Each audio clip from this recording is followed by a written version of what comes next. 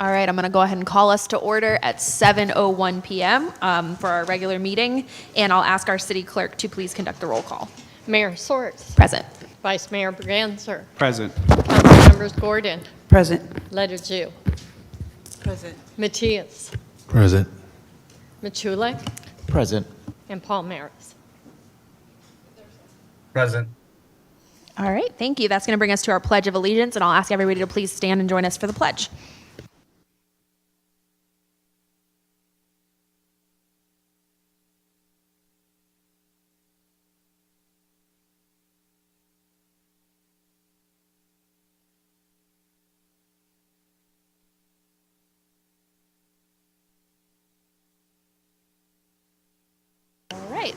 Thank you all. That's going to move us to item 4, which is our report out of closed session. And I'll ask City Attorney Nebb for our quick report out from closed session.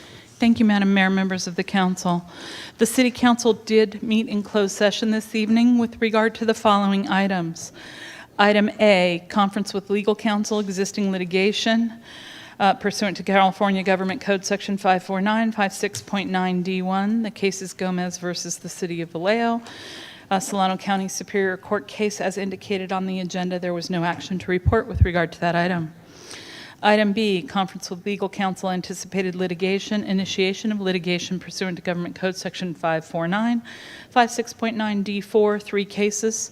With regard to each of those 3 cases, the council provided direction to legal counsel, and there is no other action to report at this time.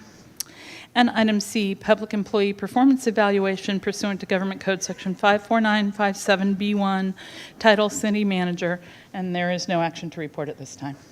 All right, thank you very much. That is going to bring us to our presentations and commendations, and then to the first community forum. I'll ask Manny to start our 2-minute clock for our community forum.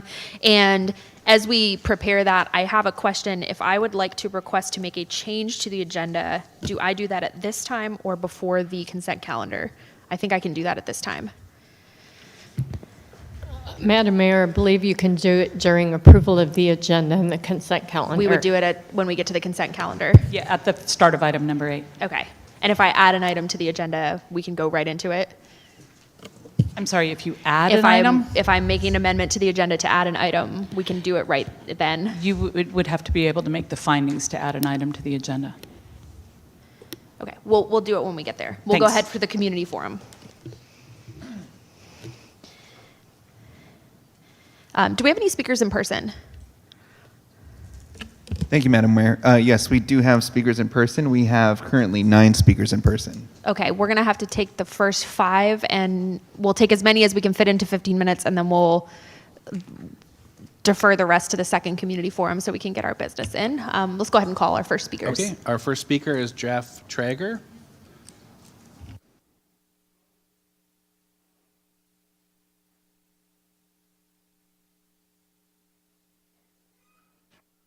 Mrs. Mayor, members of City Council, I'm a local music promoter here in Vallejo. I've been living in Vallejo for about 10 years. I want to bring to your attention the upcoming Juneteenth Festival on the 21st. This is a tribute to the musical greats of Vallejo, past and present. This year, we can't announce our special guest, but I'm going to tell you right now, it's E40. He's never played. Well, we can announce the last week of after Bottle Rock. But anyways, with La Russell, Confunction, and others, with a special tribute to Sly, Sylvester Stewart of Sly and the Family Stone. So it's going to be. This is our fifth year putting on this festival. It's the biggest festival successfully in Vallejo since the days when Scott Foster was putting on events over at the Solano County Fair. So anyway, also, let's see, Juneteenth Festival. This is my 9th year putting on the music for the Juneteenth Festival, and I think this is by far the best lineup that we've ever had. So I just want to let you know what's happening musically here coming up. Last couple of months ago, a couple of weeks ago, we had a very successful event on Mare Island called Decked Out, where we had about 3,000 or 4,000 people. So I'd love to see you all come out for the Juneteenth Festival, and in September, the Docker Bay 5. So, thank you. Thank you very much. Our next speaker is Alexander Astafiev. Astafiev?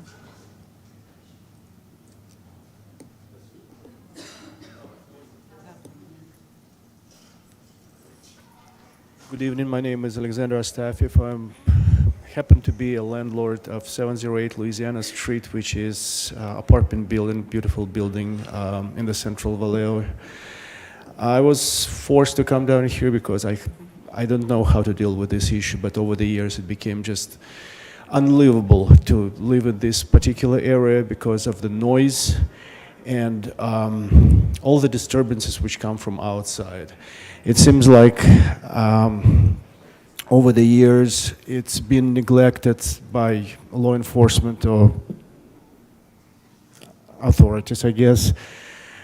People drive with modified mufflers, which exert so much noise, it's just unbelievable.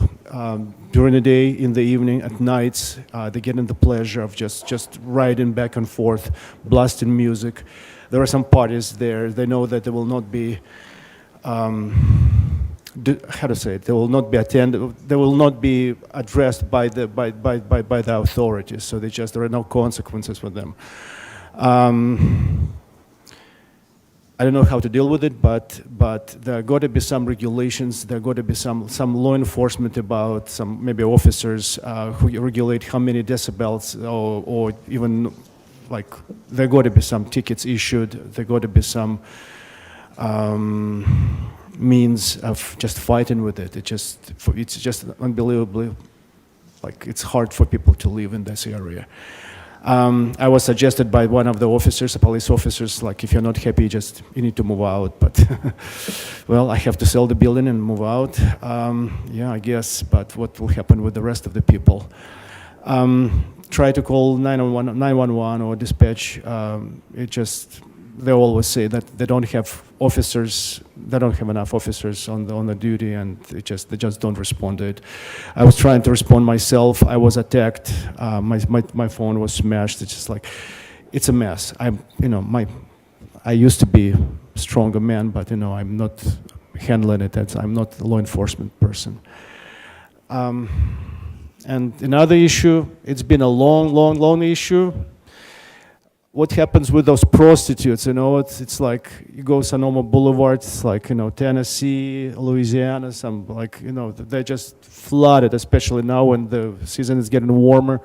It's like a nudist beach. It's unbelievable. People with the smaller children, and you can't even just drive by there. It's just like, and I was addressing this, talking to different police officers. Just like it's not an issue for them, or I don't know. Is it an issue for you? No, seriously, this is city. This is United States of America after all. I don't know what is it, but I don't know. Time. Will somebody time? I Thank understand. you. And Would you I'll mind sharing give you your my card, yeah. Yeah. Would you mind sharing your contact info? I'll go ahead and give me a call. All right. Just give me a call. Thanks. All right. Thanks. Our next speaker is Kevin Solanki.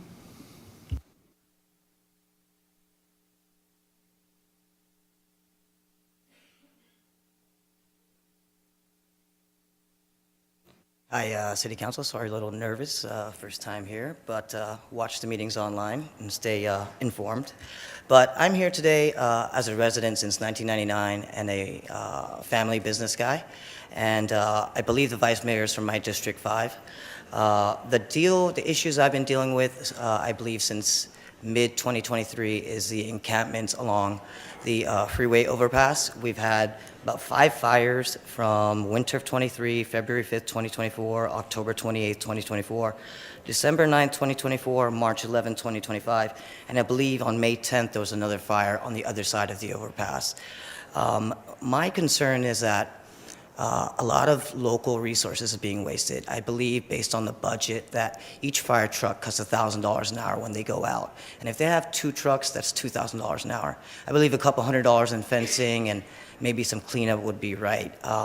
I know today's agenda also has maintenance on the agenda, but my question is, what can we do to actually provide solutions? I actually went to the United Way meeting on April 22nd. I was actually sitting on the same table as Council Member Lediju, and I think there are many solutions out here. I know personally our organization has housed people from the encampments from August 2024, and some of them are still there. And most of that, almost all of it, like 95%, has been on our own dime. So housing up to 40 people, just as a private organization, that's pretty doable with no money. Maybe just, out of 8 months, maybe we got funded for 1 month. But I feel like there was a ERF grant 2, 3, and maybe there's a 4, but 3 was not applied for. We actually proposed a solution to lease a hotel. It could be any hotel. Touching on that, they want a V-bid increase. I see I have another minute left. So I know they want to raise that from $2 to $3, but the problem I have is looking at the actual numbers in the reports from Kirk Smith, is that our occupancy level is at only 50%. Now, his budget can potentially double if we can get these rooms occupied. Now, the problem hotels face is that if our exits are not clean, if you come into the port of Vallejo and you see encampments, it's not very, very hospitable, and we are in the hospitality industry. And I think it's a feedback system, less tourists, less revenue. Now, we pay taxes in revenue, pay taxes in property taxes. We provide jobs. I've been on a board as well. So have plenty of friends and family. There's a lot of people here from the hotel industry. And I think use Measure P to use encampment funding, just like Berkeley and Napa. Time. Thank you very much. Alejandro Castaneda, sorry.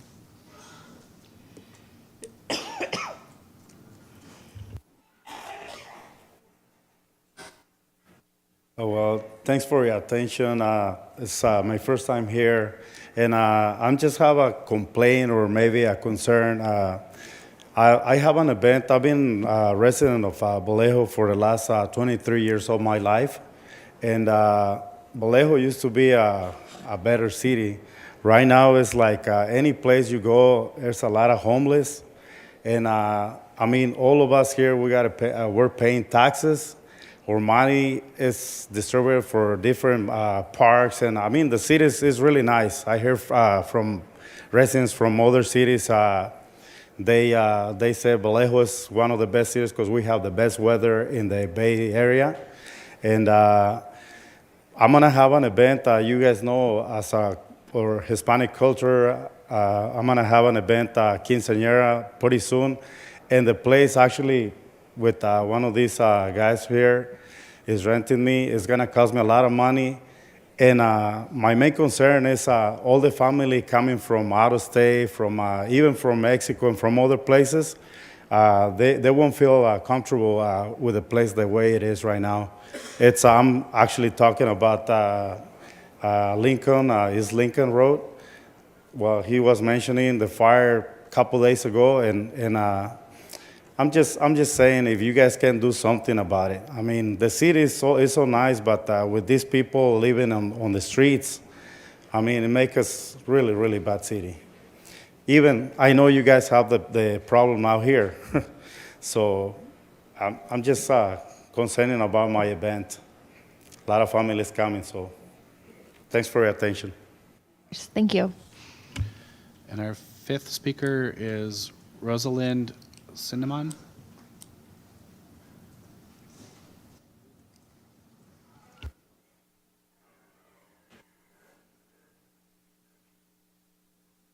Good evening, and not to pile on, but I'm here to talk about the prostitution and the homelessness. It is totally unacceptable. There's nothing that has been done about it in years. You guys all know that there's a problem. People are here complaining about it now. I don't think it is a policing issue. It is an issue of why are we accepting this? We have two neighboring cities that share borders, American Canyon and Benicia. They don't have the problem. Why does Vallejo allow it? On the corners of Florida and Marin, right there in the middle, you are between two elementary schools. Children have to walk through that mess and see that kind of commerce that's going untaxed. Maybe if you guys found some place for them to do it legally, you could tax it and we could solve some of the problems of the city. If you're going to allow it, it should not be in residential areas. It should not be around children. Children have to walk through used condoms and needles. It is a business district that you have the prostitutes standing in the street, waving down cars, harassing the people in the neighborhood who work there. What can we do as citizens to help you, to help us to do something about this? We need solutions. It isn't a blame game, but we need to come together to do something about it. The homelessness, the theft, I had to go and have garbage cans delivered again because they've stolen the garbage cans. Again, the filth that we as business owners and residents have to clean up on a daily basis is unfair, it's unconscionable, and again, children should not have to be exposed to that kind of commerce that goes unchecked. Thank you. Thank you. All All right, right, next speak. yeah, we can take one more. Paul Sharma, please.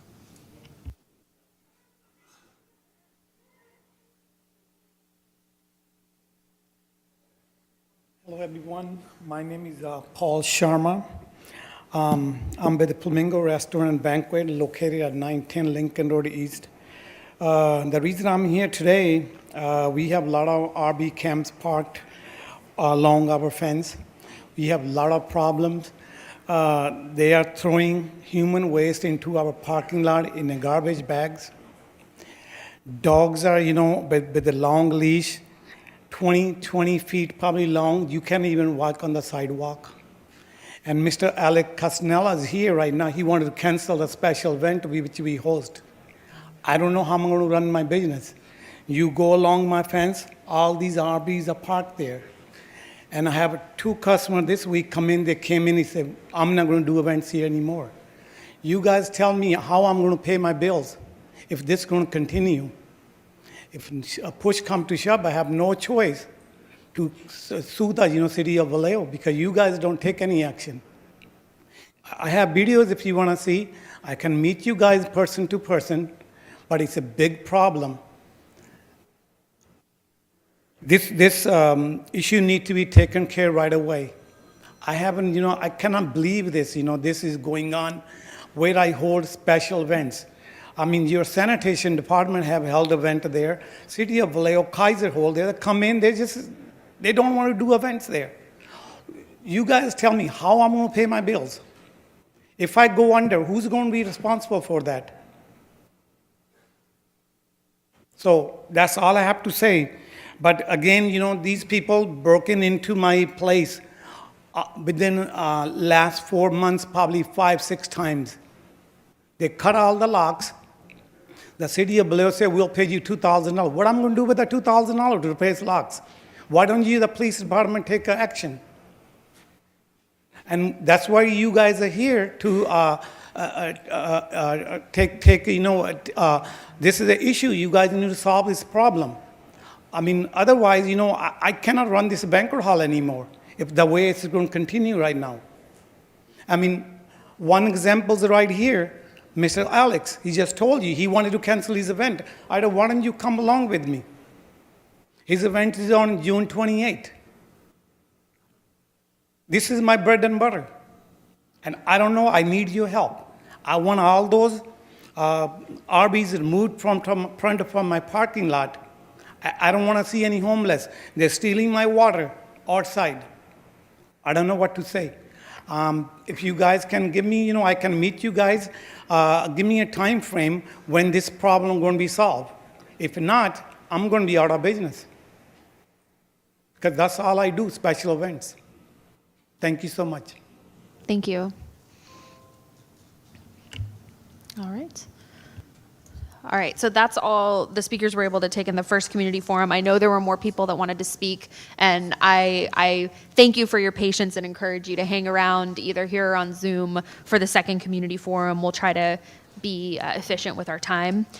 And that's going to bring us to our public comment or our consent calendar, and we can open the public comment for consent calendar and approval of agenda. And as we discuss the approval of agenda, I would like to ask my colleagues for the authority to add a special item to our agenda, which is going to be a presentation, a special presentation.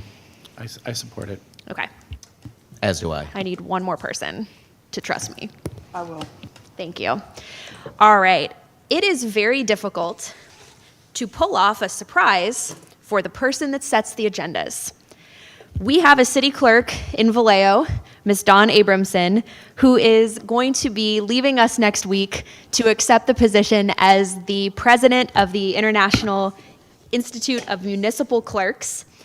Dawn has served the city since 2011. She's already been recognized several times by the City of Clerks Association of California, received many awards, Clerk of the Year, President's Award for Distinction.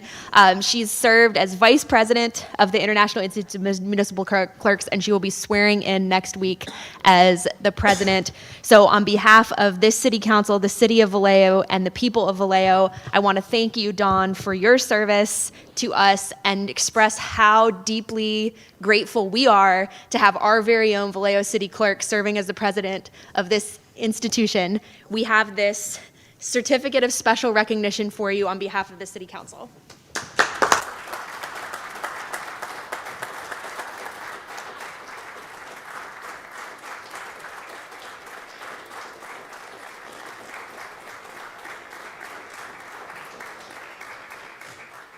And I apologize that I gave you a heart attack with my agenda amendment. Do we want to take a photo? That's okay. Let's take a photo.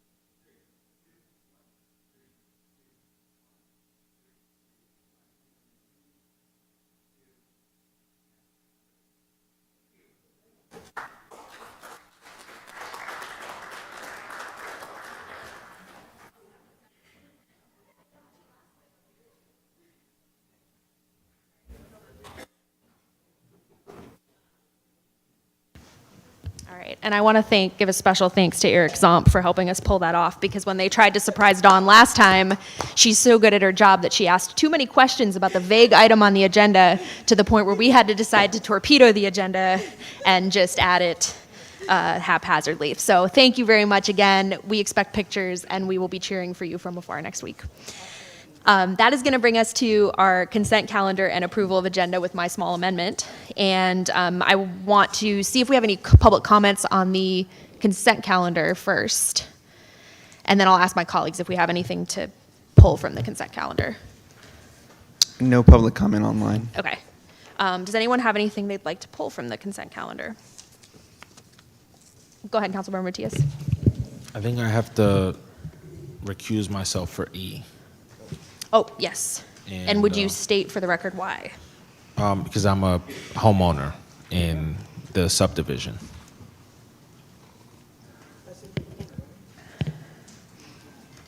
Anyone else need to recuse? We do but it's from an action.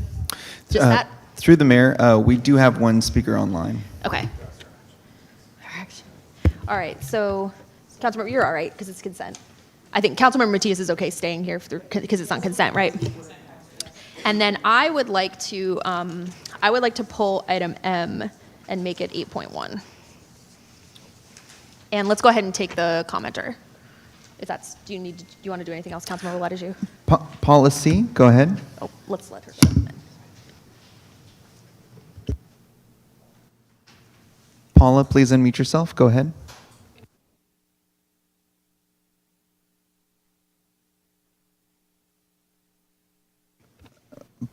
Paula going once. Paula going twice. We'll come back to you, hopefully. We can try one more time later. All right, so item M is becoming 8.1, and then Councilmember Letters, did you have something? I'm sorry? I'd like to pull item I. Okay, so item I will become 8.2. And through the chair? And Councilmember Gordon, yeah. N. Nancy. All right, so N is going to become 8.3. All right. If there's nothing else, and we'll give our commenter one more try, we can go ahead and get a motion to approve the consent calendar. Paula Conley, if you're there, please unmute yourself. Oh, lower the hand. I think you're All good right, to might go. have been for community forum. All right, do we have a motion? Yes, I move that we approve the consent calendar and approval of the agenda, making consent item 8M becomes 8.1, 8I becomes 8.2, 8N becomes 8.3, and the recusal of Councilmember Matias for 8E. All right, let's go ahead and vote. Oh, we have to do a roll call vote because Councilmember Paul Myers is remote. We do. Mayor Source. Yes. Vice Mayor Bergenzer. Yes. Councilmember Gordon. Yes. Letters. Yes. Matias. Yes. Matulik. Aye. And Paul Maris. Aye. That motion carries unanimously. Thank you very much, with Councilmember Matias recusing on whichever one that was. E. All right, that is going to bring us to our new 8.1, which was consent item M, which is notice of intent to amend the current fiscal year's budget in the amount of $650,000 and some change of opioid litigation fund balance, $310,000 to provide continued support to the iHeart program, and $340,958 to provide operational funding for the Vallejo Homeless Navigation Center. And I pulled this item. I support the iHeart expenditure. I would like more information on the NAV Center operations, and also if we could get a bit more background on the opioid settlement funds, how much money Vallejo has, when it was received, how much of it has been spent, and what considerations went into allocating the funding. Good evening, Mayor and City Council. Jason Ackley, Assistant to the City Manager, and with me is Natalie Peterson, the other Assistant to the City Manager. We oversee the opioid funds for the city. I've got a really quick presentation because I assumed this might get pulled. So next slide, please. So what are the funds? These are lawsuit funds and bankruptcy funds that are paid by opioid distributors as well as manufacturers. They go to the state first of all, and then they trickle down through the various municipalities that have signed up to be part of the lawsuits. So far we've received $1.298 million since fiscal year 22-23. We've been kind of storing it, finance has been storing it in an account for us while we tried to find projects that would fit the requirements to use them. Next slide, please. So here's a breakdown of the locations, the different lawsuits and bankruptcies that have paid and the amounts. They're paid over time, so after this year, we're still going to get about $300,000 a year. That'll slowly dwindle down to $100,000 by 2038, I believe. So they kind of float in and they'll continue until the lawsuits are done being paid out. Next slide, please. So there's some requirements on how to use the funds. I don't know if that's part of what we want to go into today, but I've got some slides on that. They have to be used towards opioid-related items or projects, or it's similar to back in the day, if anybody remembers, the cigarette companies had to pay large amounts of money, and there was quite a frustration and outcry afterwards because a lot of those funds did not go towards cigarette-related issues or did not go to educate or help folks out that were wronged by the companies. So the state of California has kind of set this up so that we have to jump through certain hoops. So for instance, you know, as you see on this slide here, there's some small requirements. Can you hit the next slide for me, please?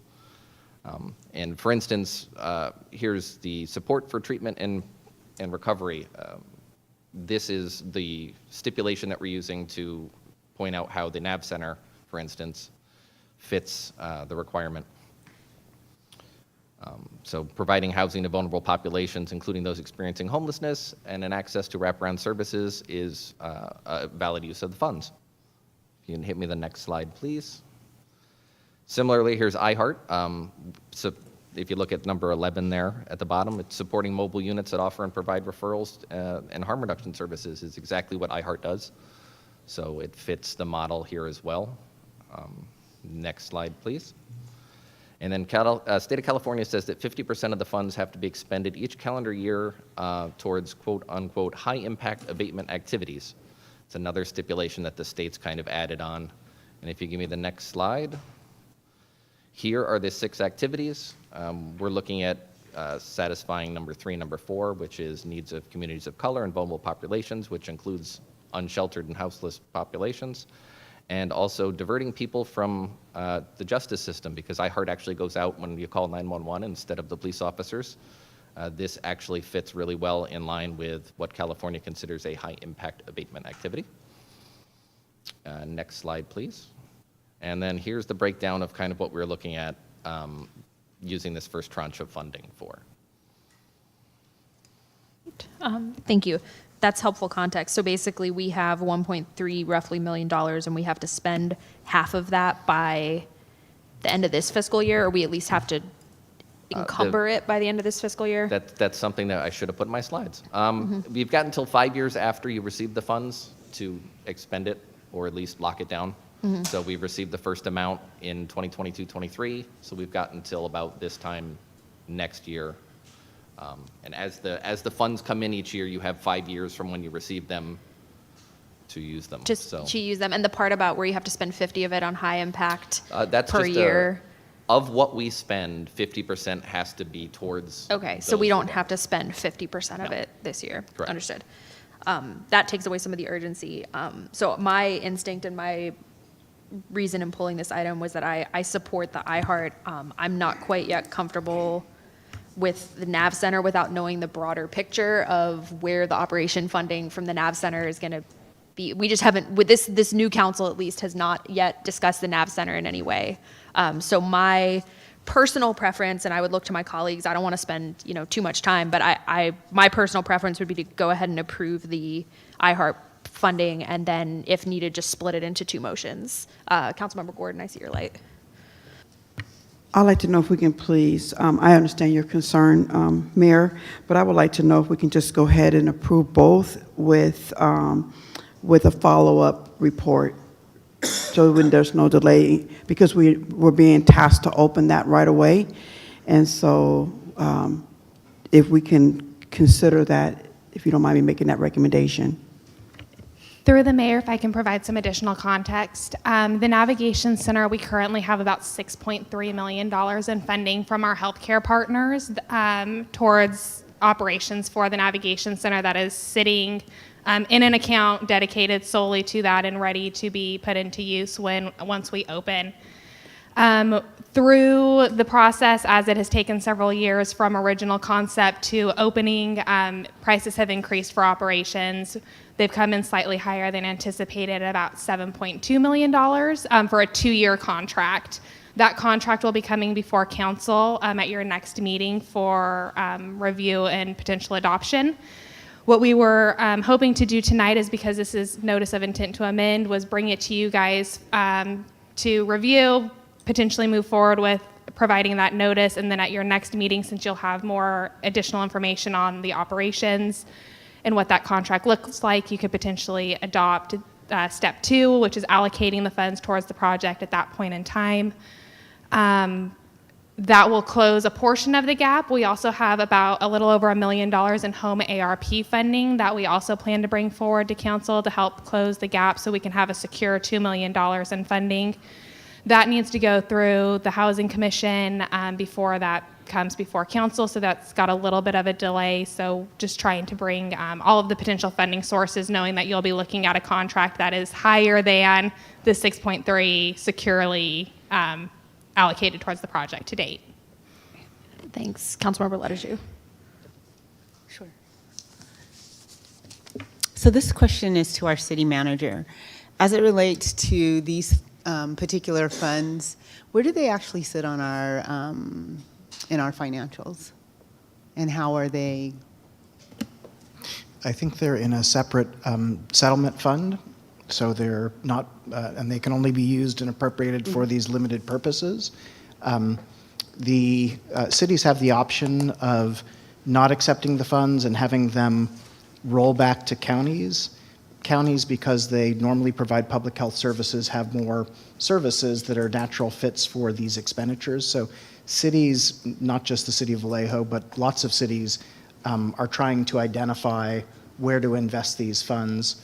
We're in somewhat of a fortunate situation in that we have projects like the Navigation Center and iHeart, which not all cities do, that are appropriate uses of these funds. But because there are restrictions on them, there are relatively few opportunities to expend them. And when we identify what feel like good fits, we recommend them to the city council. But they're separate funds that can't be expended for other purposes. I understand that they're separate funds and they can't be expended, they have to be expended in accordance with the law. And so, again, my real question is, when we talk about our finances, as we go through our budget process, and we have special funds such as these, how are they identified for the council? So we're having this robust discussion around these different special funds that have particular uses. So as part of the proposed budget, there's a presentation on the non-general fund funds and proposals for their uses. But for not all funds, I don't know, it doesn't sound like, based on what I know, we've ever expended any of our opioid funds. So there would not have been a proposal in a past proposed budget for those. So, but the city council could act on and make decisions on appropriations during the regular budget process. In this particular case, as you might know, there's a funding gap for iHeart, which has inspired us to accelerate the request for these funds due to a variety of factors, but otherwise that can just be addressed through the normal budget process. Okay. And I think my real point that I'm making, as we've had several different types of budget discussions and problem solving around even these very issues that we are able to fund these dollars for, is how is that making sure that we're well aware and understand we have some special use funds, and here are the possibilities as we're problem solving, and just in general in a bigger context in these different challenges that we are faced with as a city. Councilmember Matias.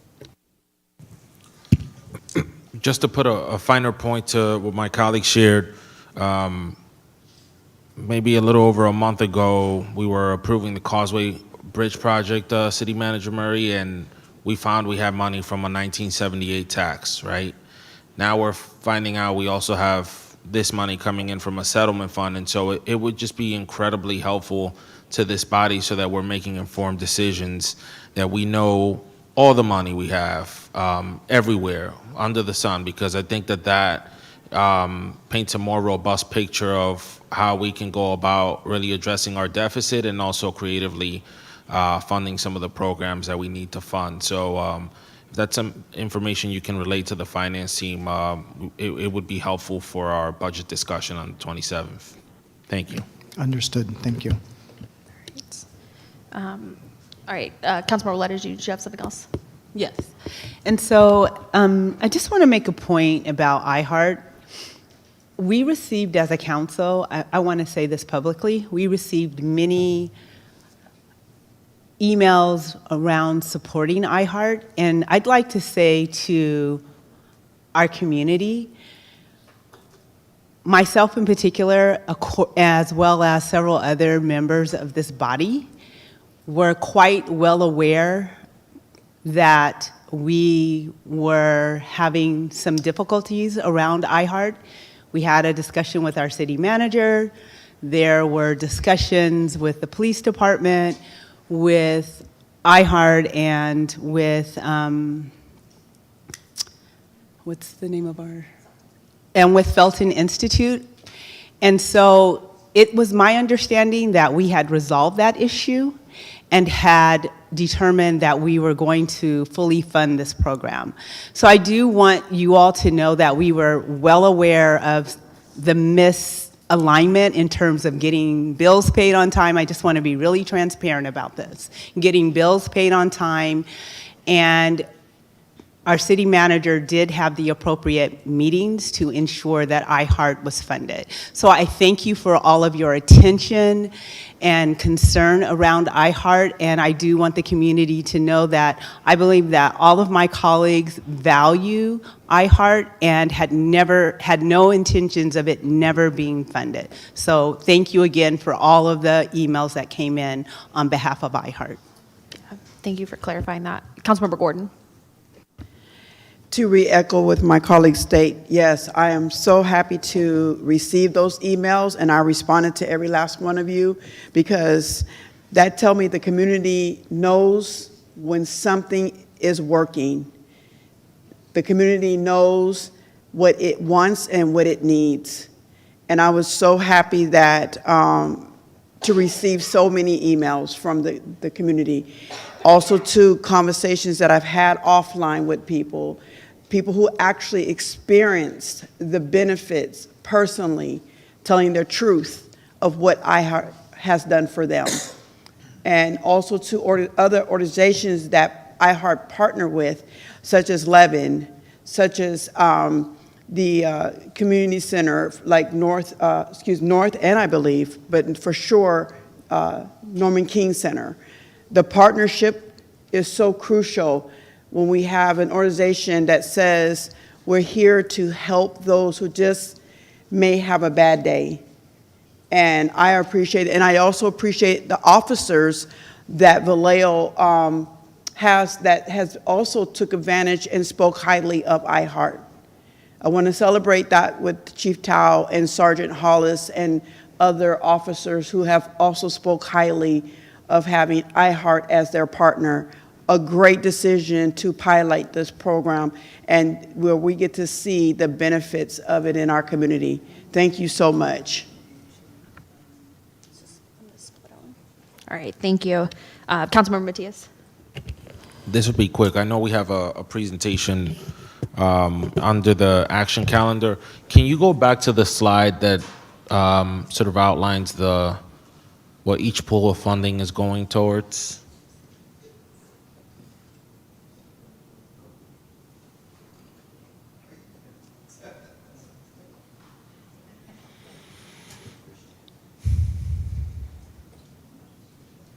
So you just skipped it or went by it a second ago. I think it's the last one, Manny, with the two highlights. Yep. Okay. All right. So this 310,000. Can you guys explain to me what that number is relative to the other money that we're being asked to approve under the action calendar? Because 24-25, we only have 2 months left. So can you break that down a little bit so I can understand? Sure. There's two items in here. We've got about $185,000 worth of current charges that we need to pay this year. Therefore, benefits and salary for current iHeart folks. So that's currently outstanding, and we need a creative way to pay for it. So here we go. And then there's about $125,000. The remainder is for June. Excuse me. Later on action calendar, that's March or May. My months are off. I went on vacation and came back. Welcome back. If I may just add a little more, the action calendar item is expanding the amount of the contract. So it's not appropriating new funds for the contract. It's just increasing the size of the envelope so that funds that City Council appropriates, if City Council were to appropriate these opioid funds, they could be expended with the Felton Institute because the contract would have the capacity to expend that amount of money. So the action item is not the appropriation of funds, it's just a modification to an amendment to the contract to make the contract not to exceed amount large enough to pay for our expenses through the end of the fiscal year. Okay. Right, and Councilmember Gordon. Yes, real quick, City Manager, I have a question. So you remember when I asked to put this on iHeart on the agenda to seek funding, and you made a recommendation for me to put as a city council request for upcoming year with them. How does this coincide, and does it have any connection at all? What is being discussed this evening is just about funding for the current fiscal year. The funding for the next fiscal year can be discussed as part of the budget development process. And as you know, there'll be a special city council meeting on June 3rd, at which the staff will present the proposed balanced budget for next fiscal year. And at that point, the city council can discuss how to fund iHeart. There are some resources that are already lined up, including a grant that's already been secured. We're also pursuing other grants. So there are already some resources that can be used to fund the iHeart program next fiscal year, but there's still a funding gap, and there are a couple different parallel conversations. I believe the Measure P Oversight Committee has a committee-initiated agenda item at one of their soon upcoming meetings to recommend to the City Council that Measure P funds go towards iHeart. So there are a couple different parallel conversations on the issue of funding it for next fiscal year. Thank you. I just wanted to make sure that was clear to the public so they would know that we still, because you just made that concern about it, we're just taking care of outstanding balance, but we want them to know that we are still going to be working on making sure we take care of iHeart for the upcoming year. Thank you. All right, my request, and I don't know, Vice Mayor, if you want me to make this motion, I would like to do this just in two separate motions. One for the opioid, for the iHeart, and one for the NAV Center. I can make that if we need to.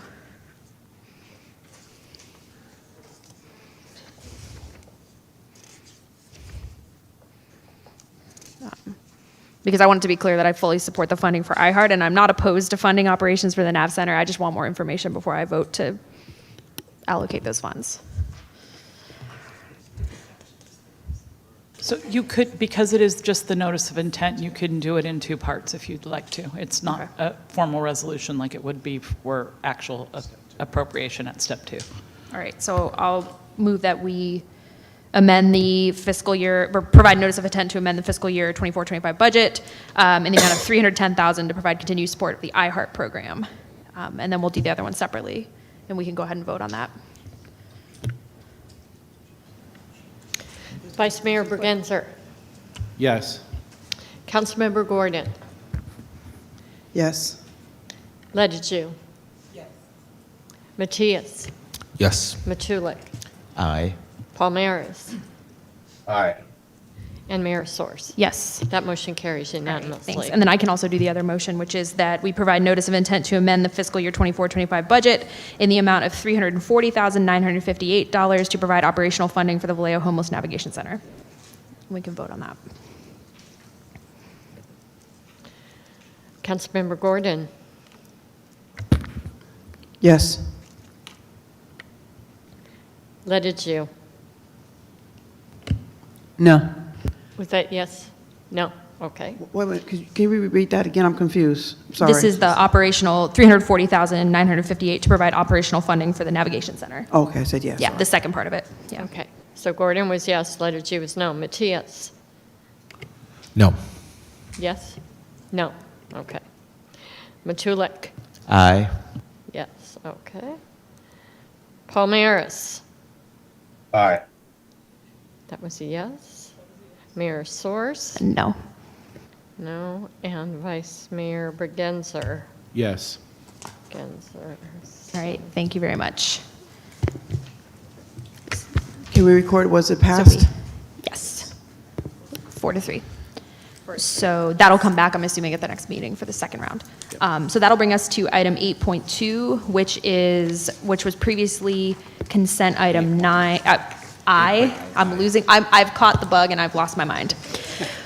Which is adopt a resolution approving an agreement with Levin Kids for a not to exceed amount of $123,500 through September 30th, 2025, and authorizing the city manager to execute the same. And Councilmember Ledeju pulled this item, so I'll go ahead and turn it over to you.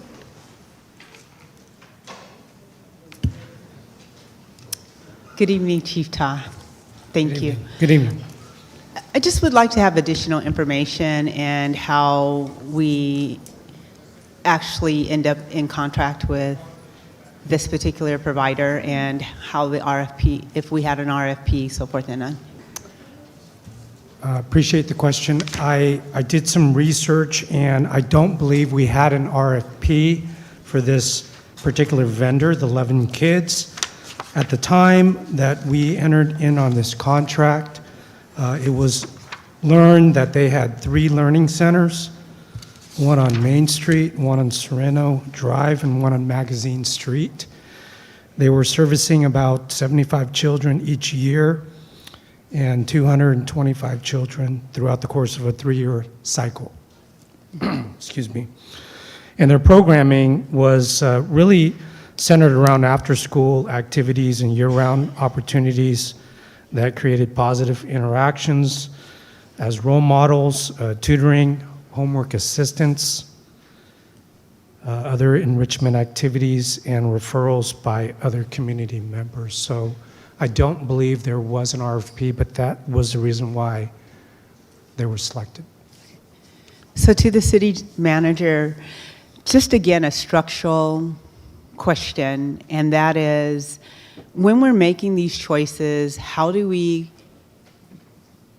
create equity and inclusion around how we decide who we're contracting with, whose programs we're funding, how do we invite in different organizations who provide some of the same types of services, and that it's done in a fair, open process. Yeah, so I have not looked at the city's standard procurement policy in relation to these services and contract, but our default is for any significant contract to have a competitive process. I don't know that the chief really mentioned the tie-in of these activities to some of the other objectives and programs that the police department was hoping to support. So there are exceptions to the competitive selection process for sole sourcing if only one organization, for example, is providing the services that are needed. I don't know this space well enough to know offhand whether this is the only organization that provide those services, but I'm happy to review with the finance manager the procurement policy to better understand what happened in this particular procurement, because I do think that, and the reason that the policy requires a competitive selection process for large contracts is we all believe that competition breeds better prices and quality for the city and our taxpayers. So happy to talk with Chief Taw and the finance director about this process and find out whether there are any lessons that we can learn from it. Okay, because I can guarantee you that we do have after-school programs that service our children who would align with our values around safety and so forth and on, and not just this organization. And we need to be very careful about making sure we do have a process that is inclusive of our entire community to have a fair opportunity to have granting provided to them, and also working with our safety personnel.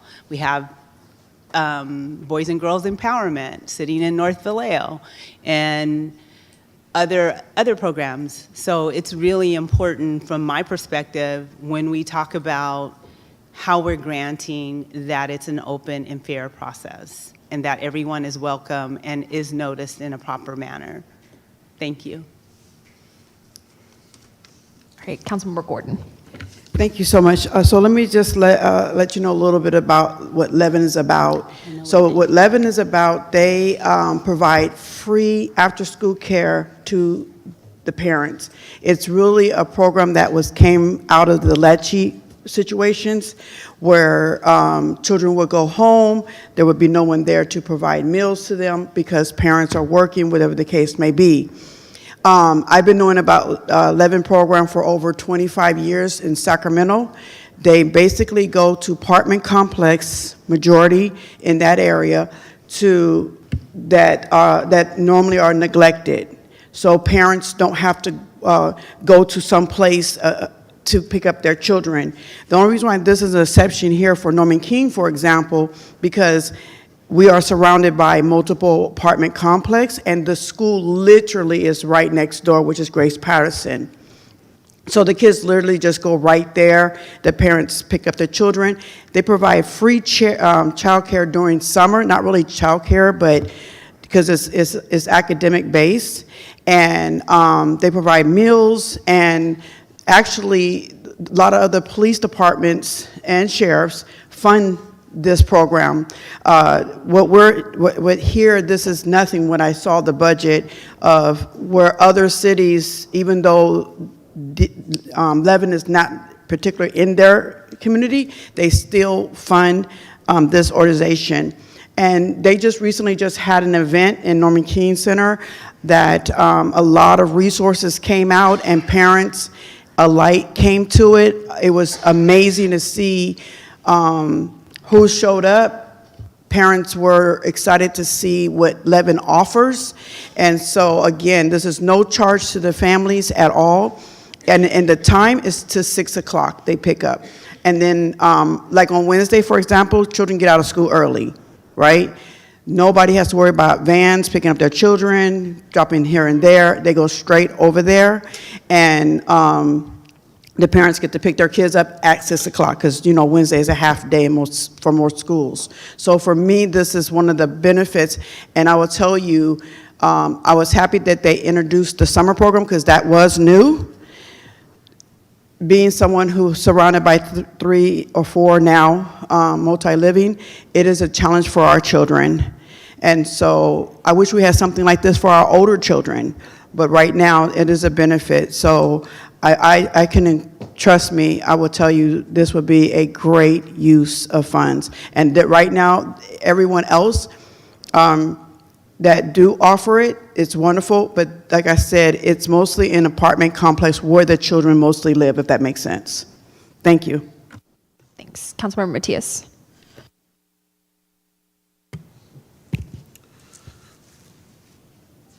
So I'm just gonna make a broader point because admittedly, when I saw the agenda, like I saw these expenses under consent and I was just like, well, what does this organization do? What are we hoping to accomplish? And I think the broader point that's important to make is that what is important for this council to ultimately own and work in partnership with VPD, with Ms. Grace, the 2x2, right, is what is our public safety plan?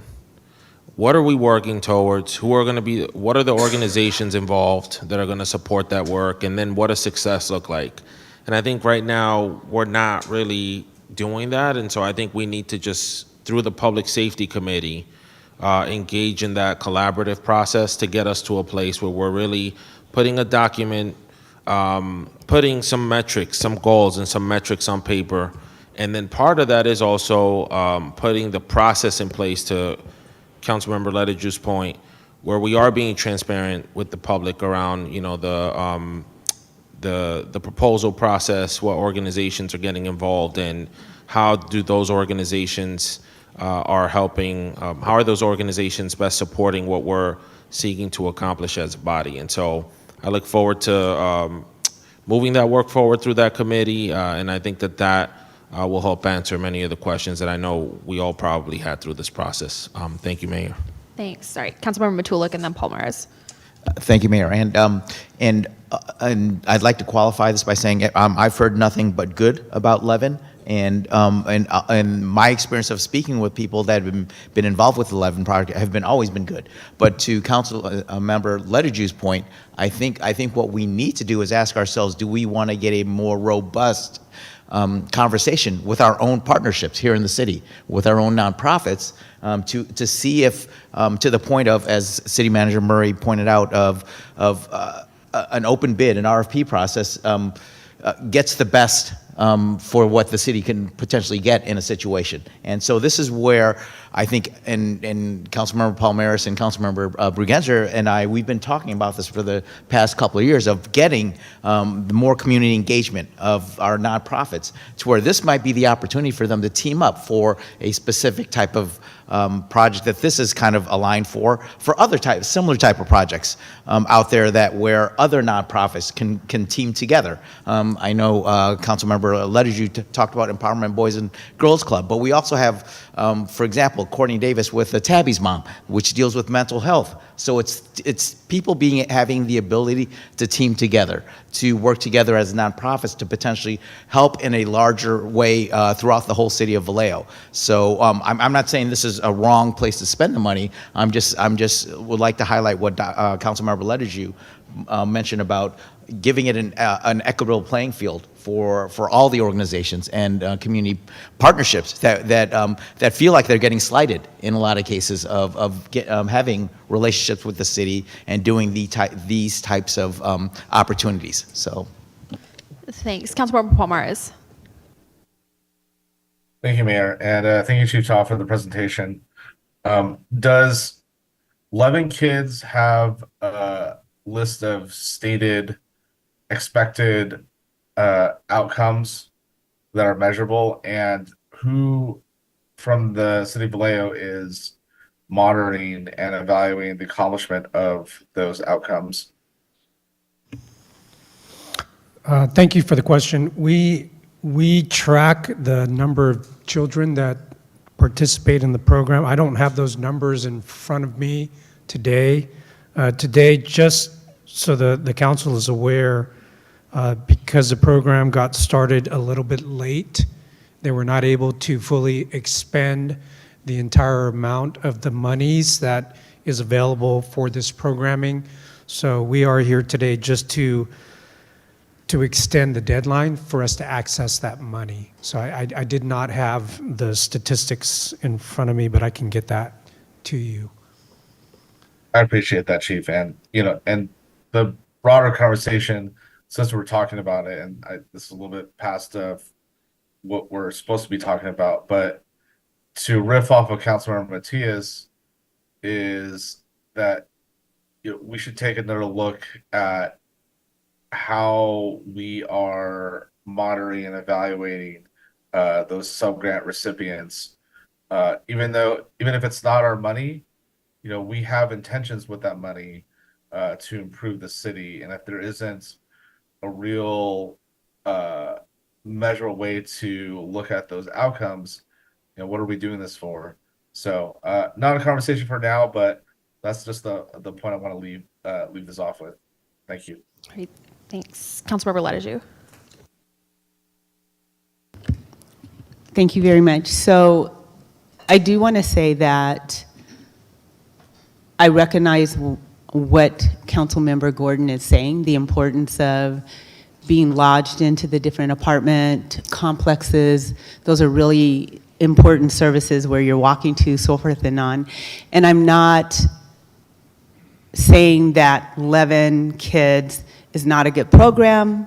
What I'm merely bringing us to is the understanding of we are a government, we have public funds, and public funds need to be accessed appropriately in a fair and equitable manner.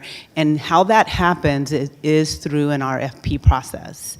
And I want our city to move in a way where we are doing business, where we are inviting anyone who has those services that we are seeking for, who align to the values of our city and the work that we're doing, that they have an opportunity to participate. And it doesn't mean that you don't need multiple service providers to do work in different parts of the community or collectively. It's simply having the opportunity for all to be involved in these processes. And that is the vein that I'm speaking from, because that is a very important part of the work that we do. And so I appreciate the work that 11 Kids does, along with Tabby Moms, along with Boys and Girls Empowerment, and there are many, many other nonprofit organizations that work in this city and do great work. And I just want us to remember that when we are moving our city forward.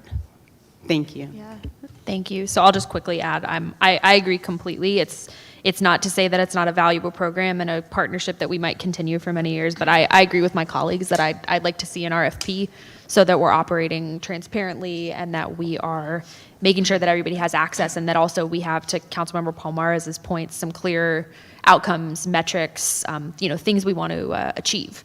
through the program. So if no one has any other comments, I will see if we have a motion on Councilmember Gordon. So I have the director that oversees here. I have her number, so I can ask my colleagues would like them to do a presentation and provide that information personally. Just asking if you. I personally just want to see the city put out a bid for an equitable bid for proposals and then evaluate the proposals. Yeah. Councilmember Ledeju, yeah. And thank you for that offering, Councilmember Gordon.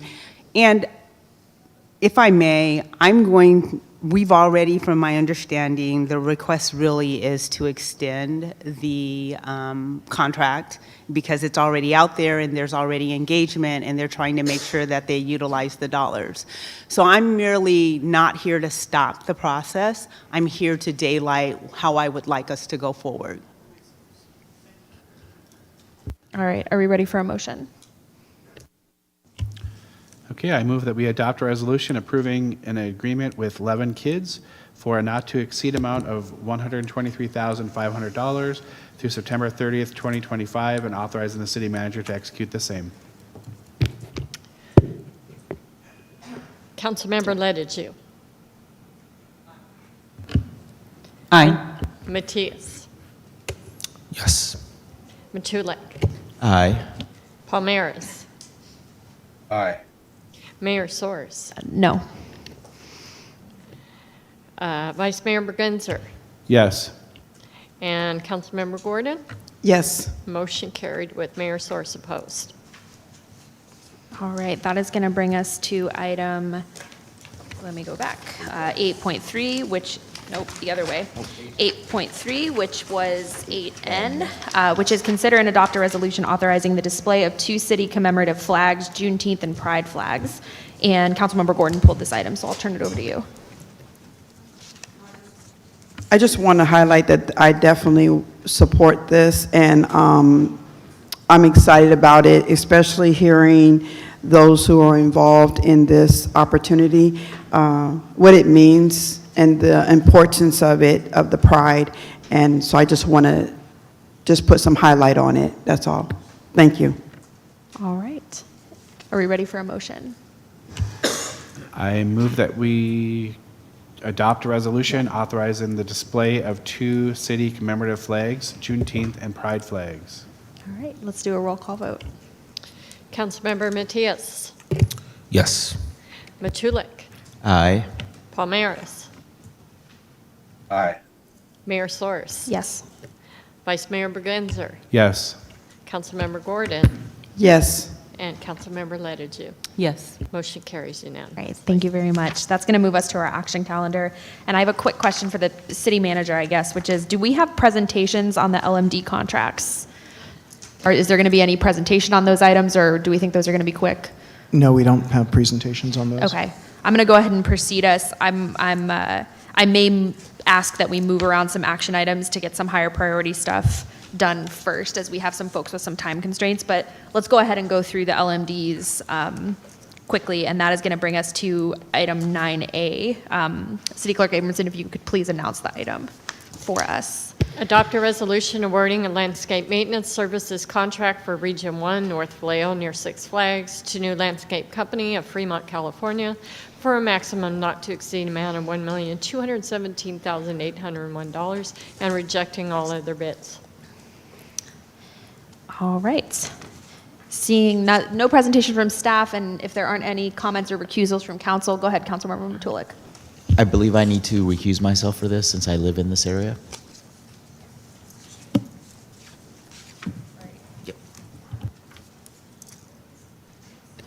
All right, by the time he walks out, we'll probably have a vote. Councilmember Matias. I'll be quick. So my only comment to the city management team on this is, as I was reviewing the contracts, the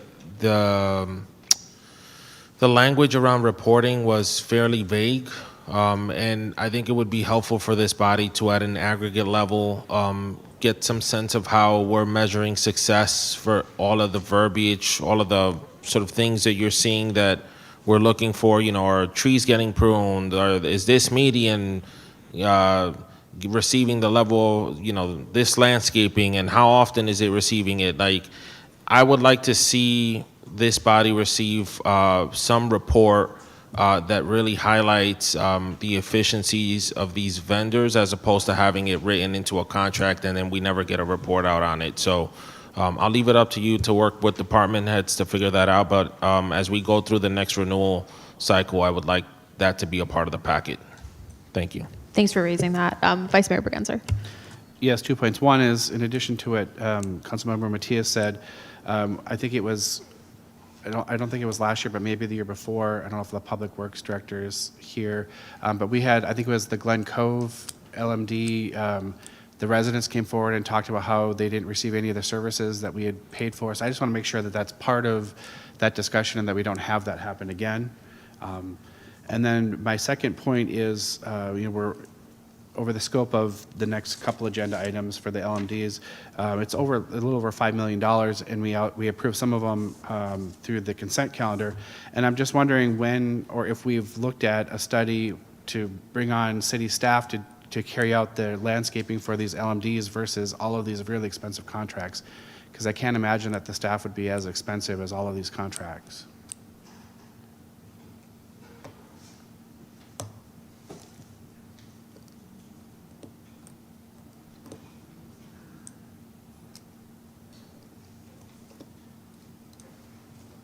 And you thought you were going to get away before I could ask my questions. Good evening, Mayor, Vice Mayor, Council. Melissa Tigbaugh, Public Works Director. So yes, actually every single one of these LMDs are inspected by an assigned landscape inspector, and that's paid through this fund because these are enterprise funds. So they are inspected. Whether or not we are able to bring on enough staff, I think the reason why we go to these contractors because they have all of the equipment, they have all of the staff, and they have, the ability to have teams at different places. I think if we try to do it ourselves, we would need to really have a lot of staff. I don't think that the LMDs, the amount that's collected, would need to go through a whole engineering report process and to identify how much staff time could be done. It's possible that we could look into it next year when the engineering reports start getting prepared at that time. I would like to see that. I don't know about the rest of my council members, but I would like to see a cost analysis of doing it city staff versus all of these contracts, because I think we already have probably a lot of the equipment, or could make do with some of the equipment that we have and not have to spend a large amount when we could hire staff to do it and have more control. Okay, we can get an analysis done next year. Thank you. I would agree with you as well. I think we do need to do a cost analysis. And this, I think the contracts vary, but it's a lot of money that we're paying a contractor to do work. And let's see, what would it cost us to do that work? Councilmember Gordon. Yes, and as you probably already know, I had got a chance to speak to this. My concern that although I'm very happy that as we represent all of Vallejo, but I do notice that South Vallejo is never part of this conversation. And I guess someone thought that District 6 did not have this as an opportunity, but it was confirmed that we do have two that should be serviced. So I'm not sure exactly how that works. But even if it's not here, I would like to see city staff address a lot of our situations in South Vallejo, because it looks like it's been completely neglected. I mean, the beautification is horrible. So I would appreciate, I can partner with you, sit down with you, even though I know you're leaving, but you know what I mean. That I'm sad, by the way, that you're leaving. But I'd like to sit down and partner with someone to help with the beautification of South Vallejo and also Central Vallejo that I oversee. Thank you. Thank you. I'd like to introduce our landscape maintenance manager. He is in the audience, so he can come up here and I can introduce you to him. He does meet with regularly with the Glen Cove District and the Hidden Brook District. His name is Scott Tidrow. So he's our new maintenance manager. But I did want to say through the mayor that as you look at all of these contracts, the large amount that we are approving is for 5 years. So it's over a course of 5 years. And then in each staff report, you'll see how much in each year is being allocated towards that contract. So Thank it's you. not 1 million a year. It's You pre-answered the question that we were going to ask next. Thank Okay. you. Really Yeah. wanted to clarify that. And understood, and I think, again, it would be great to do a cost analysis. And the other reason for that cost analysis is, as we think about Vallejo and our Vallejo residents, and even the fact that it provides an opportunity for jobs in our community if it is cost effective. And I think we need to think about some of those things. And when we as a city are invested in also employment and literally having an opportunity to hire within our own city, there's just such a different pride about our city. And so I think it's a really important question for us to explore. And it may not be feasible as well. But thank you, I appreciate it. All right. With that, very nice to meet you. Thank you for being here. And yeah, I think we're very excited to have you here and excited to hear how we'll be holding our contractors accountable and making sure that these services get provided and then neighborhoods get engaged, because this is really important work that we're paying taxes for, so extra taxes for. Good. I Yeah. would like to say too that, becoming a new manager here for the department, I am, I'm putting in new metrics. Will you come just a little closer to the mic? Yeah. There it is. It's not working here. Okay, so I'm installing new metrics and guidelines, and we're going to hold these contractors accountable. We're looking for compliance, and we're going to make sure that they're following what they're supposed to be doing on a monthly basis, and the assessments that people are being charged, that it's a fair price and that they're doing the work that we expect. I had Glen Cove, I had Hidden Brook, and I had Region 6. So I know exactly what you're talking about, and it's kind of fun now to be on the other side, and I know what it's going to take, and we're making changes. Please be patient, we'll get there, but I'm here to make a difference. Thank you so much. And I should actually add, for clarity to the community, and city manager, you can correct me if this isn't accurate. I believe the reason that some of these are on consent and some of these are on action, or if it's over $1 million, it's on action. So these are the same batch of LMDs that we approved on the consent calendar that had the East Vallejo, Hidden Brook, I think Southwest Vallejo, and now we're doing these larger ones individually. Councilmember Gordon. I just want to say welcome, and please, we can sit down and have a conversation. I would appreciate it very much, so I can partner with you, see how I can be an assistance as well. Thank you. All right, are we ready for a motion? I move that we adopt a resolution awarding a landscape maintenance service contract for Region 1, North Vallejo, near Six Flags, to New Landscape Company of Fremont, California, for a maximum not to exceed amount of $1,217,801, and rejecting all other bids. Great, and do we have any public comment on this item? I forgot to ask. No public comment on this All item. right, then let's go ahead and do a roll call vote. Councilmember Palmares. Aye. Mayor Source. Yes. Vice Mayor Bergenzer. Yes. Councilmembers Gordon. Yes. Ledeju. Yes. And Councilmember Matias. Yes. Motion carried unanimously with Councilmember Matulik abstaining due to a conflict. All right, so that's going to move us over to 9B, and I'll ask our city clerk to please announce item 9B, and someone maybe can just flag Councilmember Matulik to let him know that he can come back. Adopt a resolution awarding a landscape maintenance services contract for Region 4, Northeast Quadrant, to New Image Landscape Company of Fremont, California, for a maximum not to exceed amount of $1,361,657, and rejecting all other bids. All right, thank you very much. We're going to go ahead and start that public comment clock, and similar to the last item, Councilmember Matias, go ahead. So the difference between the winning bid, quote unquote, and the runner-up is $48.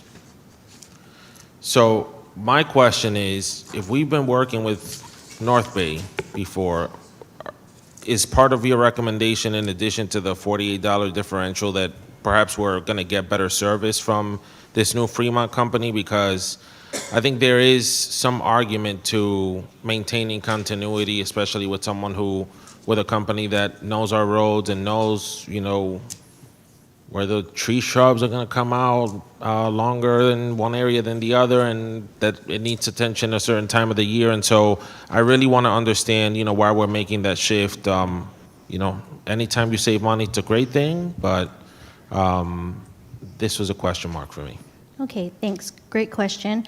The reason why we picked the lowest is because per public contract code and per our procurement policies, and we have to pick the lowest responsible and responsive bidder.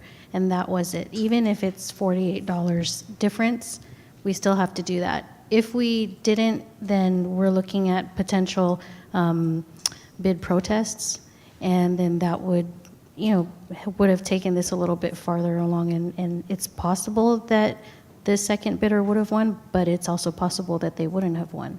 So we have to follow those guidelines, or those rules actually, because they're laws. Now, in approving these contracts, it's a one-year contract with an option to extend for up to 4 years. So every single year it would have to be extended.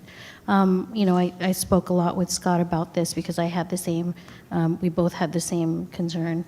And the best thing we can do is we have to abide by the law, but at the same time, to utilize his metrics to make sure that this company is doing what they're supposed to be doing. At that point, if they're not, then we are more than welcome to end the contract next year and rebid for a different contractor.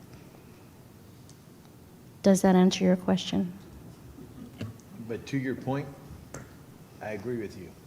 But we had to take the lowest bid. Speak in the mic. It's a learning curve. We're going to have to, the new company's going to have to learn the area.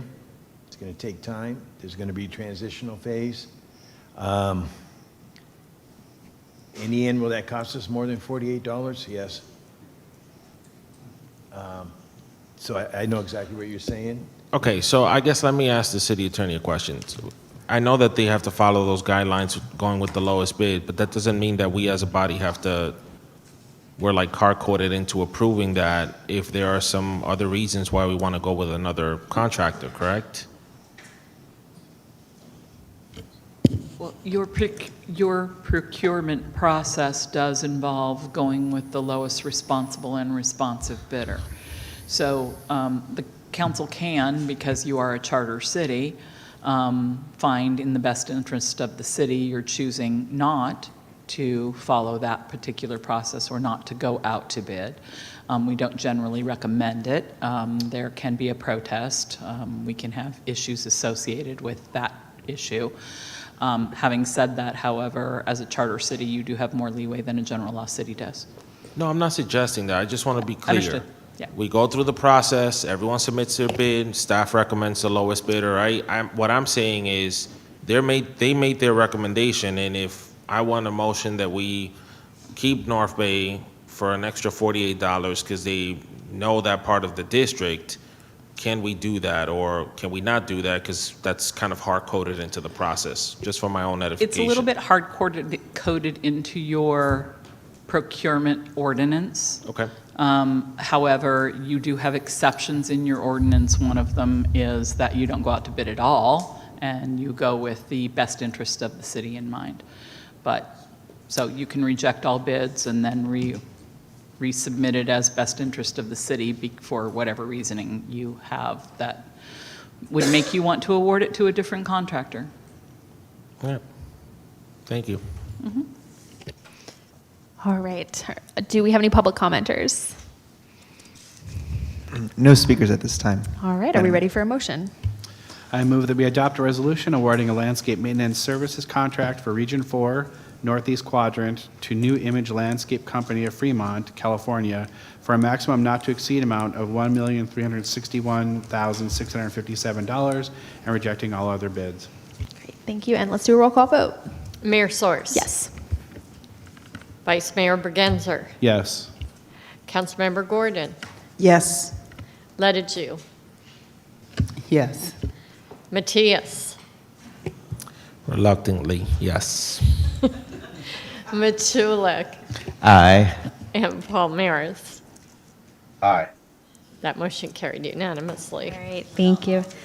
That is going to move us to action item 9C, and I will have to recuse myself from this one because I own real property in this LMD, Likewise, and as the so mayor. I will turn it over to the vice mayor.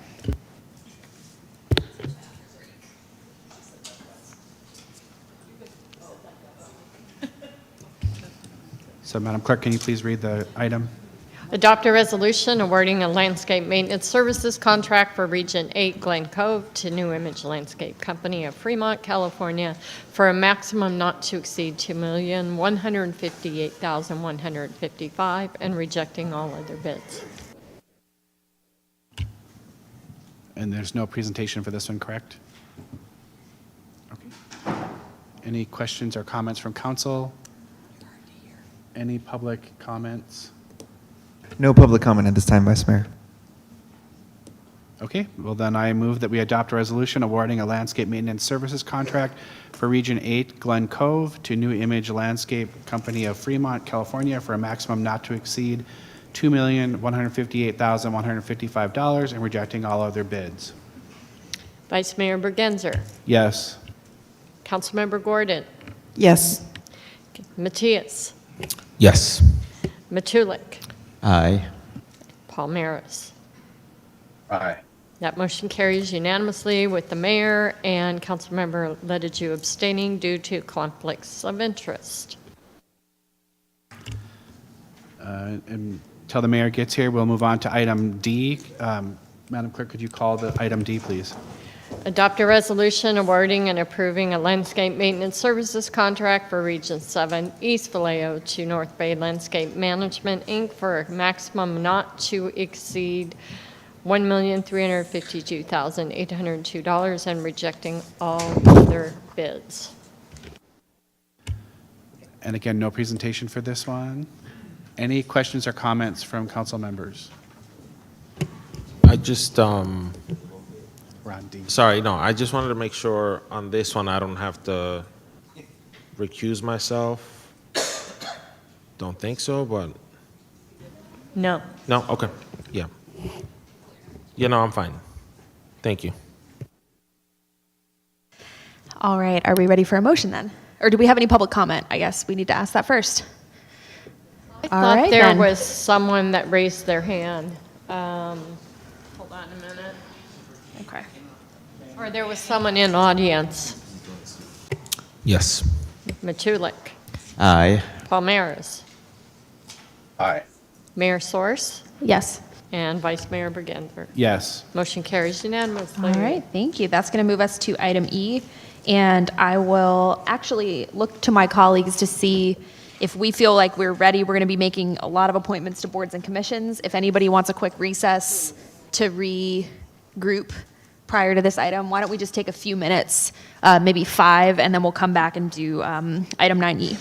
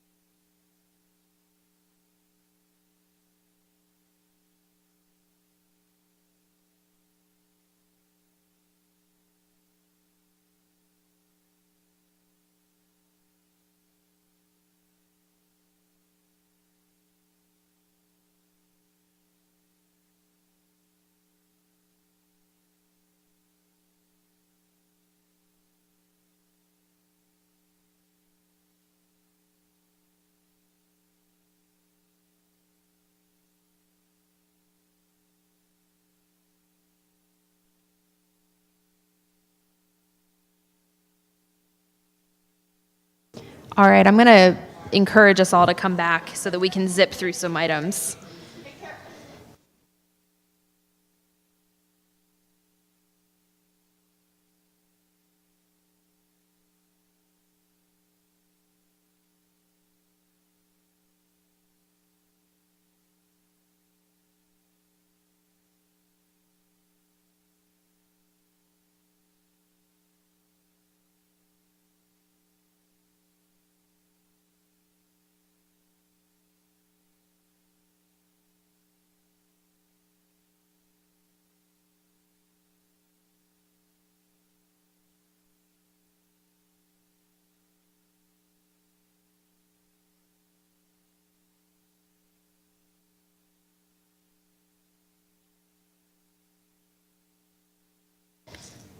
All right, I'm still attempting to regroup us.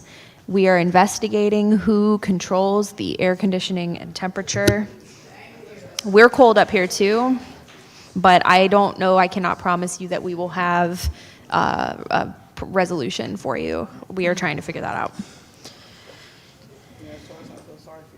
It's one of those be careful what you wish for situations. It might end up like a sauna in here. So we are also cold though. It's a little chilly in here. Are we? Let's just go ahead and call ourselves back to order. We're going to need everybody though to get to this item. But just so that we can move, let's go ahead and, when the city clerk's ready, I'll ask you to announce item 9E for us. Let's start with the district appointments. Yeah, we can. You want me to go ahead and announce it now? Okay. This item is adopt a resolution making number of appointments to various city boards, commissions, and committees. So do you want me to read the, no, okay, okay. All right, thank you. We'll go ahead and open the public comment period for this item. Do we have any speakers in person? No. Okay. Anybody online yet? None at this time. All right. So I think the way that I'm going to do this to try and move us expeditiously through this, first I'll say I appreciated our process for splitting up for interviews. I really enjoyed the interviews I sat in on. We had some really outstanding applicants. It's a really good problem to have, and we are going to be tasking ourselves and everyone with finding ways to engage everybody, because we're going to have some really good people that there aren't going to be seats on commissions for, and so we need to make sure we find space for everybody to engage and really get new folks and leverage our strength, which is the expertise in our community. And in order to make this quicker, my suggestion is going to be that I'll call the commission in order, alphabetical order, and I will turn it over to the liaison, and then their buddy that was in the interviews, and if you all can say maybe who you support and your recommendation, and then we will all, people will say if there's somebody else that they want to vote for, and if we all agree to go with the liaison's recommendation, we can just vote on that and be done, and if not, I'll have the city clerk call a roll call vote, and we'll each say who we're selecting for that position. And we'll work it through it as we go. So we'll start with the Beautification Commission, which has one vacancy, and we had 3 applicants who were excellent. I sat in on those interviews with the Vice Mayor and Councilmember Gordon, and Councilmember Gordon is the liaison to that commission, so I will let you start us off and say anything you want to say and who you want to recommend for the one vacancy. I agree with the mayor that this was definitely a difficult choice. All 3 candidates were amazing, and if I could, I would pick you all.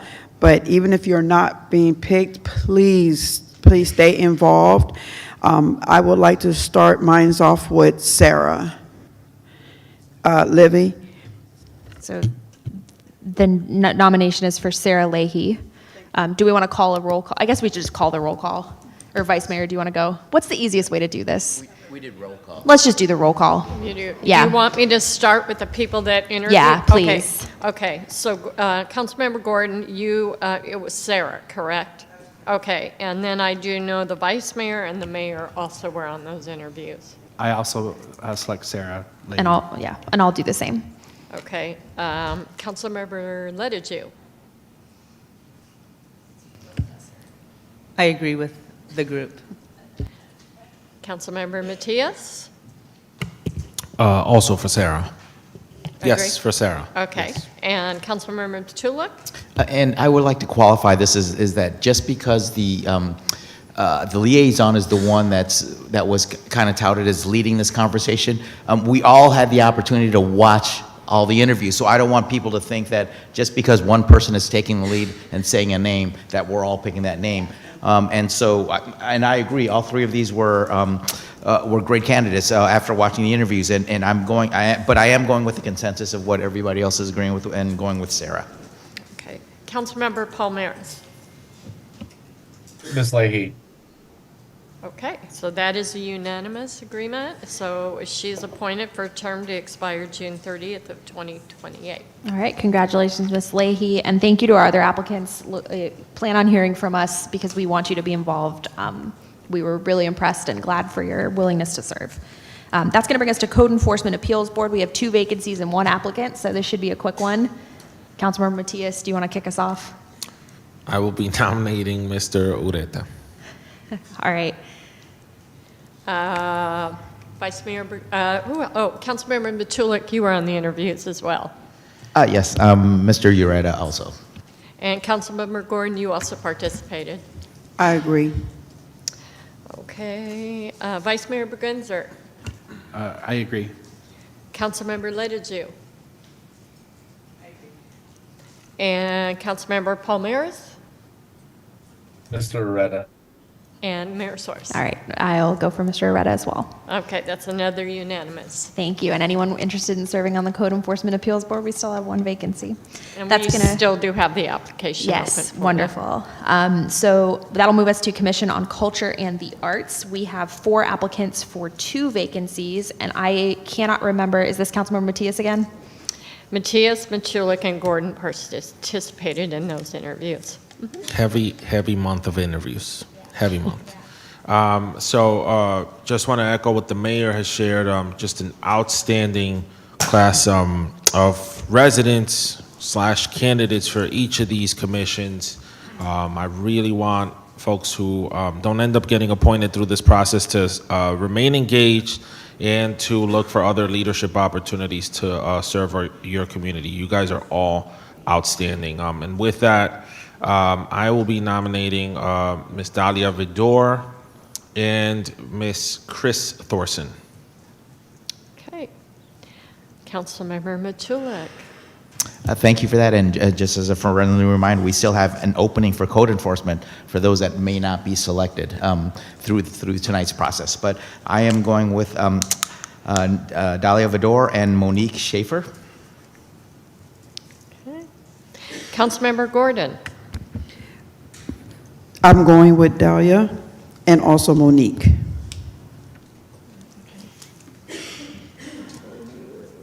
Monique, okay.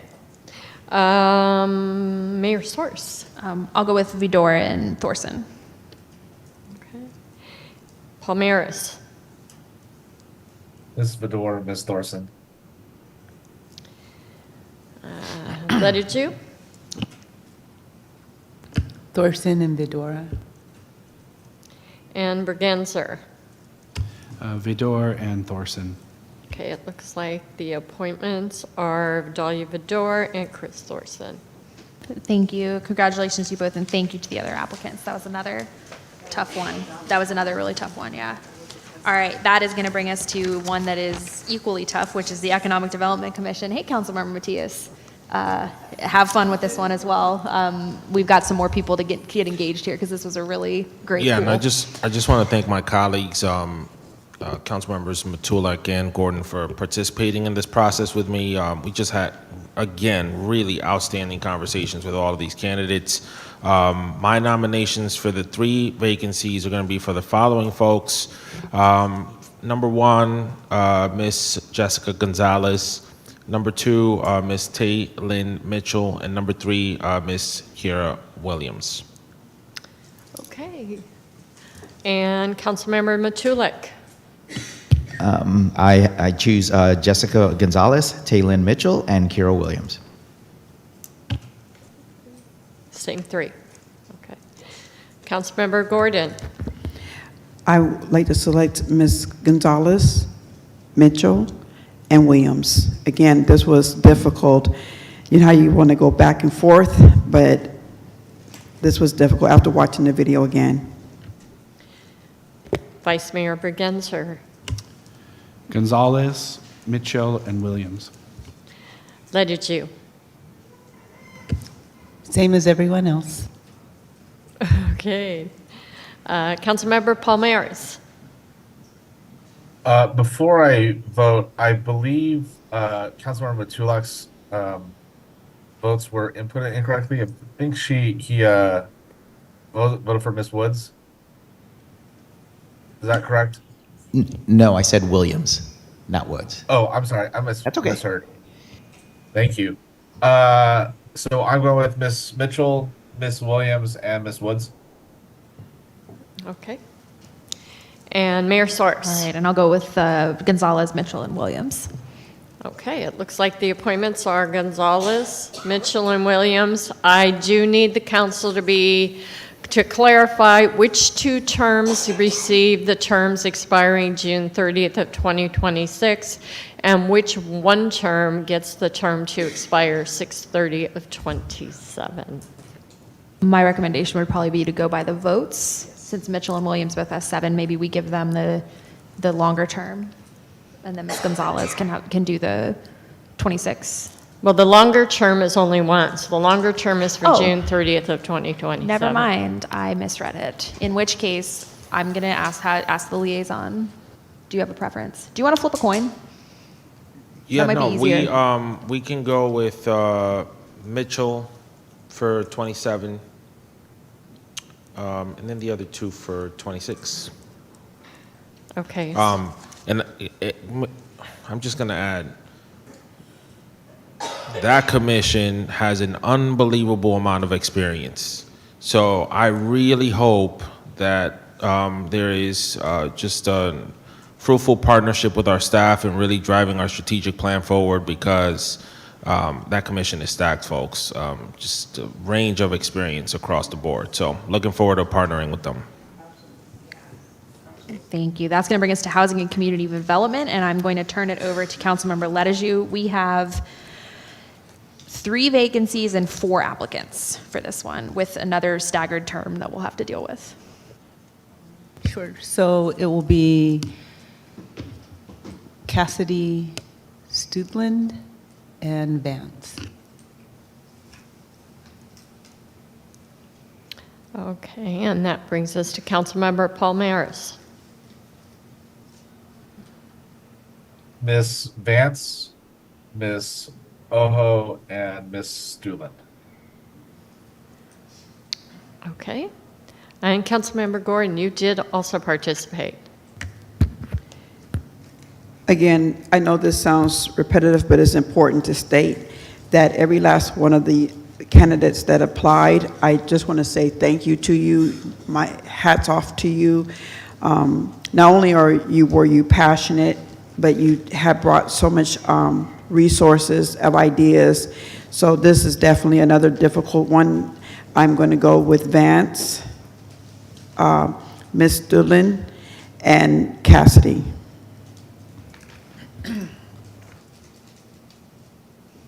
Okay. And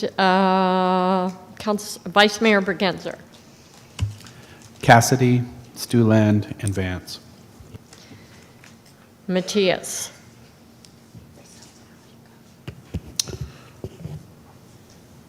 Now, let me look at my notes here. Okay, so that would be Cassidy, Stuland, and Vance. Okay. And Councilmember Matulik. I will go with Ojo, Stuland, and Vance. Okay. And Mayor Source. I'll go Cassidy, Stuland, and Vance. Okay.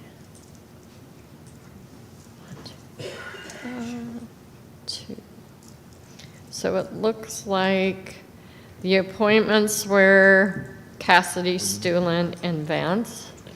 And now you need to decide how you want to deal with the term expirations. Stuland and Vance received all 7 nominations, so I don't know if you want to give one the term for 27 and the other for term for 2028. So Vance, 6/30/27, Stuland, 6/30/25. Well, actually, you can flip it since I'm sorry, Vance will be 28, Stulen would be 27, Cassidy would be 25. Okay. All right, congratulations, and thank you to all of our applicants. All right, now we're going to move to the district-based applicants, and we have Councilmember Palmares appointing to the Measure P Oversight Committee. We had 2 applicants for 1 vacancy. Yes, thank you, Mayor. Again, really great candidates. I appreciate both of their passion and wide range of skills.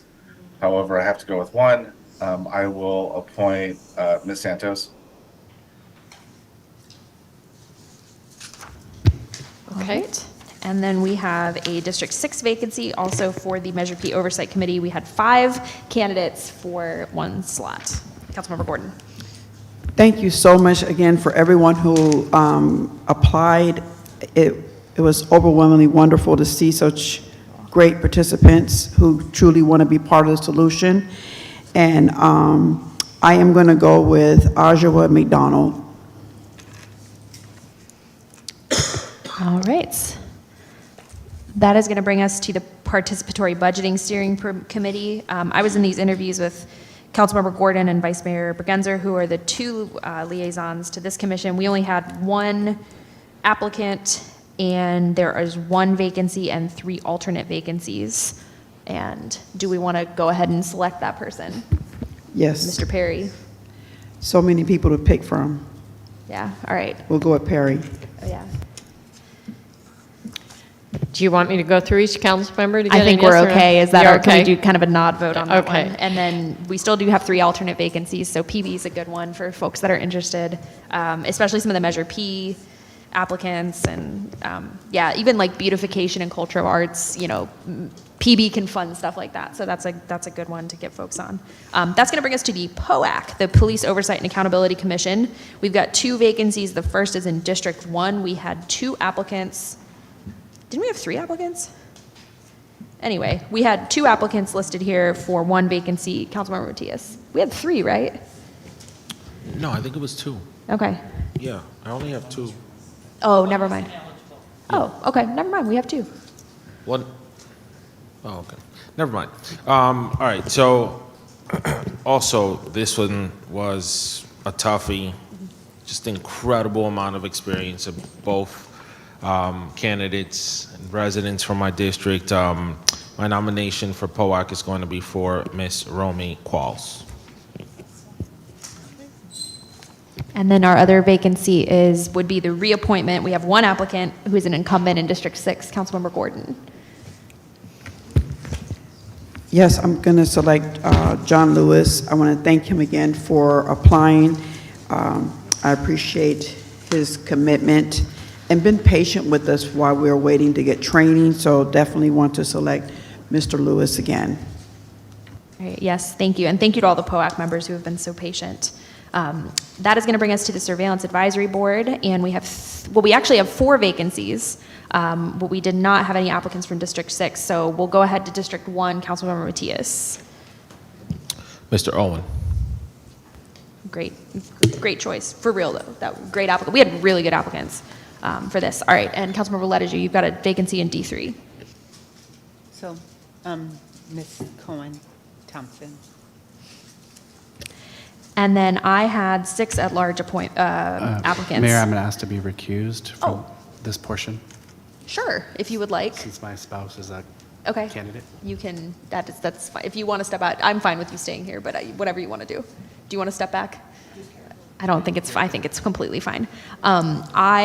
So as someone that was advocating for the founding of the SAB and was on it from its beginning and was the chair of it, I just swelled with pride and deep anxiety at the quality of applicants we had. It was really stressful in a really good way. It was a really good problem to have.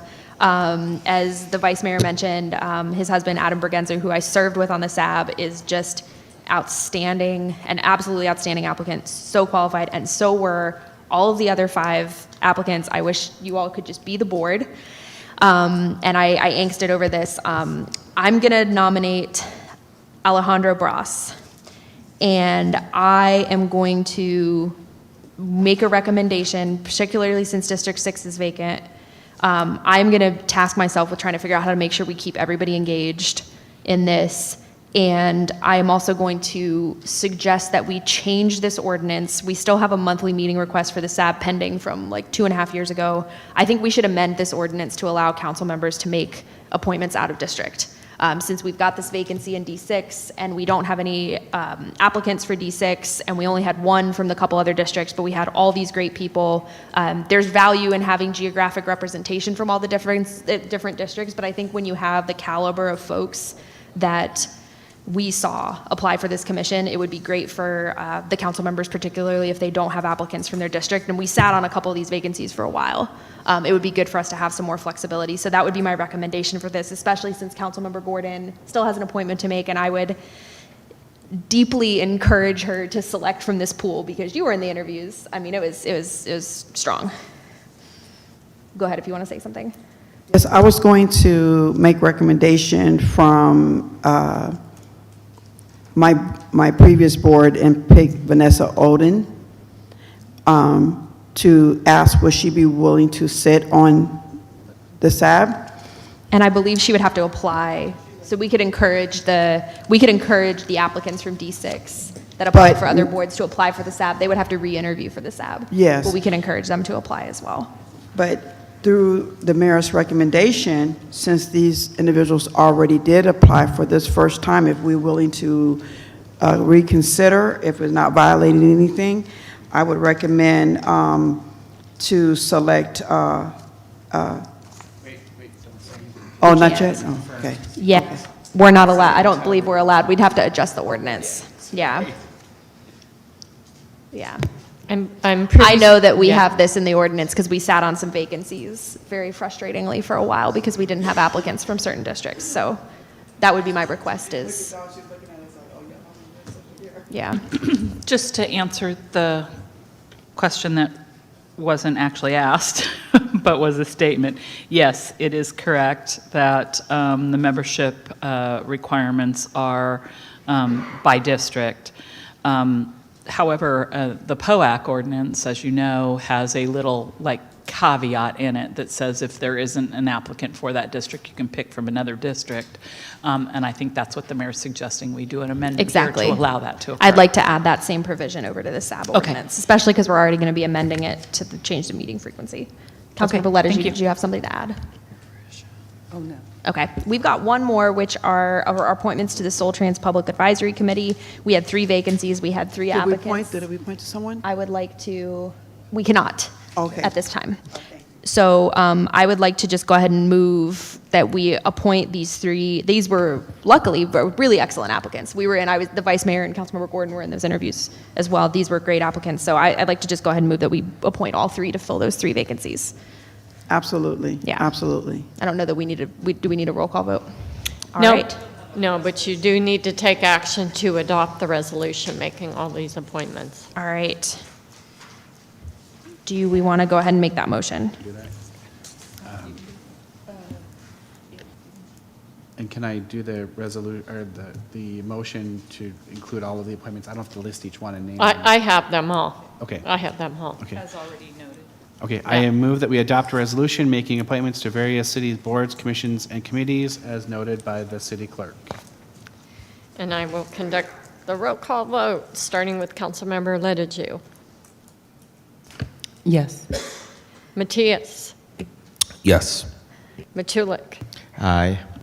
Palmeris, Aye. Mayor Soers, Yes. Vice Mayor Bergenzer, Yes. and Councilmember Gordon. Yes. Motion carries unanimously. All right, thank you all. That is going to bring us to item F. And I'll ask our city clerk to please announce the item, and we can go ahead and start the public comment clock for this item as well. Adopt a resolution finding that the city-owned parcel located at 5 Midway Street is no longer necessary for the city's use and declaring said parcel exempt surplus land pursuant to Government Code Section 54221F1D. After making the finding that said action is exempt from environmental review under the California Environmental Quality Act pursuant to CEQA Guidelines Section 15312, surplus government property sales. All right, thank you. And we have Assistant City Manager Hain here. Do we have a presentation on this item? A quick one, yes. Okay. Good evening, Mayor and council members. Gillian Hain, Assistant City Manager. Next slide, please. Tonight, we will be looking at 5 Midway, the Surplus Land Act, and the applicable exemption for this property and next steps. Next slide, please. 5 Midway is the parcel outlined in green on the right-hand side. It's a 1.97 acre parcel. It's been vacant since 1957. Initially, it was a home linen industrial supply before the city owned it. The current zoning of the site is general industrial. And prior, the city had looked at it for a navigation center, but because of some off-site dry cleaning contamination, we couldn't move forward with any sort of residential use on the site. Next slide, please. So Vallejo Flood and Waste District has property immediately adjacent to this site. They have also leased through a license agreement a portion of the site. They are interested in taking ownership of the property to expand their infrastructure and their facility. So they did approach the city to begin discussions on acquisition of the site for that treatment plant expansion. And so staff looked at the California Surplus Land Act, in which the city council must declare the property exempt surplus land, supported by written findings before they can take any action related to disposition of the property. So council gave staff direction to move forward with this process, so that's why we're here tonight. Next slide, please. Land is owned in fee simple by a local agency, the City of Vallejo, and this agency governing body has the opportunity tonight to take formal action to declare that the property is not necessary for the City of Vallejo's use. It's not planned to being used for anything. It's not in a written plan. It's not part of any of our governing agency programs or policies, our work, our operations, and so we are recommending that we move forward declaring the site surplus. Next slide, please. So in compliance with the Surplus Lands Act, it's Government Code Section 54221F1D. If you are considering transferring property to another local agency, it is exempt from going through the entirety of the Surplus Lands Act. So since Vallejo Flood and Waste is another local agency, this transaction would qualify as an exempt surplus land action under the government code. So staff is recommending council declare parcel at 5 Midway exempt surplus based on the written findings in the attached staff report and resolution. And then staff can begin the process for disposition of the property in compliance with the Surplus Lands Act. Next slide, please. So if the council tonight so finds the property located at 5 Midway to be exempt, staff will notify HCD, Housing and Community Development Department, of the exemption 30 days prior to disposition and disposal of the property. If HCD has any concerns, staff will have to address those. And after the 30-day period, the city can proceed to dispose of the property to the local agency. Next steps also would include getting an appraisal of the fair market value of the property and potentially working on that purchase and sale agreement to the district for that fair market value. And then the item would return back to City Council for that purchase and sale agreement consideration. Next slide, please. So with that, again, staff is recommending that the council make the findings in the resolution that 5 Midway Street is no longer necessary for the City of Vallejo use and declare the parcel as exempt surplus land after making the finding that the action is exempt from CEQA and the Surplus Government Property Sales Act. All right, thank you. Do we have any public commenters on this item? None in person and none online. All right, so we have any questions or comments from council, or are we ready for a motion? Let's go for it. All right, I move that we adopt a resolution finding that the city-owned parcel located at 5 Midway Street is no longer necessary for the city's use and declaring said parcel exempt surplus land pursuant to Government Code Section 54221F1D after making the finding that said action is exempt from the environmental review under the California Environmental Quality Act, CEQA, pursuant to CEQA guidelines Section 15312, surplus government property sales. All right, let's do a roll call vote. Councilmember Matias. Yes. Matulik. Aye. Palmares. Aye. Mayor Soers, Yes. Vice Mayor Bergenzer, Yes. Councilmember Gordon, Yes. and Lettiju. Yes. Motion carries unanimously. All right, thank you. That'll bring us to item 9G, which is our proper item on iHeart. We already discussed it a little bit earlier, and I'll ask our city clerk to please announce that item. Adopt a resolution approving the First Amendment to the Consultant and Professional Services Agreement with Felton Institute, which increases the iHeart program budget by $200,000 to a total not to exceed amount of $1,112,463,000, and authorizing the city manager to execute same. All right, thank you. And we'll go ahead and open up public comment on this item, and we have Chief Taw here for a presentation. Feel free to start whenever you're settled. And this, we did clarify earlier, and I'll repeat for anyone just tuning in, that this is to increase the contracted budget, and then we would be pursuing funding for next fiscal year when we adopt the budget for next. This would be increasing the this would be increasing the contract not to exceed. Yes, not to exceed amount. It's getting late. All right, Chief, go ahead. Good evening again, Mayor, council members, Jason Taw, Chief of Police.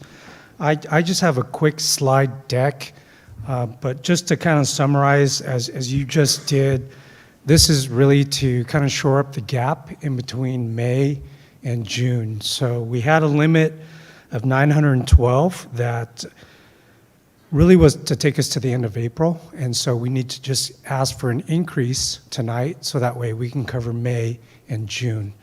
So I'm going to start this slide deck. What it's really going to depict is what the previous contract was and some of the dollars amounts from the previous contract. And as we move into June and then July and beyond, there will be a new contract proposal. So I'm just going to show you guys the difference in some of the price points.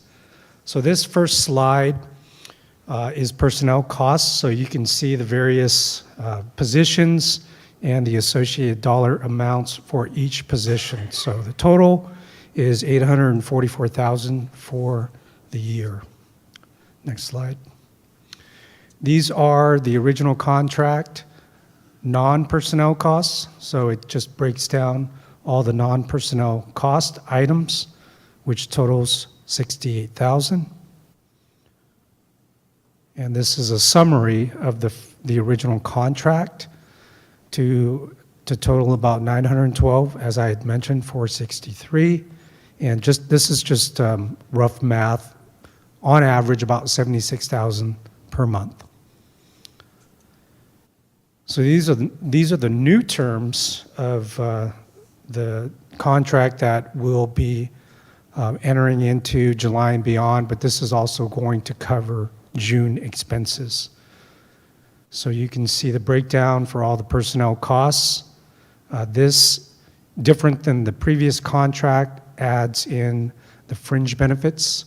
So you can see the totals of the fringe benefits for the year. So total personnel costs will be roughly 1.1.5. Non-personnel costs for the new terms, you can see the breakdown as follows, to total $72,000.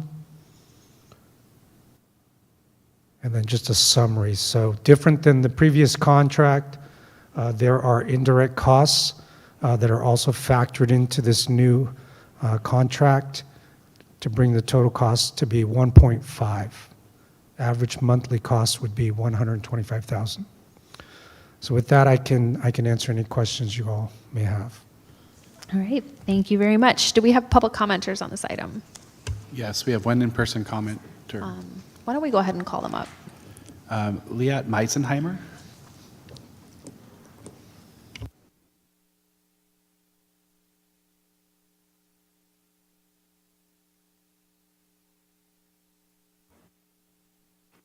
Good evening.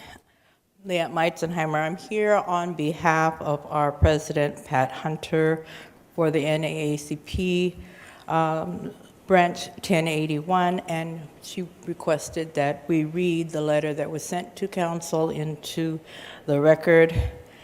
The NAACP once again writes, with great concern, that we're even at this crossroad. We earnestly implore you to allocate the requisite funds to ensure continued support for the iHeart program for the minimal duration of a year, if not longer. This initiative was unequivocally demonstrated itself to be an indispensable ally to the Vallejo Police Department, extending beyond the realm of mental health services. It has emerged as a fundamental pillar in our community's public safety framework. The iHeart team has adeptly intervened during periods when our police department has faced staffing shortages, effectively addressing urgent service gaps and providing the care that exceeds the training of a traditional law enforcement personnel.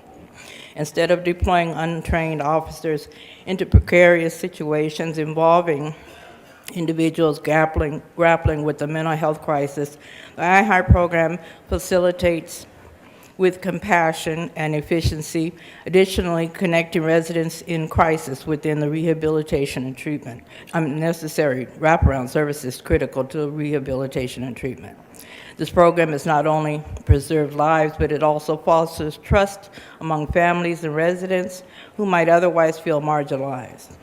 While we acknowledge the financial constraints currently confronting the city of Vallejo, we assert that this is not merely an expense, but a judicious investment. The iHeart program ultimately reaps dividends through enhancing public safety, alleviating pressures with the police resources, and improving outcomes for our community members. The Vallejo NAACP implores you to explore every possible avenue to guarantee that the iHeart program receives full funding in the forthcoming fiscal year and for the foreseeable future. Our community cannot afford the loss of essential services. We are only one crisis away from calamity without this needed resource in pursuit of a safer and inclusive Vallejo. Respectfully, Pat Schmidt-Hunter. Thank you. Thank you very much.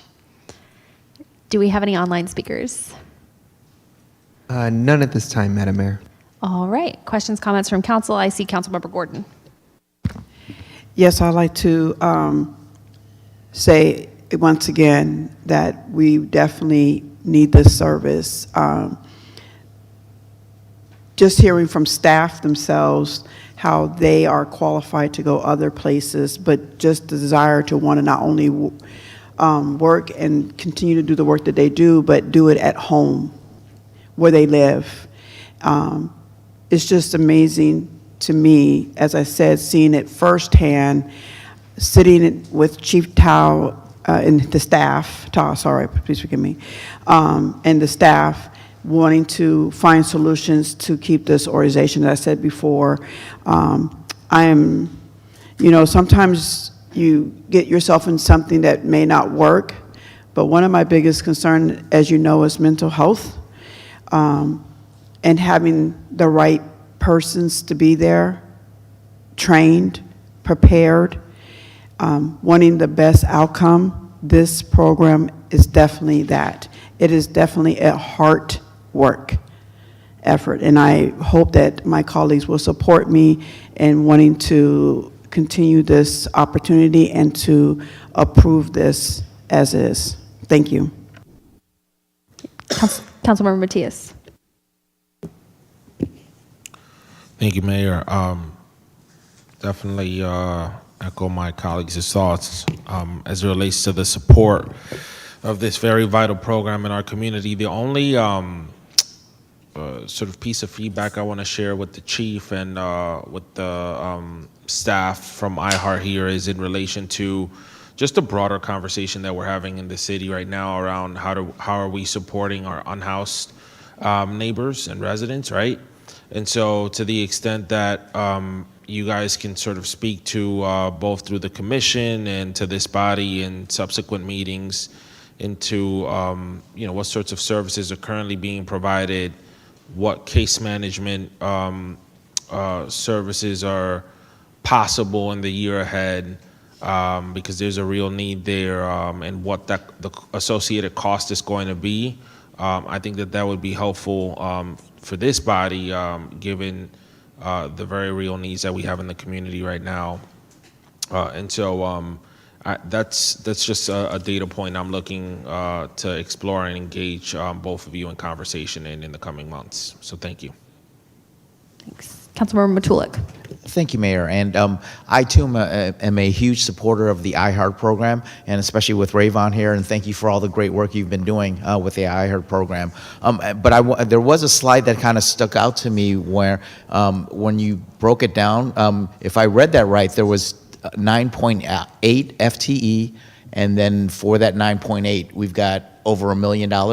And I just want to be clear, that's for about 10 people that we're getting, that we're spending the 1.1 million over. And so with that being said, because we're going to have people out there that are going to potentially be critical of that much money going to that. So if we can show a results-based matrix and to show that we are getting our bang for our buck for this, I want to make sure that the people, and through full transparency, that the results are there, that iHeart is doing the work that we see them doing, and then that the funds are going to those correct places in the correct way. So thank you for that. Yeah, and I'll just add, council member, that iHeart currently does a 90-day report.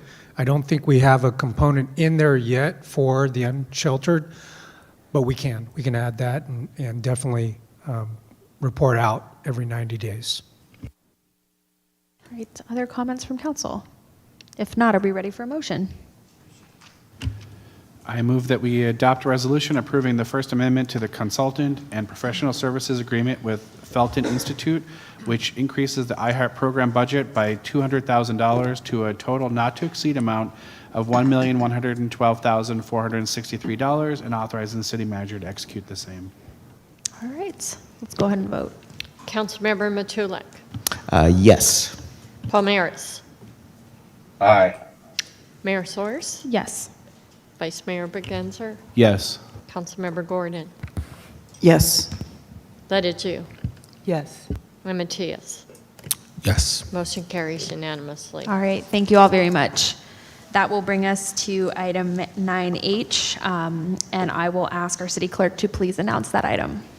Adopt a resolution changing the composition of the Standing Public Safety Committee from 2 to 3 members of the City Council and making appointments thereto. All right, and this, I don't believe we have a presentation on this item. This is continued from before we discussed and decided to change the resolution to expand the membership. And the suggestion that was made was to go ahead and appoint the members, and then those members can decide if they want to change the scope of the commission and change anything else. And I want to maybe quickly just take a poll of the council. And also, we're opening public comment on the item. I'll see if do we have any commenters yet? Anybody online? Okay. We'll let the 2-minute clock run out and we'll check again. Let's just see who is interested in serving on the subcommittee. And my recommendation is to make it different people than are on the DOJ ad hoc. I was asking basically, we're tired and I probably didn't make any sense. If could folks that are interested please express your interest in serving on the committee? I see Councilmember Palmares. Yes, Mayor, I am interested. Thank you. Councilmember Ledeju. Okay, Same. she wasn't on mic and she's on. And then Councilmember Matias. All right, that leaves, Councilmember Gordon, you had something? It was not to, this is to make sure this is the offset of the conversation we had before, right? Okay, thank you. Yeah. So we've had 3 folks express interest. That does leave Councilmember Matulik as the, not the Switzerland this time, but the odd person out. I want to make sure that's okay with you. Or if you are interested, we can have a discussion of which 3 of 4 to appoint. I'm good with those that nominated themselves. Thank you. With that, then I think we can, Councilmember Ledeju, go ahead. Okay. Well, as soon as this 8-second timer's up, we'll make sure do we have any commenters at this time? No speakers at this time, Madam Why Mayor. don't we go ahead and make a motion then? Okay, I move that we adopt a resolution changing the composition of the Standing Public Safety Committee from 2 members to 3 members of the City Council and appointing Matias, Ledeju, and Palmeras as the 3 council members. Great, thank you so much. Councilmember Palmeras. Aye. Mayor Source. Yes. Vice Mayor Beginzer. Yes. Councilmember Gordon. Aye. Ledeju. Yes. Matias. Yes. Matulik. Aye. Motion carries unanimously. All right, thank you all. And that is going to bring us to our next item, which is 9I. And I'll ask our city clerk to announce this item, please. Presentation of proposed whistleblower policy and possible feedback. All right, and we'll go ahead and open public comment on this item, and we have our Human Resources Director here whenever you're ready. Do we have a presentation on this item? Good evening, we do. Okay. Okay, good evening, Mayor and Council members. Stephanie Cifuentes, HR Director. Tonight, we are presenting on a potential whistleblower policy for your review and any potential feedback. The state of California does already provide these protections, and through that California whistleblower protection law, it does apply to counties as well as cities. While the state already provides these protections for employees, the city desires to create a personnel policy that speaks to these protections in order to provide employees with more direct awareness. I think sometimes at the state and federal level, it's a little bit abstract for employees, and so having those more local policies helps for them to have more awareness. We actually utilized our membership with the Liebert Cassidy Whitmore Consortium.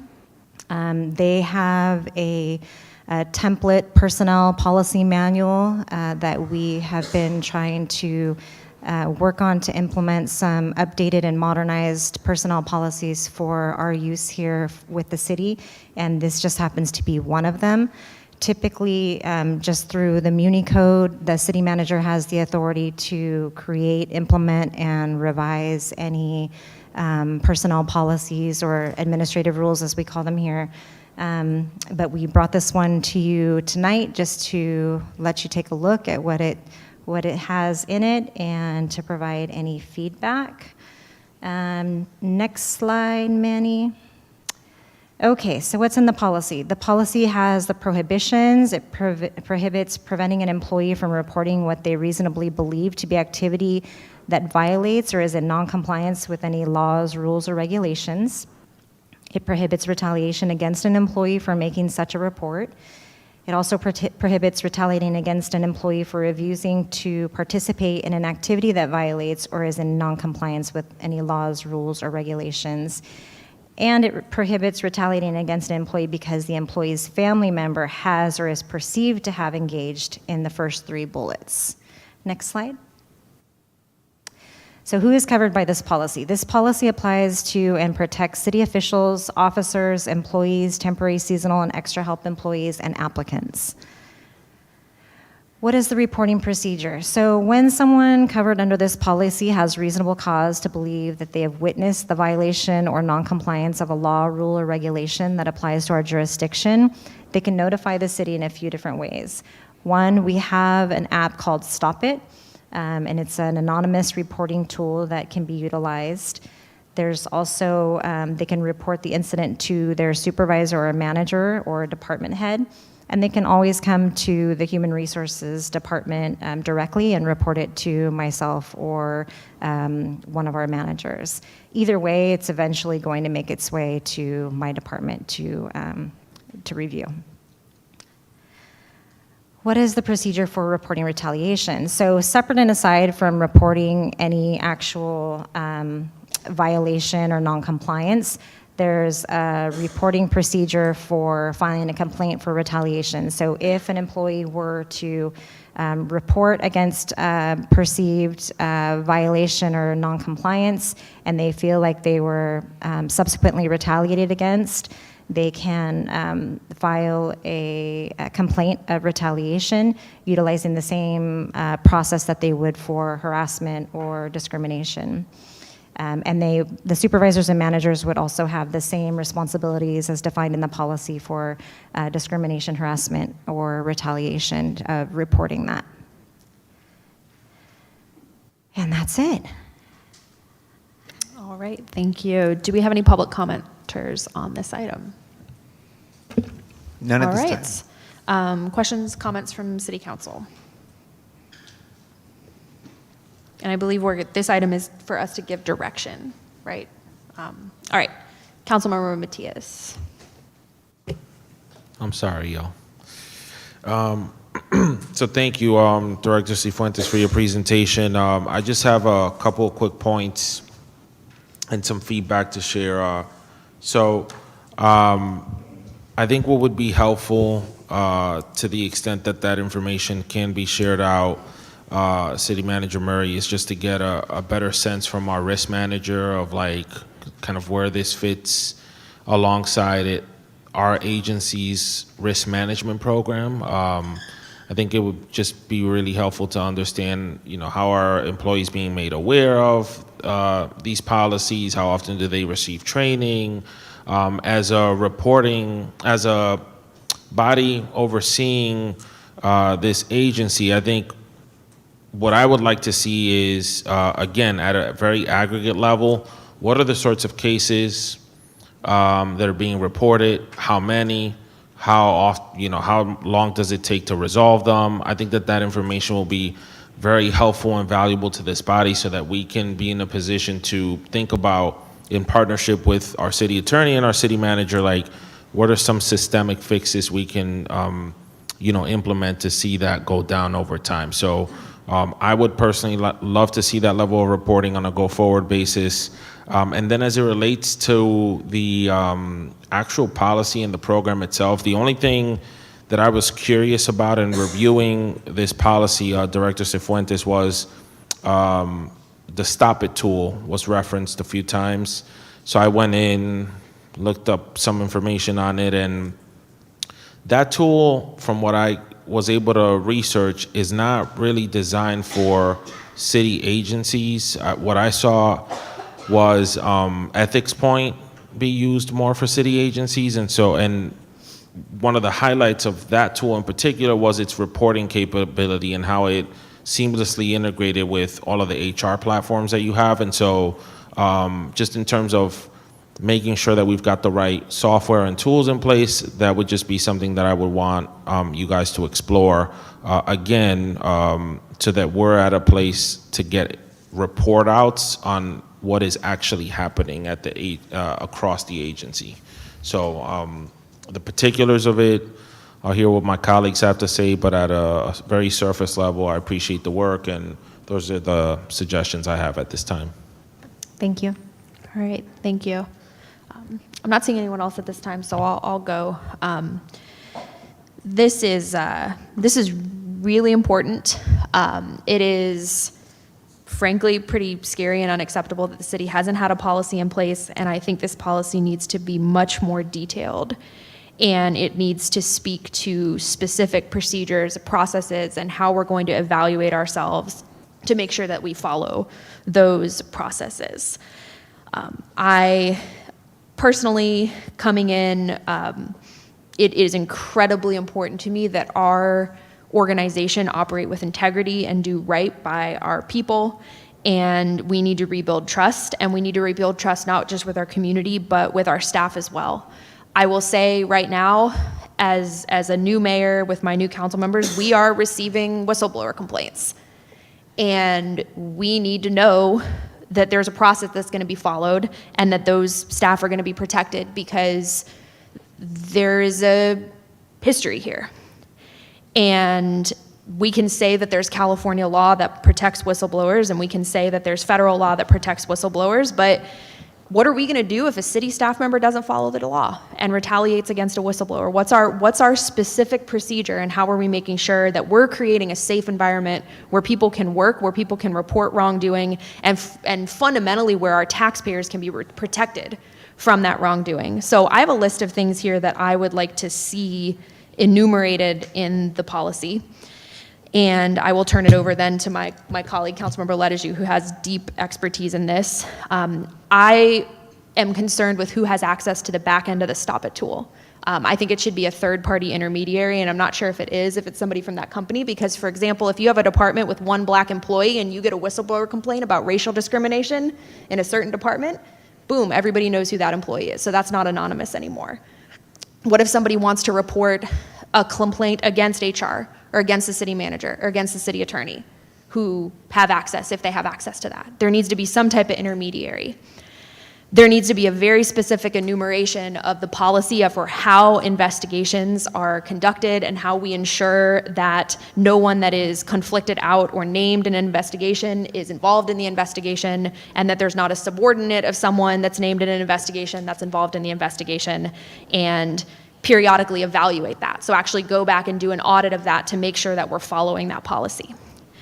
We need a clear policy for this city council to have a process if there is somebody that wants to either blow the whistle on potential wrongdoing by one of our two direct reports, the city manager or the city attorney, or if someone wants to blow the whistle on wrongdoing, but there's a conflict out of the city manager and the city attorney, we need to have a procedure so that an investigator can report directly to city council in full compliance with all of our personnel procedures, not, violating anybody's rights as an employee or anybody's privacy. And then we need another process for what happens when someone puts in a retaliation claim to be evaluated against by a third party as well. This is something that, it's great to come up with a policy in a fresh organization that hasn't had this issue, but we have had enough complaints come in. We've had 2 come in since we got on council. We've had 2 lawsuits come in since we've got on council. And we've had 4 settlements paid. It's personal to me, but we've had 4 very large settlements paid out for whistleblower retaliation in the last few years. And like I said, we've got folks coming to us. So we still have issues. We need to know and trust that we have a process that is independent, that will protect our citizens and our taxpayers, and more importantly, protect our staff so they can do their jobs.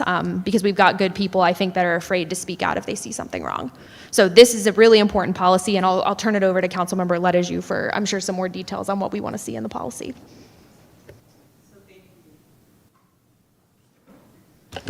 Thank you for your time, Director. So I think for me, this policy is really bare bones, to be very honest and frank. And when I think of designing a whistleblower program, definitely you have to recite the law, use the law, because that is what provides the protection.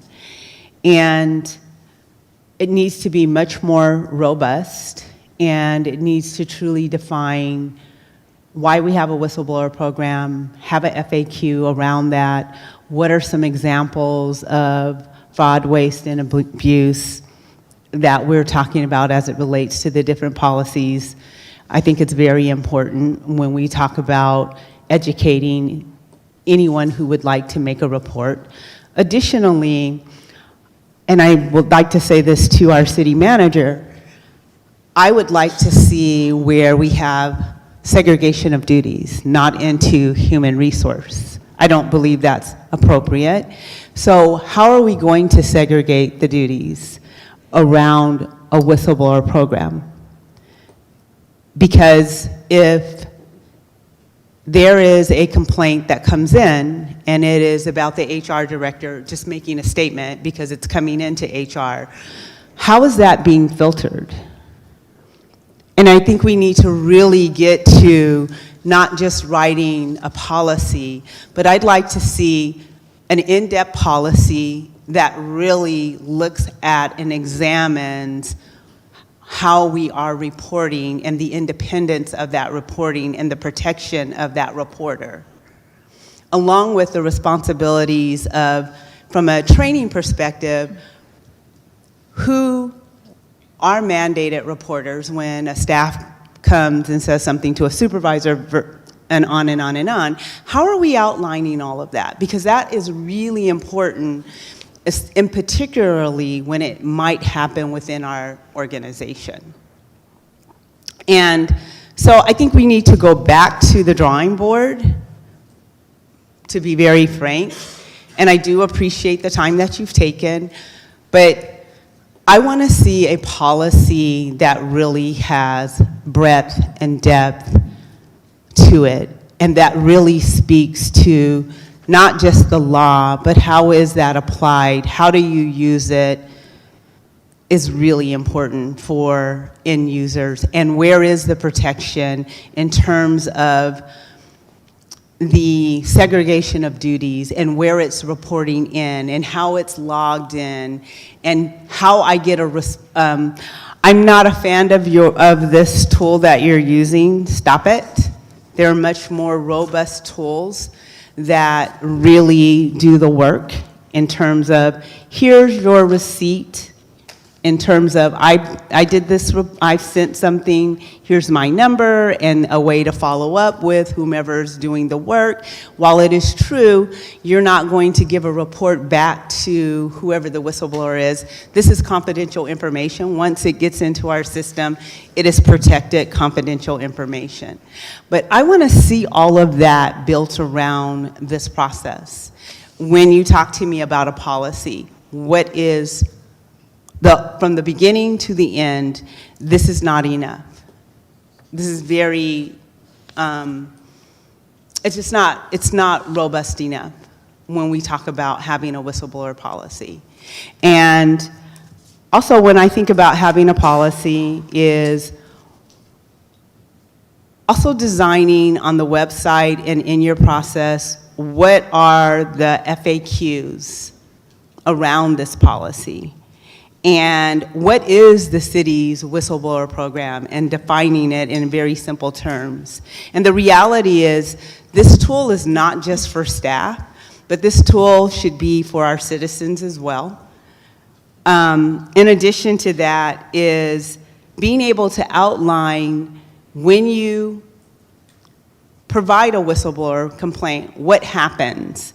Because many times individuals think that they should receive the results. That's not going to happen. We know that. It's protected information. So we just really need to outline this policy with all due respect. Taken. Thank you. And I think the mayor, I think so far, Councilmember Matias, and I'm sure others will weigh in. If you put it all together, we're really talking we're talking bookends for this process, and creating a process where there's a reasonable belief that we can trust when I make a deposit and what's going to come out from that deposit. And if you like, I can spend some real time with you all just having discussion about what does that look like, and there are many examples that have much more breadth to their policies. The state of California, if you go on their website, it has breadth. If you go to the city and county of San Francisco, it has breadth. I believe the Oakland city auditor, I believe they have a whistleblower program. It has breadth. And I think there's a couple more that you can look at that really have breadth and depth in reporting and receiving and reporting and going through the process. And then the other part of this is we don't have an ethics commission, so we don't have a bridge for this work. And we really need to create a bridge for this work that allows for, if I will, that will allow for protection of the whistleblower, protection of the data collected, and protection for the investigation, and being able to cooperate that work in a very independent manner. And when I think about it just coming into HR, I don't believe right now, the way it's being stated, that would be the case. Thank you. Thank you. Other comments from council? Anything we want to add? All right, I'm not seeing any. Does that serve as maybe some feedback for the next iteration of this, and then we can bring it back later in the summer, maybe? Realistically, I'd like to say June, but probably realistically July, just knowing what we have before us. Oh, go ahead, Councilmember Matias. I just want to make sure what I shared doesn't get lost in that I would find value as this work is moving forward to get a better sense of what is our risk management program as an agency. So it would have been helpful to have like the risk manager here too, just to really think, to speak to some of the other pieces involved. And so I don't know if that's a study session where we sort of get the big picture and then we can zoom in a bit further into the second iteration of the whistleblower policy, sort of incorporating all the elements we've shared tonight, but just getting a better sense of how all of these pieces are being thought through and what the action plan is, I think can also be very helpful so that we're able to provide additional input and expertise in terms of the different programs. So that's all I got. All right. I'm going to go Councilmember Gordon, and then I'll come back. It's a low light, so go ahead. So I just want to say, first of all, thank you for what you have submit to. Keep in mind, we're just here to support you. And having experience with this myself personally, we don't want to find out things because we didn't cross our T's and dot our I's, right? So if there's any type of training or any way we can better support you, please be transparent with that so that we can make sure that we are here for you as well. As you already know, I participated in something, so it is crucial that your staff knows that they can feel safe if they have any concerns and that they will be heard at any time, any given place. So just want you to keep that in mind. We're here to support. Thank you for letting me share that. Thank you. Councilmember Ledescu. To our city manager, I think one of the things I'd like for us to consider is who can we use externally for our whistleblower program? I think that's really important, and I think we're past the point of getting set up, to be really frank about this. And there are third-party vendors who also specialize in running whistleblower programs. And that is another avenue that we can always also think about or couple it with what we're building out, because we do need a firewall. And I don't believe that personnel is the firewall. And there needs to be an independent place where this body of work sits in and integrated through the correct pathways as it relates to when the work is being done to create that independence. So I would like to also ask while we are working on this work as well, that there is some research of who could be a potential external partner in this work to create a certain level of integrity for the work. Yeah, thank you for that. Any final comments, things we want to add? All right, seeing none, I think we'll file all this feedback and come back. Thank you very much.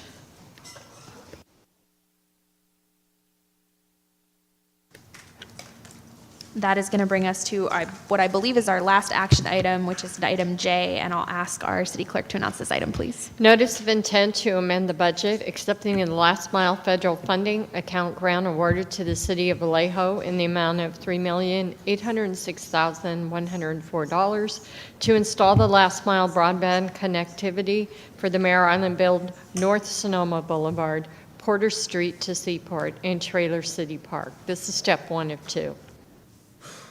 All right, thank you. And we'll go ahead and open up public comment on this item. It looks like it's already open. And we have IT Director Ashraf here. Do we have a presentation on this item? Good evening, Mayor and members of the City Council. I do not have a PowerPoint, but I have a quick verbal presentation for you. Naveed Ashraf, Chief Innovation Officer and IT Director.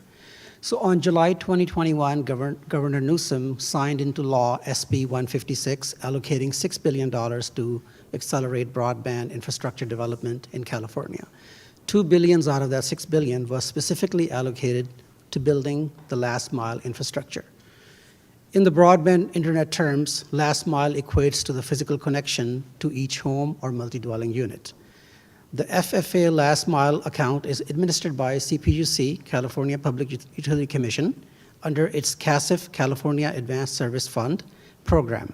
Working with the CPUC broadband underserved and unserved maps, City submitted an application to extend last mile connectivity in 4 areas of Vallejo. Our application was submitted on September 29, 2023, and City received notification of the grant approval on November 7, 2024.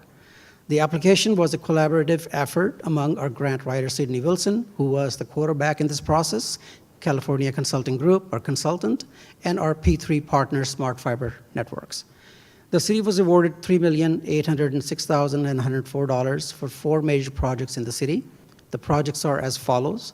Mare Island Build, the breakdown for that is $635,000, covers about 220 parcels. North Sonoma Boulevard expansion, a little over $1 million, covers about 250 mobile home parks and RVs.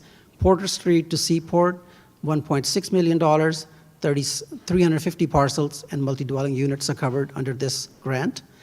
And Trailer City Park, $475,000, and 230 addresses are covered with that grant.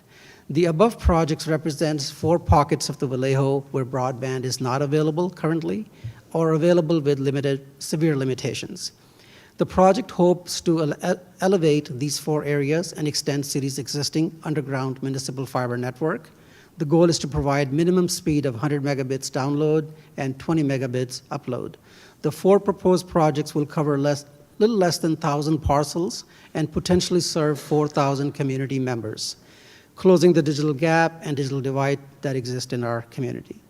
The item before you for your consideration is a step 1 of the 2-step process to accept the federal funding last mile a grant and the intent to amend the budget for fiscal year 2024-25 for Fiber Enterprise Fund with the grant amount of $3,806,104. And steps forward on May 27th, on your upcoming regular council meeting, the staff plans to bring step 2 of this process with a contract for Smart Fiber Networks, our P3 partner, in completing these vital city projects. This concludes my presentation. All right, thank you very much. Do we have any public comments on this item? None at this time, Madam Mayor. All right, questions from council, and we'll start with Councilmember Matulik.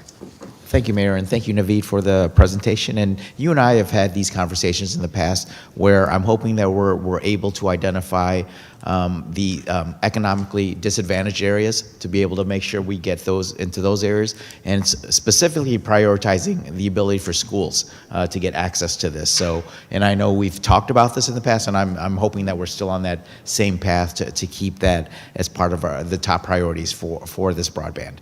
Absolutely, absolutely. Thank you. All right, seeing none, I'll ask a couple questions. I'm assuming, based on this, that we are amending the budget to be able to accept this grant funding. This is just now coming in, and I'm going to go ahead and assume that we do not have to spend it this fiscal year. We are merely amending the budget to accept it, and presuming we are not going to spend $3.8 million in 2 months. No, we're not. No. But when we do not have to. So we are accepting the funding. Sounds great. Are we locked into these locations? Yes. When we applied for the grant, we applied for these particular locations? They're pretty locked in because Okay. they were the maps that were CPUC submitted. Yep. Yeah. Okay. Yeah. And then, if you- to Councilmember Matulik's point, then at some point, we're going a mile a minute on this council, and we've got the budget and all this stuff, but at some point, it would be great to have a step back conversation on the vision for how this fits into the broader vision of expanding broadband across the city, and we can start to identify some of the gaps in underserved areas where maybe coverage isn't as good. It sounds like this is starting to identify some of those areas. But it would be great, I think, especially for those of us that are new, to see this folded into the big picture. The other question that I have that can continue, past today is, I'm particularly interested in the city's dig once policy and how we might fold this into street repair. And maybe this is more of a question for the city manager, that, you know, are we thinking about public works and our street repair plan holistically with this? Yes. And my second follow-up question would be, for the Mare Island build, are we thinking about the infrastructure out on Mare Island that we would be potentially unearthing that's going to need attention, such that we can just dig once and knock that all out? Absolutely. Yeah. I'm in constant conversations with our planning department, public works. So when there's a new development that's happening, we're part of that conversation. And when the street is open and new development is happening, our conduit is being put in. So yeah, there's no doing the work twice. Right. Okay. Councilmember Matias. Thank you, Mayor. So thank you, Naveed, for your presentation. I think a couple points on my end. I'll start with a question. When are these projects actually going to get off the ground? So the contract comes before you on May 27th, and then there's a bonding period, and I'm expecting the contract to be fully executed by the end of July, and then the shovels go in the ground at the end of July. And we have 18 months to finish these 4 projects, and our clock started on January 1st, 2025. So June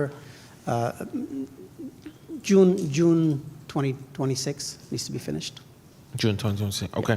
And then is it fair to assume that the projects are sort of being prioritized in the order that they're listed in the staff report, or Yes. how are? The Mare Island goes first, because we're not digging up a lot of the streets. There's a construction involved, but it's not heavy construction because we're utilizing the city's underground conduit already. It's running cables through that conduit. So the construction will go really quickly. Okay. Yeah. Thank you. And then, you know, there's definitely a lot of development taking place on the North Sonoma Boulevard corridor. So I think it's very timely that that project is moving forward as that's happening. The one suggestion I would make is, I know you've talked in other presentations about a maybe time horizon of 3 to 5 years where this program will be self-sustaining and where we potentially may start to generate some profit. But one of the conversations I want to have is, does it make sense to, as you're deploying this cable, perhaps underwrite some of the costs to have it be an incentive for businesses to locate along each of these corridors where you're putting down this cable? And so to that end, I would definitely suggest that you also present this information as these projects are building out to the Economic Development Commission to see if there is some programming or some ideas you can get from them on how we can use it as a tool, like other cities are using it as a business attraction tool to bring businesses to each of these corridors. So happy to partner with you and with the commission on that, and appreciate your work into this. Thank you. Yeah, that's a very good suggestion. And as the stuff gets built in, it gets recorded into a GIS, and I'm more than happy to share that GIS with the Economic Vitality commissioners, and they can put that as a little tool in their belt and market the city and promote that to the businesses. Absolutely. All right, Councilmember Gordon. Yes, thank you so much for the presentation. I also want to make sure that, as was my colleagues just mentioned about the Sonoma project, to also on the other end, by the Carquinez Bridge side, from Cartola to the Carquinez, that this would be same as requested, likewise in that area as well. There's two projects in your area, Porter Street to Seaport and the Trailer City Park. Thank you. Yeah. Right. And I actually have one more follow-up question, which is that if I recall, this application went in before the city approved the citywide project labor agreement. And I wanted to check in and see what the status is in terms of making sure that we're compliant with our PLA on this project. Yeah, do you want to take that on, please? So we've been working with Naveed on that issue, and we've been actually working with the Public Works Department to identify the projects that are doing some education for both the Public Works Department and our other departments that enter into construction contracts to make sure that those are being noticed appropriately. It's been a little bit of a learning curve, as you can well imagine, but we are being aware of that, and Randy has been entering into some educational sessions with our staff in order to get everybody up to speed on those. Okay, so we already had approved, and I recognize obviously that this is a unique situation, Right. where you take the bid before and then you Right. have to then implement after, and just to make sure that we're trying to do that in good faith. And I know there, of course, are going to be some issues. Do we feel like with the existing contractors we have that there are going to be any big changes needed, or do we feel like we are on a path to be able to implement this without any major No, changes from the? we're on a very good path because the current partner is our P3 partner that is in contract with us currently. We've already had a meeting with the PLA president, and we're going to have a follow-up meeting with them as well. I think the requirement is that we'll be able to sign up a PLA agreement with the unions, and we'll be able to use their labor from the labor union halls. So that would satisfy all sides. Okay. But you are Thank correct. you. This one was a, what I would call a hiccup project that started before and then moved through afterwards, so you're not Yeah. misidentifying that as such. We've just tried to work around those. We've had a couple, two of them Yeah, actually. I know we've had a few. Yeah. The Causeway Bridge was the other Yeah, one, I think. correct. Yeah. Exactly. So we're working through them. The union has been extremely cooperative with us, and we've thanked them for that. And we've moved forward to do the best we can with the projects that were hiccup projects, and then educating on the projects going forward. Sure. Great. Yeah, Thank you. absolutely. Councilmember Matias. This will be quick. I did get a question from a constituent about the ARPA dollars attached to this program. So can you give us a status of whether or not the funding attached to that, the funding allocation you got from ARPA, was it fully spent down? Has it been partially spent down? How does this sort of fit into this Yep. request today? Yeah, two different things. So ARPA dollars were allocated by City Council, and the broadband program received $3 million over through the two tranches. I received $2.5 million and then $500,000 later. So total of $500,000 was given to the broadband program, and that has been fully encumbered, and that is being used to build the network, like the switches, the electronic gears that fires up the network. This program is totally separate. This is to build the last mile. This is taking our network literally into someone's home and delivering the network to them. So totally different things, two different things. Okay. Yeah. Okay. Thank you. All right. Seeing nothing else, are we ready for a motion? Yes, I move that we amend the budget accepting the last mile federal funding account grant awarded to the city of Vallejo in the amount of $3,806,104 to install the last mile broadband connectivity for the Mare Island Build, North Sonoma Boulevard, Porter Street to Seaport, and Trailer City Park, step 1 of 2. All right, let's do a roll call vote. Mayor Source. Yes. Vice Mayor Bergenser. Yes. Councilmember Gordon. Yes. Ledigiu. Yes. Matias. Yes. Matulek. Aye. And Palmaris. Aye. Motion carries unanimously. Thank you. All right, so we are going to move on to our information calendar. Our vice mayor is departing, and I want to recognize Councilmember Palmares, who I know is on the East Coast, and it's getting pretty late for you as well. So I don't know if you do need to leave us. We thank you for sticking with us this late. And our first information calendar item is our disaster preparedness presentation, which I'm now realizing as I asked the city clerk to announce the item, I kind of just did announce the item, didn't I? So it's the disaster preparedness presentation, and we have our interim fire chief, Arthur Gonzalez, here. And once he gets settled, I'll invite him to share with us. And while we do that, actually, let's go ahead and start the public comment clock. All right, welcome. Thank you, Mayor, council members. Arthur Gonzalez, interim fire chief.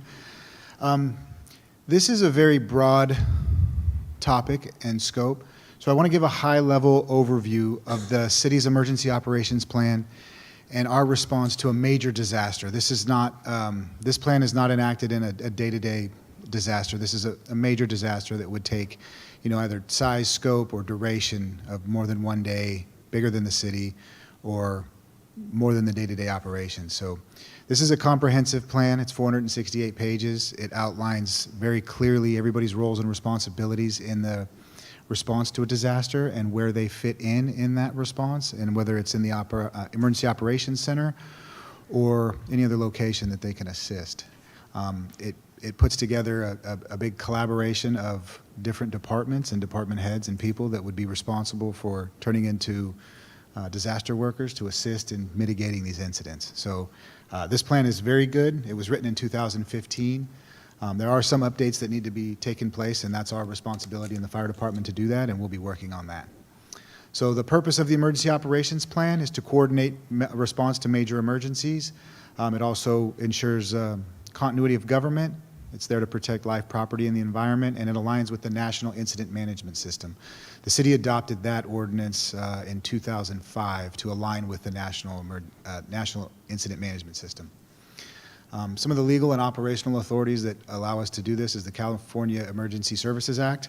There's a lot of legal authorities that govern us, from federal, state, and local. I won't go into all of that. We utilize the Standard Emergency Management System, or SIMS, to where we all can collectively be able to manage this incident in an organized fashion in line with the rest of the state of California, whether it's our state partners or local partners in the county. The city manager would be the director of emergency services per the emergency operations plan, or the alternate would be myself or the police chief. In this particular setup, I would be the assistant emergency services director, and particularly responsible for the operations section and the emergency. Next slide, Manny. Thank you.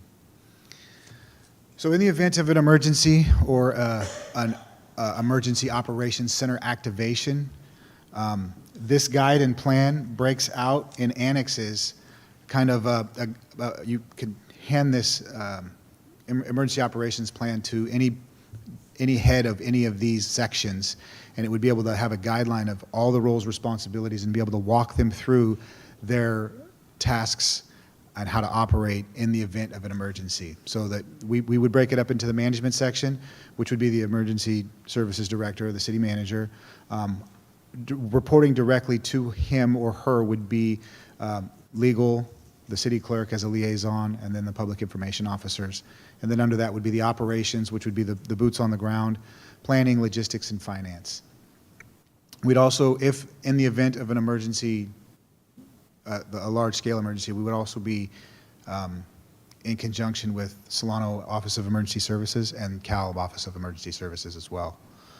There's incidents that, as these unfold and they become large-scale really fast, there's responsibilities that we would ask you to help us with to remove or provide some emergency funding. So in the event of you declaring as council a local emergency, that would release the ability for the emergency services director to use unencumbered funds in that emergency without a procurement process. So it would release that resource.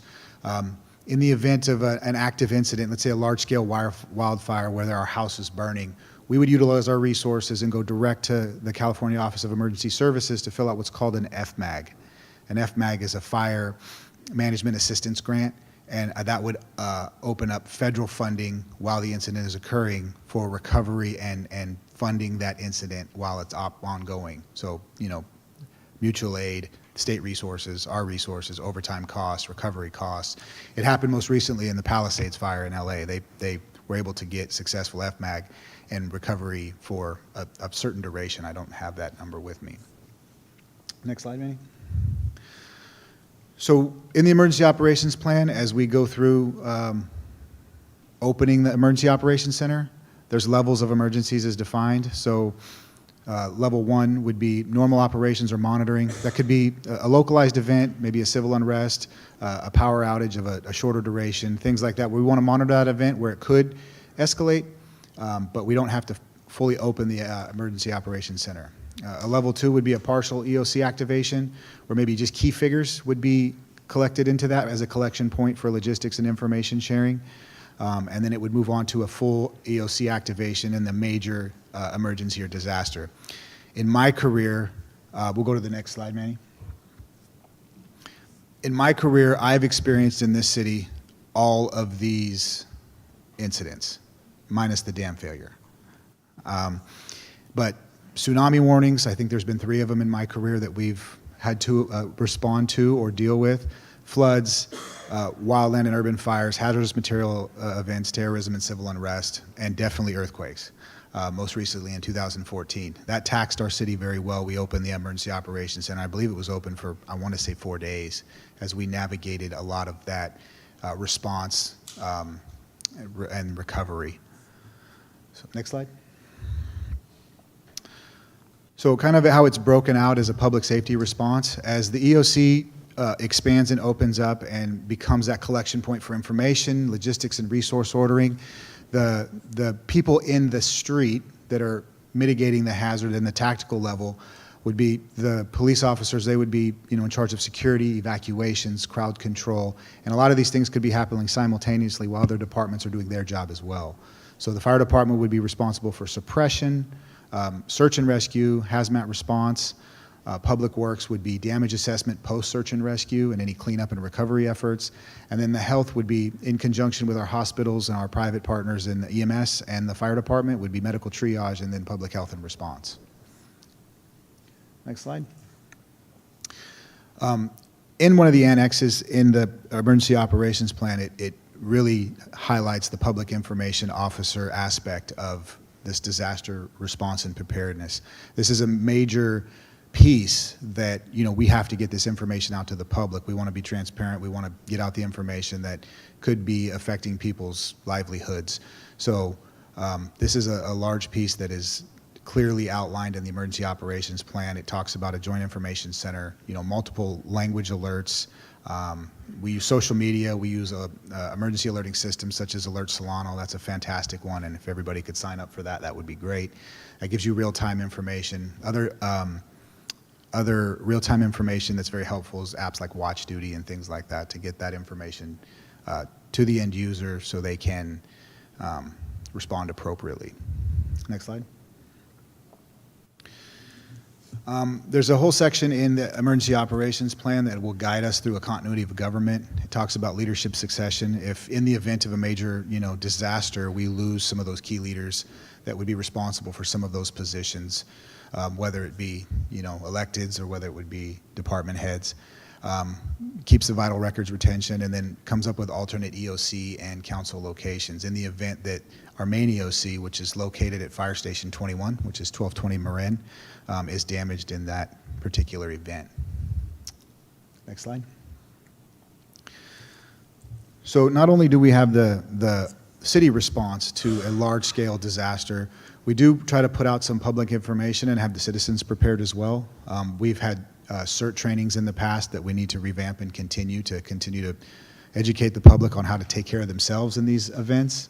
The public education campaigns with the brochure that's in front of you is a pretty in-depth brochure that goes through kind of a defensible space, walking you through how to provide defensible space to your property. It goes through evacuation procedures and plans, and then how to put a go kit together. So there's a lot of good information for citizens to utilize on that particular brochure to get themselves ready for an event. Next slide. I wanted to put this slide in here because it loosely ties to disaster preparedness, and this will be coming. I'll be doing a full presentation on this particular slide on the June 24th as we, with the intent to adopt this ordinance from the fire hazard severity zone mapping. The California State Office of the Fire Marshal has put this out and provided an overlay to all local municipalities for the fire hazard severity zones in the local responsibility area. They already do this for the state responsibility area, but now they're doing this for the local responsibility area. And these overlays depict the fire hazard severity zones through that local responsibility area. The good news for Vallejo is that in the 3 zones that they have, which is moderate, high, and very high, all of the Vallejo overlay, even the East Vallejo Fire Protection District, is in the moderate zone. With that said, it being in the moderate zone, it doesn't add any additional defensible space requirements or building code changes. So it's good news for us. Next slide. So, your council's role, and some of that's incumbent upon me, is to assist with declaring the local emergency, approve some emergency funding, and then support outreach and recovery efforts. It's my responsibility to provide some training for you, which will be forthcoming, which is to go a little more in depth on the emergency operations plan, and then your role, and then some national incident management standardized training that we would be providing to you as well. Next slide. So the next steps would obviously be that training and exercises citywide for all stakeholders that would be responding to these types of events. The things like the tsunami, we were actually, at the time I wasn't the fire chief, but we were at a earthquake drill at Cal Maritime when the earthquake happened and the tsunami warning came, which was pretty unique. And everybody was going about their normal day, and then an event like that shifts your focus. It shifts your focus into the response mode. And everybody that changes to a disaster worker has to be ready for that. So these exercises are imperative for us being successful at being able to respond to these emergencies, through an extended duration and being able to recover appropriately. I will be responsible in the future for the EOP updates, providing some of the names and changes that have taken place and any other ordinances and laws that have come to fruition since this was adopted. So at that point, that's all I have for a presentation. I'd be happy to take your questions and any more discussion you may have regarding this. All right, thank you very much. Do we have any public commenters on this item? And None at this time, Madam Mayor. someone will have to look in person. I'm assuming we don't have anyone in person, actually. Councilmember Ledeju. Thanks for your presentation. So I'd like to know, how often do we actually activate for practice the EOC? To my knowledge, we haven't activated it for practice in quite some time. It's one of my goals into this role is to activate or to provide training to all stakeholders to activate this in a practice scenario. So how many of our staff citywide are NIMS certified and actually go to NIMS training outside of just fire department? I don't have that information. I would have to defer to Human Resources. City manager? I don't have that information, but as Interim Chief Gonzalez mentioned, it's been quite some time since we've had an active effort to train staff on our emergency response protocols. So my guess is that our level of training, even basic training on NIMS and SEMS, is relatively low. So revisiting our emergency preparedness and response capabilities is something that I started when I arrived with Interim Chief Drayton, and now Interim Chief Gonzalez is carrying forward. I think our efforts in that area were dormant for a long time prior to that. Okay, so what is the policy as it relates to city staff becoming disaster workers? And what is our policy? I guess that'll... So every city employee is a disaster worker by virtue of their appointment as a city employee. I don't think we have standards regarding training, and so that will be something for Chief Gonzalez to work on, is a plan for implementation of the required training, including exercises. Okay, and then as it relates to just really the communications, and from a public standpoint of view, outside of, say, city staff, but just our public, and I notice you have a great resource tool and so forth and on. But how are we, if we're not doing it today, how are we going to be much more vigilant in really having safety days and engaging our communities around understanding how to care for themselves in the event of an emergency, so forth and on? just as I think it was just recently, like you said, I happened to be in the city and we had the tsunami warning, right? And lots of things happen when a state of emergency is potentially declared, whether it's level 1, 2, or 3. Every city potentially goes into action and things begin to happen. And oftentimes, our citizens are not always prepared. And so what can we do to really have a robust safety plan or sessions and really pushing the information out? We have a public information officer. We have 2 individuals who work in that space that really can help with this work and just figuring out, just not just being at the markets and so forth and on, but there are different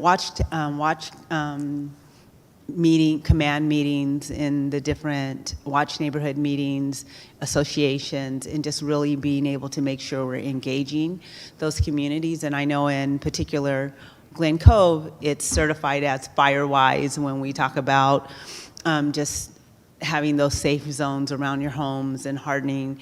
But how can we as a city really make sure we're having those kinds of discussions in every area, not just one particular area who has taken it upon themselves to get together and figure out how to deal with safety, but really creating a program where it can be much more robust.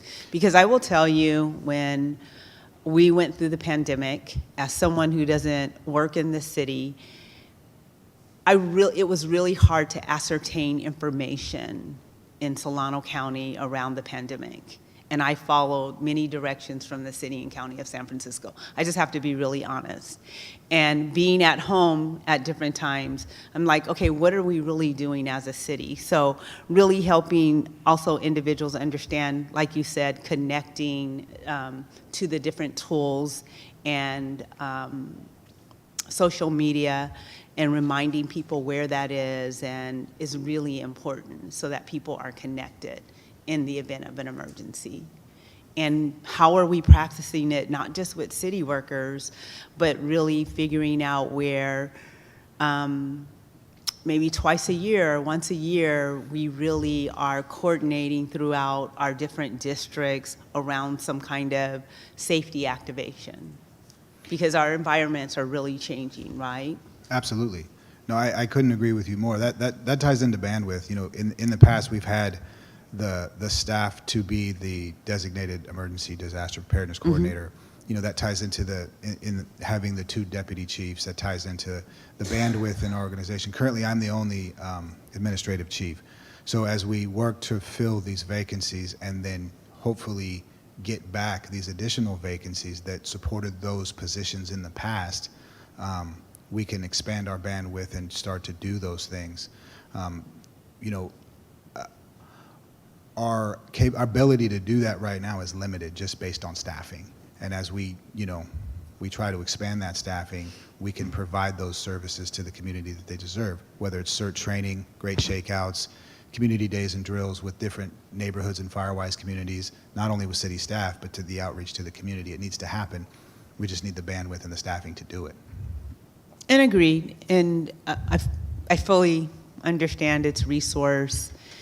And I'm going to say this to the city manager, and at the same time, we can have the ability, or do hopefully have the ability, with how do we coordinate with some of our sister cities in this work? Benicia's right next door to us, you know, so how can we coordinate? Because again, as to your point, our environment has changed a lot and continues to change, and it's really helping, again, our communities understand how to keep themselves safe.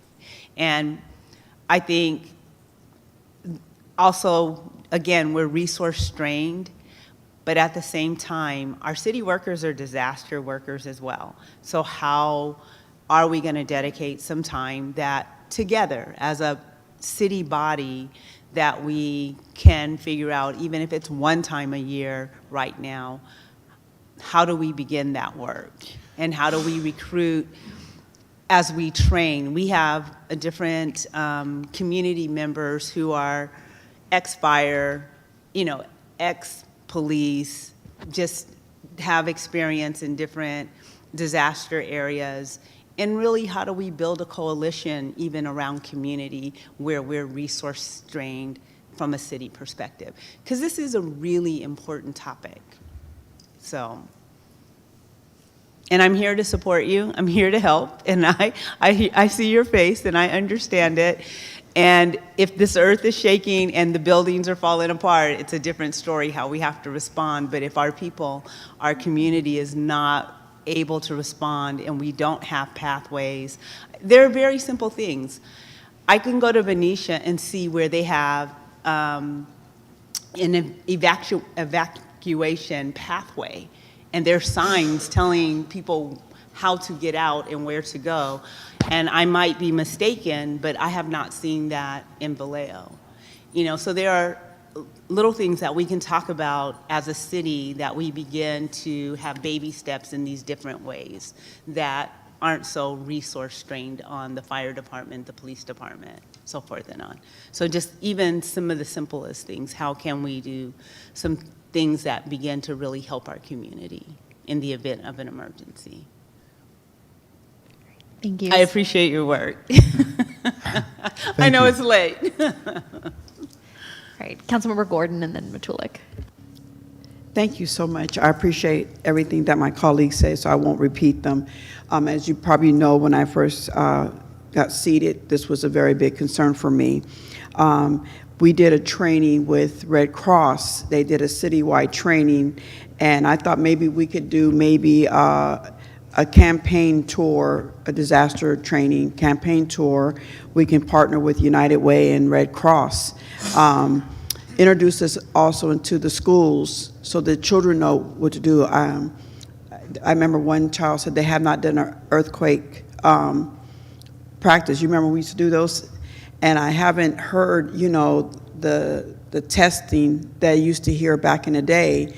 Like, this is an earthquake warning, this is a disaster warning, this is an emergency warning. I haven't heard any of that yet lately.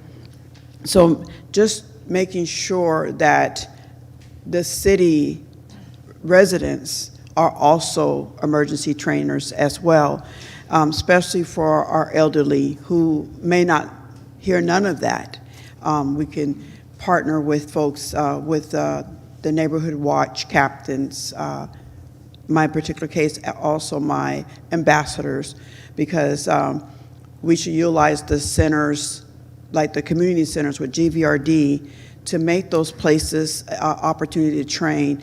I believe if we can partner with Touro University and also Cal Maritime and any other universities that can partner with us to help empower you and our police and any emergency firsthand, because we did have a emergency when we were stationed in Fort Irwin, and I remember us doing 2 trainings in a year. Sure enough, when we had that earthquake that took place that everyone felt, it came in immediately training. We all went into gear, and I think that's what I look for. Thank God we don't look like we have that as an issue, but just in case, I believe in preparing. So I want to thank you for this. Absolutely. We do our best to prepare not only internally but externally as well. You know, we just recently put on a large-scale multi-agency drill at Six Flags. So it was a mass casualty incident plus a hazmat element to it that involved not only first responders but hospitals, CHP, Cal OES, Solano OES. It was a very successful drill that, you know, it tested our bandwidth at a large-scale incident with multiple patients and hazmats, and we need to push that out into the community and prepare them on how to prepare for themselves, how to take care of themselves. And CERT is the biggest one. That's the biggest help for us.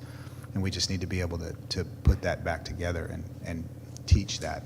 Yes, and it'd be great if we utilize social media.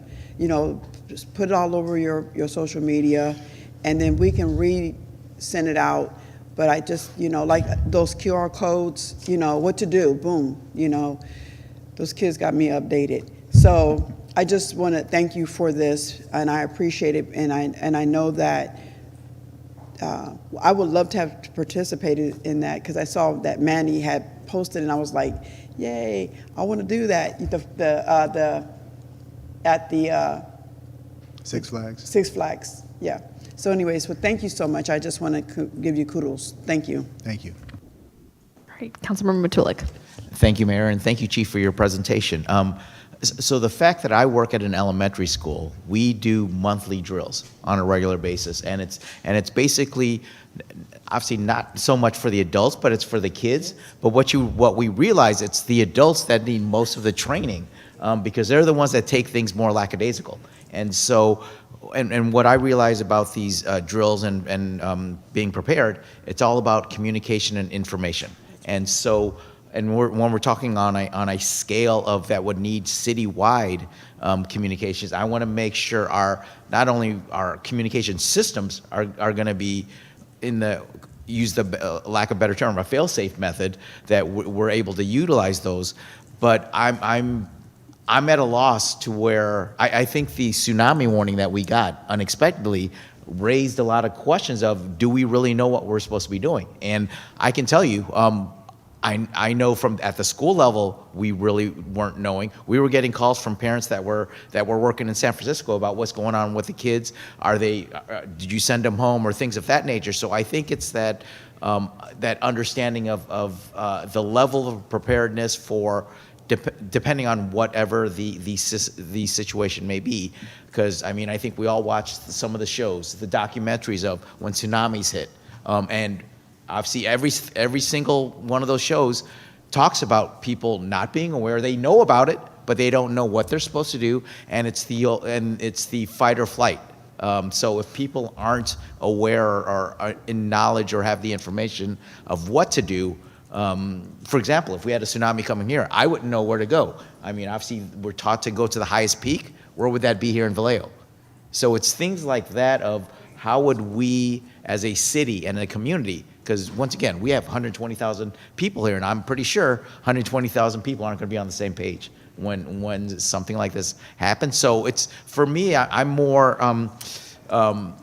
concerned, not really concerned. I want to make sure we're getting the information and the understanding out to the community, and however that may be done, that's my biggest question of how we get that done to a certain extent, and which kind of also branches out into the mutual aid type of things, because obviously we're 120,000 people, but American Can is right next to us, and Benicia is right next to us, which have smaller populations, but it's the same situation in a lot of cases. So how do we join forces type of deal?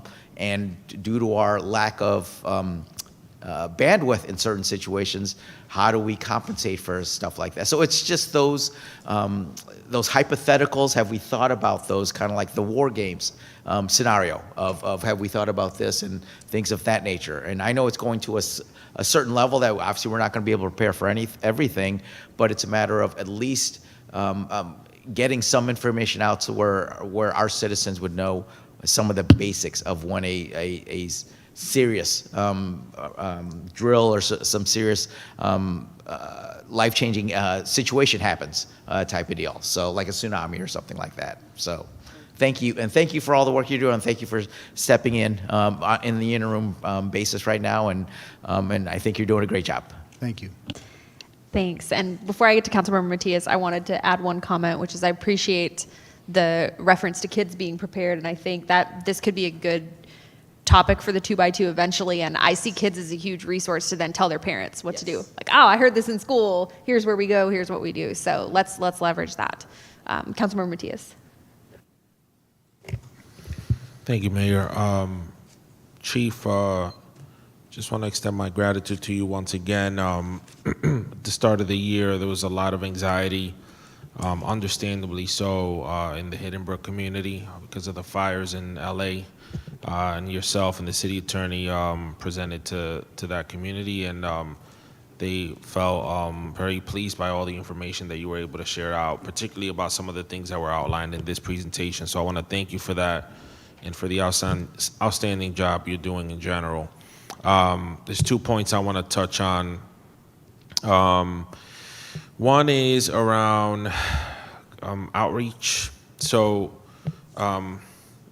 I'm gonna say my experience has probably been a different one, in that I've attended many community events, particularly over the past 4 or 5 years, and I've seen a lot of community organizations like have emergency preparedness kits, have a lot of flyers, a lot of information coming from the governor's OES division, and those community organizations have actually shared that information out with folks. So I think that's one of the areas where I feel like we can really partner with the community organizations we have on the ground and see how they can amplify this plan and the efforts that you're thinking about, that the residents would be well informed to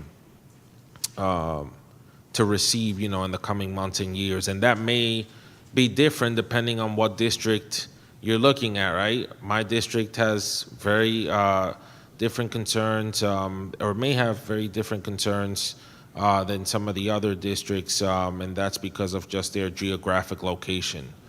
That's number one. And then number two, when you think about the information that they're receiving, I know that there's been a tendency to really think about how do we get this information out through a digital, through social media, digital platforms. But one of the things that I've sort of mentioned to City Manager Murray in passing is that we've also got to get information to our residents in print. It's very important. So this is another area where, again, if we've got an action plan that we've updated, I would have no issue getting that printed out and mailed to every single resident in our city, because folks consume information in different ways, and I think we have to follow the example of Elk Grove, which has really thought about how do we meet folks where they're at in terms of the information that they're receiving. So that's something for you to think about. And then I know you're in a resource-constrained environment, but to Councilmember Lettiju's point, how do we, and to Councilmember Gordon's point, like how do we leverage some of the existing structures that we have in place? So I know Sergeant Hollis is like really putting a lot of work into the neighborhood watch and the business watch groups. We're having those meetings in the next couple weeks and into the summer. I know at some point we're gonna pick back up our meetings district by district with city staff, and so how do we use those opportunities to continue to get this information out and continue to have us play a role in helping deploy this this plan across the city. And so I'm happy to be a thought partner in that endeavor, but just some things that were top of mind as I was listening to your presentation and reviewing some of the documentation. Thank you. Thank you. Thanks. Councilmember Lettijú. My last question, I'm just curious. At what point, when we just think about some major disaster, does our command, our ELC, actually collapse where there's this huge county coordination? Is there The county coordination happens almost simultaneously. If it's an isolated event in Vallejo that's large enough for our EOC to open, we would be in direct communication with Solano OES as well. That would be our alternate location. And if it was to become something where the hazard mitigation plan that we're a part of is a county collective, so it's not just the city of Vallejo, they would ultimately be able to take that over and assist. So it would really depend on the size and the scope. If it crossed jurisdictional boundaries, if it was a state, kind of a wildfire that crossed into the state and the local boundaries, we would refer to Solano OES as that scope and size and duration expanded. And then you would start to even have the Solano OES collapse into the California or the FEMA aspect of it, and it would just depend on the size and scope of the event and the duration. You come into community drop points that FEMA would put up to provide supplies and services to the community, plus those resources would start to assist, and that's usually around 48 hours. And in a scenario like that, I'll just add, then city resources become an extension of the county's response. We're just responding to their direction on how to respond to the emergency. I don't love the term, but I can't think of another one. Basically, our Emergency Operations Center fails over to the county, and they're then handling the operations. We're just one tentacle in the citywide or the countywide response. And how often does the county activate its EOC, and where from a county perspective, there's exercise? The county provides a lot of exercises and resources that we could even send our city staff to be NIMS trained or ICS 100, 200 trained. One of the major events that comes to mind is the LNU complex fire. The county opened their EOC along with Cal OES as well, but we were, an integral resource in that, not only our law enforcement, but our fire department. We didn't open our EOC because it didn't directly affect our community, but we sent a mass amount of resources to assist throughout that entire complex. And we worked at the discretion of the state in conjunction with Solano OES. So our county does NIMS, our county does 100, 200, 300. Yeah, and For- I'm having staff right now be trained the trainer so we can provide those services as well. But the county does have a lot of resources and puts on a lot of drills that we participate in as well to become more proficient and to work collaboratively with the county and Cal OES. Okay. And so just to the city manager, generally, is there a plan for our department heads to have NIMS and 100, 200, 300 training in the future as part of our performance evaluation process of training requirements? There isn't a specific plan right now, but in working with Interim Chief Gonzalez, as mentioned, we need to define what that is for our city readiness. And different staff, depending on what roles they play in an emergency, need different levels of training, so we need to map that all out. Okay. All right. Well, thank you. We really appreciate it. You're welcome. All right. That is going to bring us to our second information item. I'll ask our city clerk to please announce item 10B. Planning and Development Services and Economic Development Department's quarterly update. All right, thanks. We can go ahead and open up public comment for this item, and then we have our planning director, Kristen Pollitt, here, as well as our economic development, forget your title, Annette, but Miss Annette Taylor, economic development specialist. Senior Community Development Analyst. Senior Community Development Analyst, thank you very much. And so I'll invite you both to share a presentation. Yes, good evening, Mayor, City Council, Annette Taylor, Economic Development Department. This evening, I'll be providing you an update on our economic development projects from first quarter 2024 to first quarter 2025. We thought that it would be good to go back a year to provide information for this council. So how are we doing? We use Vallejo indicators, which are the population, employment numbers, the unemployment rate right now is 5.1%. Taxable sales for the year 2024 was just a little over 400 million. Median household income is a little less than 90,000. Median home value is approximately 537,000. We also look at retail vacancies for lease for sale, office vacancies for lease and for sale. Next slide, please. We also look at indicators as business attraction prospects, which are grocery stores, restaurants, and energy. Our green hydrogen plant research is underway now.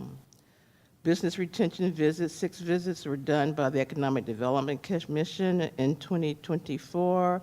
I did 15 staff visits in 2024, and to date, I've done 11 staff visits, and I'll get more into that later.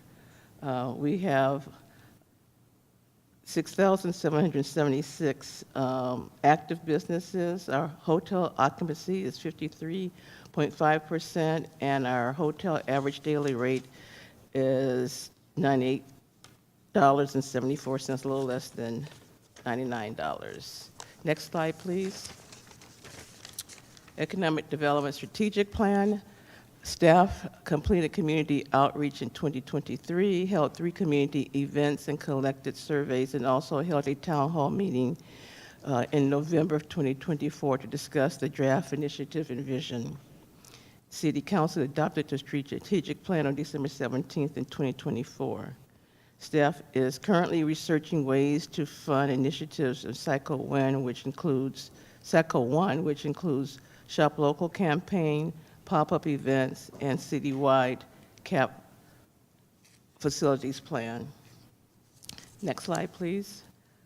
Development project, Southern Waterfront. PG&E, the manufacturing gas plant cleanup, completion of the remediation has done. We're in the 2-year monitoring phase right now, has been initiated. Boat launch parking lot development entitlement process completed in fall 2024. Design completed in 2024, improved by Planning Commission, which will include boat launch parking, EVC charges, landscaping, lighting, public bathroom. Also paving the 2-acre sites completed in December 2024. The expected opening date of the boat launch and parking lot to public end of summer 2025. So I know Commissioner Gordon probably has seen the improvements in that area. So if you haven't, please, it's really coming along very well. Next slide, please. Blue Rock Springs. A new fleet of 130 golf courts by Easy Go delivered to Blue Rock Springs Golf Course on October 10, 2024. Blue Rock Springs Redevelopment Participation and Performance Agreement between City of Vallejo and Blue Rock Springs LLC approved by City Council on December 17, 2024. The Lewis Group continues public outreach with stakeholder meetings held on July 30th, September 5th, October 3rd, and October 31st in 2024. And we have an upcoming meeting in the next couple of weeks with a collaboration team consisting of a representative from the golfing community, GVRD, City of Vallejo, and 2 members at large. The Lewis Group and collaboration team will hold community meetings to present the community with the opportunity to learn more about the updated and proposed project concepts, allow the public to ask questions and provide comments. The draft golf concept plan expected to in second quarter 2025. Next slide, please. Cook Fairview. The Lewis Group held a groundbreaking on June 4, 2024. The developers are requesting an amendment to project to increase residential component of the project from 178 2-story single-family residents to 245 units with 119 detached single-family residents and 126 cluster-type single-family detached homes. Next slide, please. Mirror Island. Island Energy Gas and Electric Operations Agreement.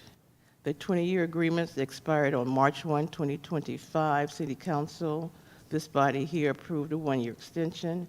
City of Pittsburgh Island Energy approved extension amendments March 17, 2025. Mare Island Company, North Mare Island Disposition and Development Agreement, the DDA.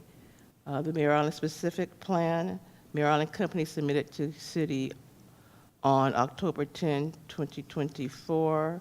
Staff provided preliminary review in April. Final comments midsummer. That's an update from what's on the slide. Next slide, please. Mare Island continue. The North Mare Island DDA beautification plan.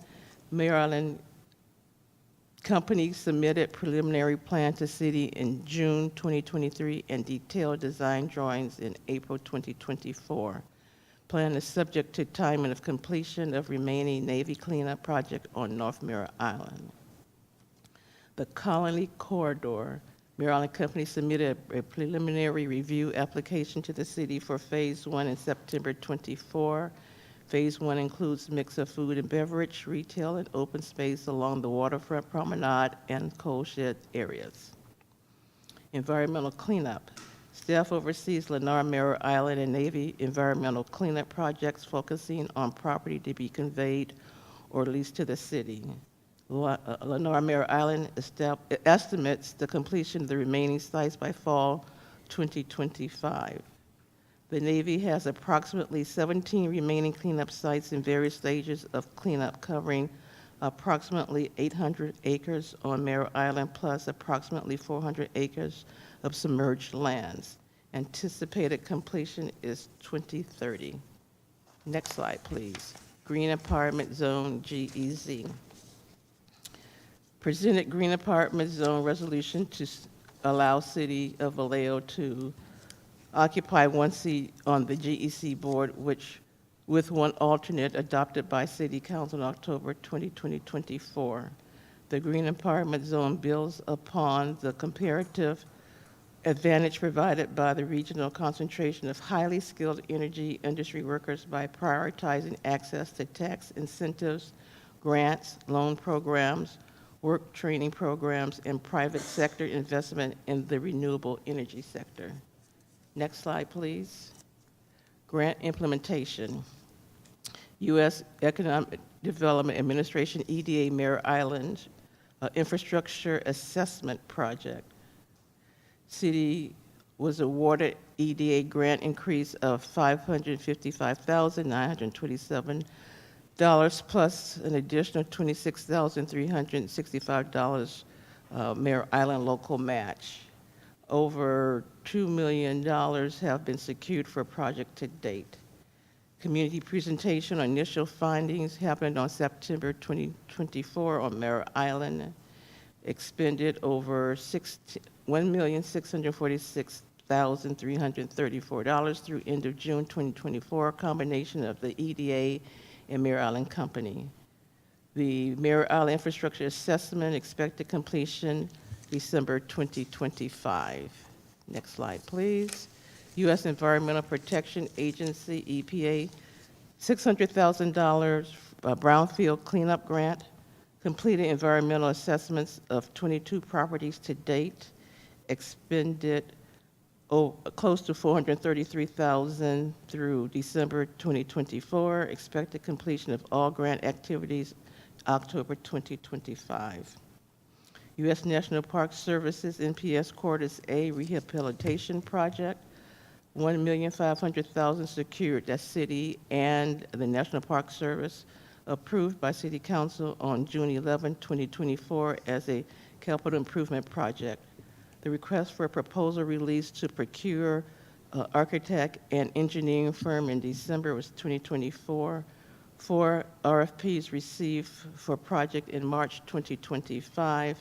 The RFP panel to meet in May 2025 for firm selection. Next slide, please. Quarters A Mare Island Chapel upgrades. It's a HUD grant. $1.2 million government earmarked to Mare Island Historic Park Foundation. City executed sub-recipient grant agreement with Mare Island Historic Park July 1, 2024. The City of Vallejo Hardening Grant, City Council approved $60,000 of American Rescue Act ARPA funds. Grant reimbursed small businesses with receipts for security improvement items. 31 local small businesses who suffered negative impacts from COVID-19 were awarded up to $3,000. City Council allocated $125,000 of general fund dollars for round 3 at mid-year. I'd like to state at this point, we've only received 9 applications, and I've called each of them. A couple of them don't have business licenses, and the majority of them did not attach their receipts, so we're working with that. We have done marketing through our newsletters. I've contacted all of our chambers, Vallejo Main Street, Visit Vallejo. We've done a Telemundo presentation. It was an article in the Times Herald. So if this money is not spent by June 30th, it goes back into the general fund. Just a note on that for the council members. So if you could go out to your communities. I did go out to North Vallejo where there had been an incident over the week of shootings, and I did talk with and handed out flyers and the frequently asked questions to all of the business owners that were there and that were open. I implored them to get the hardening projects done because we need to spend $125,000 by June 30th. Next slide, please. Land disposition acquisition. Phase 1 surplus land acquisition disposition includes 485 Santa Clara Street, the former parking lot located on Broadway near Tennessee Street, 4.2 acre portion of a larger site located off of Columbus Parkway. We identified development for surplus lands and deploy additional sites, phase 2. You recently declared 3 successor agency-owned parcels located between Solano Avenue and Ryder Street as exempt surplus land, and this evening you declared city-owned parcel at 5 Midway Street as surplus land. Mare Island Company facility agreement term sheet is to detail ownership of certain properties on Mare Island the city currently leases. Next slide, please. Commission and boards. The Economic Development Commission staff, 3 commissions. The Economic Development Commission, they completed the implementation. Their January 2022 City Council approved work plan recently. They were instrumental in the development of Vallejo Main Street. They provided business highlight articles for Vallejo Weekly.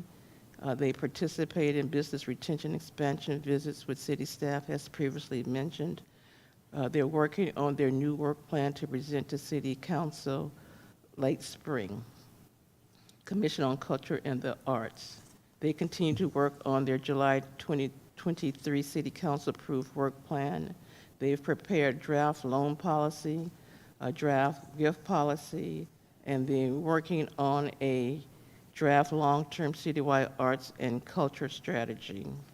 They held their goals and work plan meeting April 24, 2025. And regarding the draft policies, the commission, we have an ad hoc committees working closely with our city attorney's office. Next slide, please. The McCune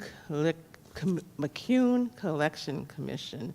They oversee the care of the McCune Collection that's in the McCune Room, which is on the first floor of the library. They open the McCune Room on first and third Tuesdays for public access to the McCune Collection. They open the McCune Room also on second Friday Art Walk for public access to the McCune Collection. They host monthly Sunday events featuring various speakers relating to the McCune Collection. They're fine-tuning their goals and work plan established in October 2024 prior to presenting it to City Council. They're hoping also to have a budget with their work plan. The Remediation Advisory Board, RAB, city representatives at quarterly meetings. Next slide, please. Economic Development Partners. Solano County Economic Development Corporation Board. As you know, we have a 2-year contract for the revolving loan fund for Vallejo small businesses that was using the ARPA funds. Staff attend monthly meetings and participate in various EDC events. Solano Napa Small Business Development Center, we partner with SBDC through an agreement to assist Vallejo small businesses and entrepreneurs. They provided one-on-one advising to 294 clients and 134 webinars in 2024. Vallejo Chamber of Commerce, staff attend monthly government meetings, the Government Affairs Committee meetings, the monthly Economic Development Committee meetings, attend monthly networking events, assistance and support as needed. Vallejo Convention Visitors Bureau, Visit Vallejo, partner with Visit Vallejo to promote tourism.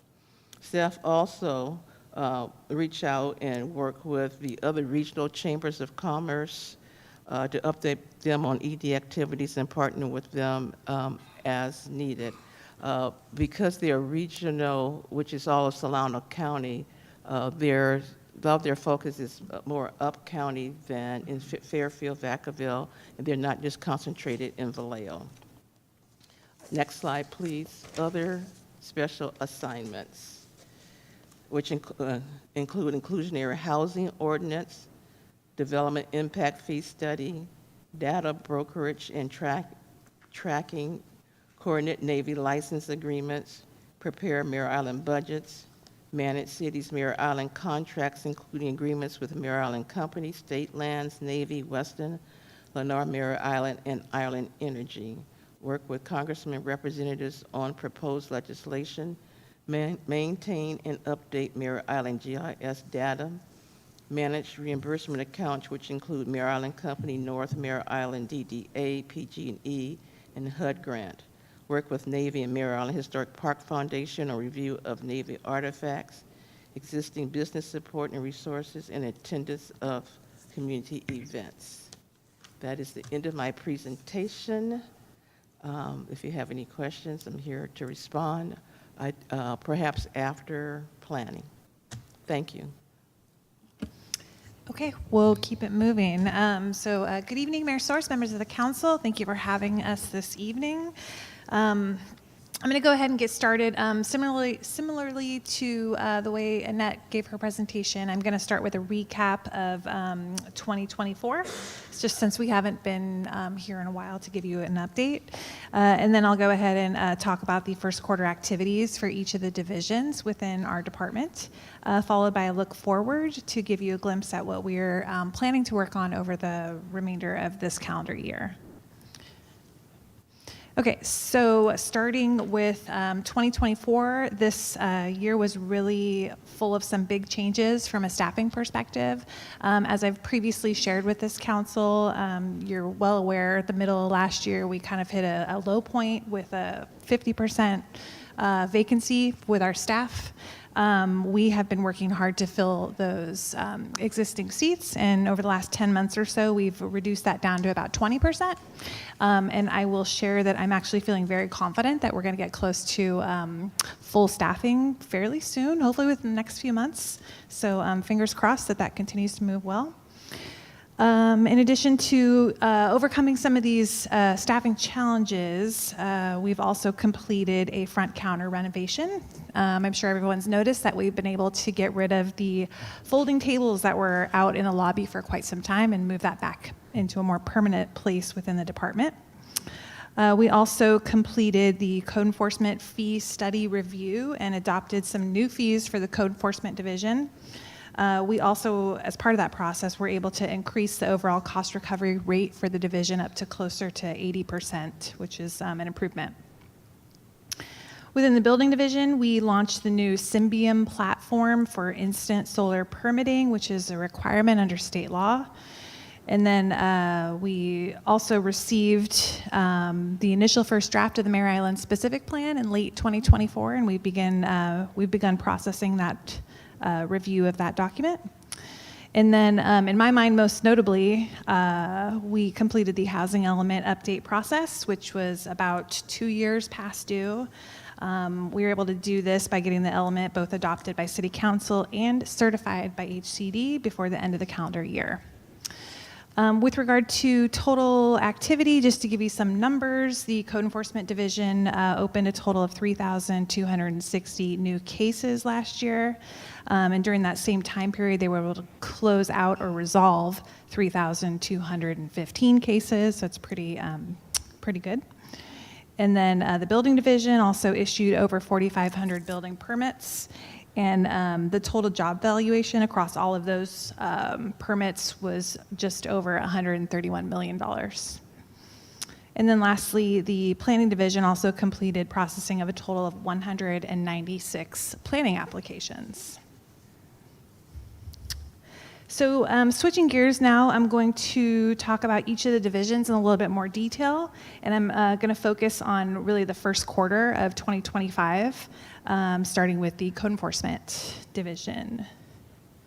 So here, just because there are a few new faces in the room, and I would count myself into that comment, I thought it would be helpful to kind of set the stage a little bit by showing some historical comparison of code case volumes over the last maybe 5 or 6 years. So the thing that I really wanted to point out here is that the last column is a representation of only half of the last fiscal year. So the biggest point to pull here is that really we're on track to exceed the case volumes from all of the previous years dating individually dating back about 5 or 6 years. And then I think most of you are kind of aware of the background related to code enforcement, how we switched over from police department to planning and development services. You can see that that happened kind of in the early part of 2023, I believe, which is right in between the dark green and the dark blue columns. So you can see like where the volume dip happened, and we're basically working to bring that back up. Slide. Okay, the next few graphs that I have are just kind of intended to drill down a bit further and look more closely at some of the case types and the numbers on a monthly basis in case anyone was interested in this type of data. So this first graph really just shows the total case volume, like I said, broken out by month. This shows open cases in the blue line, and then that compared to cases that are closed on a monthly basis in the orange. This data dates back to July 2024, so the start of the 24-25 fiscal year. And then the thing to note here is that our total cases opened to date for this time period are 2,579, which actually exceeds the volume that we had for all of the previous year. So we are doing pretty good with our volume. Next slide. This slide shows the monthly cases for property maintenance, which generally includes things like weeds, trash, and debris, and also the vehicle abatement cases, and all of these would be on private property only. Blue lines indicate open cases for both of these categories, and then the orange are the closed. Next slide. This one here shows monthly case numbers for the newly opened property registration and vacant lot cases. This is a program that our team has really been ramping up this year.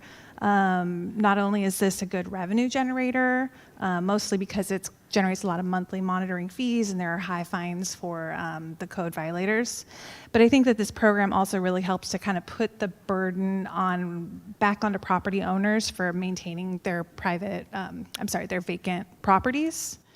I want to say that I think the pressure that we put on property owners to maintain their properties can really help kind of incentivize these people to do something with their vacant properties as well, rather than just sitting on them. So I think this program kind of loosely ties into the city's economic development efforts as well, because it's like another angle to kind of push property owners to maybe do something with their properties.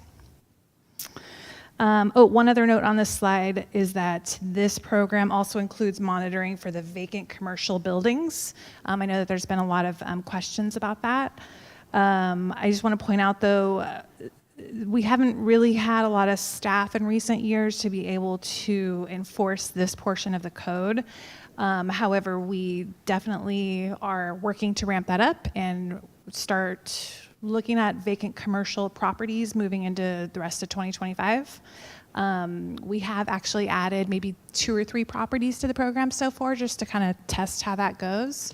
So we're looking to do more of that as the year moves forward. And then this last chart here is just really intended to illustrate that the code enforcement team is starting to kind of expand the types of cases that they're doing. This one obviously is representative of the zoning violation cases, which is a new case type that we've added. One interesting little trend I want to point out here is that we are seeing much better response and resolution rate on these cases when we are sending letters from the code enforcement team versus sending them just from the planning department. So I do think that it's very beneficial to get the code team more involved in helping out the other divisions to enforce other provisions of the municipal code. Slide, please. And then this last one here is just obviously some before and after pictures. This particular location had a drastic change. They had a lot of garbage and debris on the property that we were able to clean up, and it looks a lot nicer now. So, okay. Next up is the building division. And we'll start here. Similarly to code enforcement, I wanted to just provide a little bit of historic context to compare the permit volumes over the last couple years. This is mostly just for information purposes, but the columns on the left are number of building permits that have been applied for. And then the columns on the right are all of the numbers for permits that have been issued. And then the last columns in each section, which is the dark green color, again, these are representative of just half of the fiscal year. So this is the second half of 2024. And you'll see, based on the way it's tracking, it looks like we will probably be close to the numbers from the previous year as well. Okay. So looking more closely at the first quarter specifically of 2025, the division seems to be averaging about 300 to 350 total permits issued each month. The total 3-month job valuation looks like it comes in just over $31 million. Then I want to also maybe point out here that during this quarter, the division has really been focused heavy on recruitment efforts. We also have begun working on a new user fee study in order to evaluate and update all of the current permit fees in the division. And our building staff has also been working on a couple of major development projects that I can highlight. As you know, the Costco project is pretty significant. We do have grading permits that have been issued there. And we've got some of the buildings on that commercial site that are in plan check. 961 Porter Street is the apartment project. They are actually very close to having their foundation permits issued. I think we're probably maybe days away. I think we just have some last minute things to work out. The Panda Express project, this is over on Sonoma Boulevard. If you have driven by that area in a while, you'll notice that the building has gone vertical, so construction is well underway. And then the last one, I'm sure everyone is already aware, but the Navigation Center has finally completed its building review process, and they recently have been issued their final certificate of occupancy. Okay, so next up is the planning division. So during the first quarter of the year, planning staff has been, I would consider, very productive. They've completed processing and issued approvals for a couple of important projects listed here, including the Sky Zone project over on Plaza Drive. We've got a new Hyundai dealership that was approved along Sonoma Boulevard. A use permit for beer and wine sales at the Quarters Cafe on Mare Island. And then the last one here, the 5180 Sonoma Boulevard, we approved a reduction in the unit count, which doesn't initially sound great, but it actually was really important for this project in order to keep it moving on its construction schedule. So this will help that project to pencil out and actually be built. The planners during this time frame also completed the appeals process for 2 separate projects, which is a pretty heavy lift. I know you all were there, so you know how long those meetings took. Staff also completed the first update of the much-needed zoning code update. We completed the general plan annual report for the year 2024, and we were able to get that submitted to HCD on time. The team also launched the new tobacco retail license program. Quick update on that, we have received 67 total applications for TRL licenses, and the window to apply has closed, so that is the total number of licenses that we can process.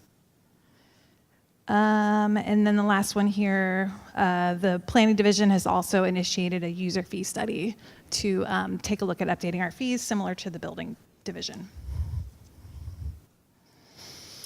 To give you some numbers here, during the first quarter, the planning department has taken in 67 new projects. This does not include the TRL applications. And during this same time, we have approved 51 total projects. One thing I want to note, we are starting to kind of try and parse out this information based on districts, so you can see more clearly what type of volume you're seeing of development in each of the districts. I think that should be valuable, hopefully. Next slide. Along those lines, I also wanted to note that the value list that we have, the Vallejo land use entitlements, we have actually done some format changes to that in order to add the district information for all of the projects we're processing. And then we also have added some general land use types in order to better group those projects and make that list a little bit more easy to digest, because it's a lot of projects and they're kind of all over the board.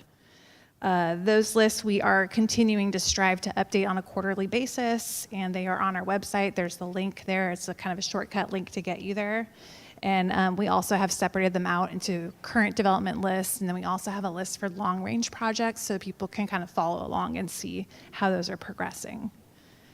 I'm not going to go through each of these, but the projects listed here are really just some of the highlights from the list. If you have specific questions on those, I can answer them after the presentation. Slide. This next slide here shows the status of our housing production as it relates to the 6th cycle regional housing needs allocation, or the RHNA.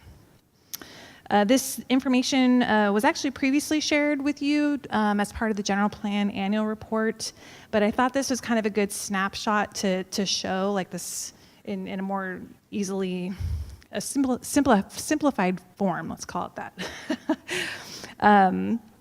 And I think the main thing to point out here is that as of last month, we have produced a total of 337 units out of the required 2,900 units. And then we also have 1,947 units that are currently in the pipeline.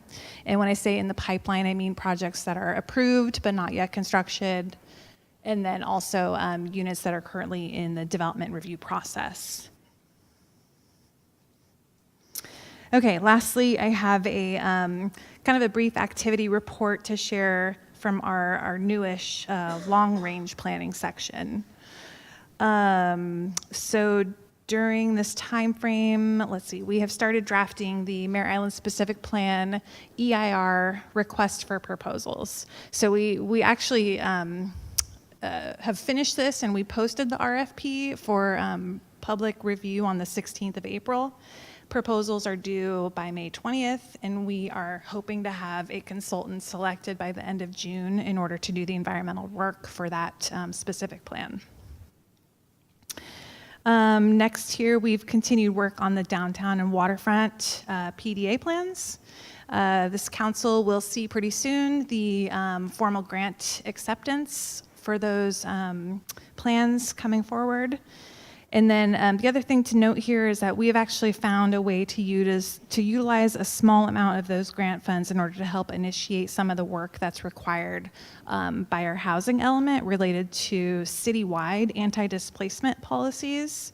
Even though that's a citywide effort, it really is going to have a heavy impact in the PDA areas, so there is some overlap there, and it makes sense. Next up, we have also begun our formal implementation tracking for all of the new programs in the 6th cycle housing element. We also have restarted the environmental justice and safety element general plan updates.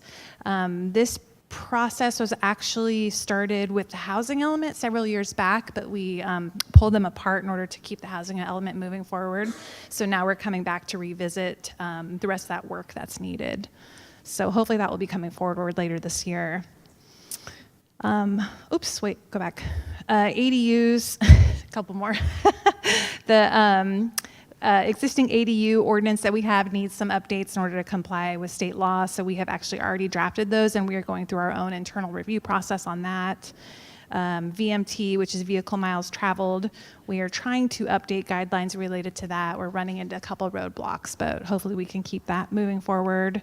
And then the last one here is that we have, in conjunction with the Economic Development Department, started work on the inclusionary housing ordinance, and we're hoping to schedule a joint session with the council and the Planning Commission to review that material, probably by the end of June, but we'll see how that scheduling turns out. Okay, last two slides. Okay, so I wanted to use these just to provide you with a quick update on all the initiatives that we're working on moving forward. So obviously, continuing recruitment efforts is a high priority.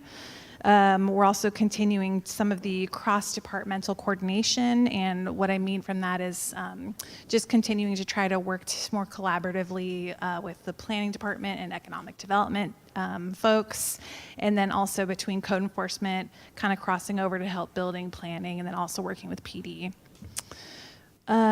We are looking to complete both of the user fee study updates for planning and building and bring those to council later this year. The building division is going to be moving forward with a 2025 building code update. You'll probably see that in the fall. Code enforcement team, they've really got a lot on their plate. They are beginning the TRL enforcement later this year. Sidewalk vendor enforcement and also educational outreach is happening over the next couple summertime months. They're continuing to ramp up the vacant property registration program. And they're also hoping to kind of restart, if we're able to, programming for this city-led community cleanup events. I think these are events that used to be hosted by the department a few years back, but then they stopped for a while, so we really want to try to bring that back if we can. Next page. And then here, the department's also continuing to pursue a variety of development permit streamlining efforts. These are just some of the things that we're including. First one is just updating standard conditions of approval. This is out of the planning division. The goal of this is really just to expedite and smooth out the final conditions review process for all of our development projects. We're also looking to begin working on our next phase of the zoning code update, which at this time, we're hoping to focus that on the procedures section of the zoning code.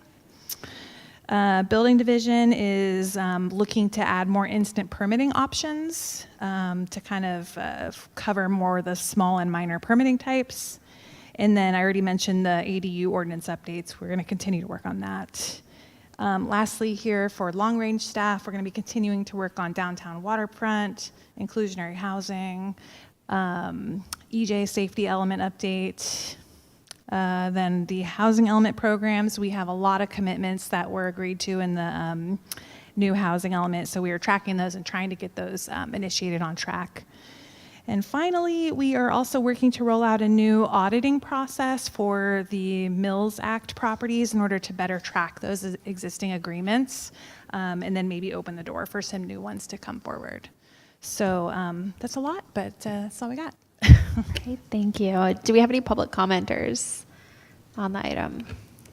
Thank you, Madam Mayor. We do have a member of the public online who would like to speak. Okay, yeah, let's go ahead and call them. Melvin C., go right ahead. He might be for, Melvin, are you for the Planning and Development Services update, or are you for the second community forum? So my comment is about the economic development presentation. Okay, great. Go ahead. Yeah.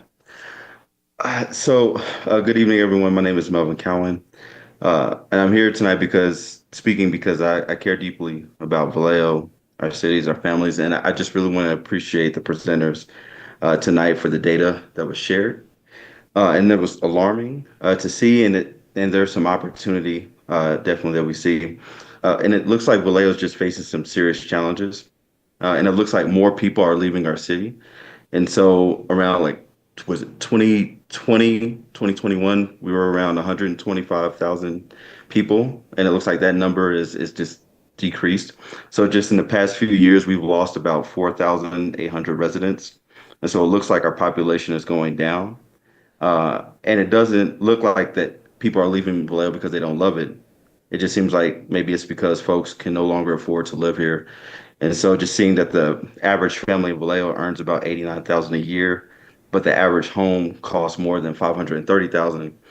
That's 6 times more than what most families make in a year, even with a decent income. So buying a home means paying over 3,500 a month, which is too much for a lot of families. It's pretty tight. And so I can see how this could push out like our young families who want to start, young folks who want to start families, teachers, nurses, grocery workers who serve our community every day, and seniors who hope to retire safely in the city that they've called home for decades. So when people leave, it doesn't just hurt them, it hurts all of us. Schools lose students, local businesses lose customers, and our neighborhoods lose energy, history, and it just becomes a challenge with hope, losing hope. And so I see that there are some opportunities, just seeing how maybe we can build homes that people can actually afford, and then being able to support first-time home buyers. And so if there was ways to like create strong programs to support the first-time home buyers, we can help renters find stability. And so creating programs to support that, we can make sure that Vallejo remains a place where like everyday folks could live and work and just belong. And so, once again, I just really want to thank the presenters for the presentation today. And I think the data is something that we definitely want to take a look at. And I'd be curious to hear about what efforts are underway to attract more businesses that can attract people um, to the city. And so, just want to thank you. All right, thank you. Anyone else? No other speakers at this time, Madam Mayor.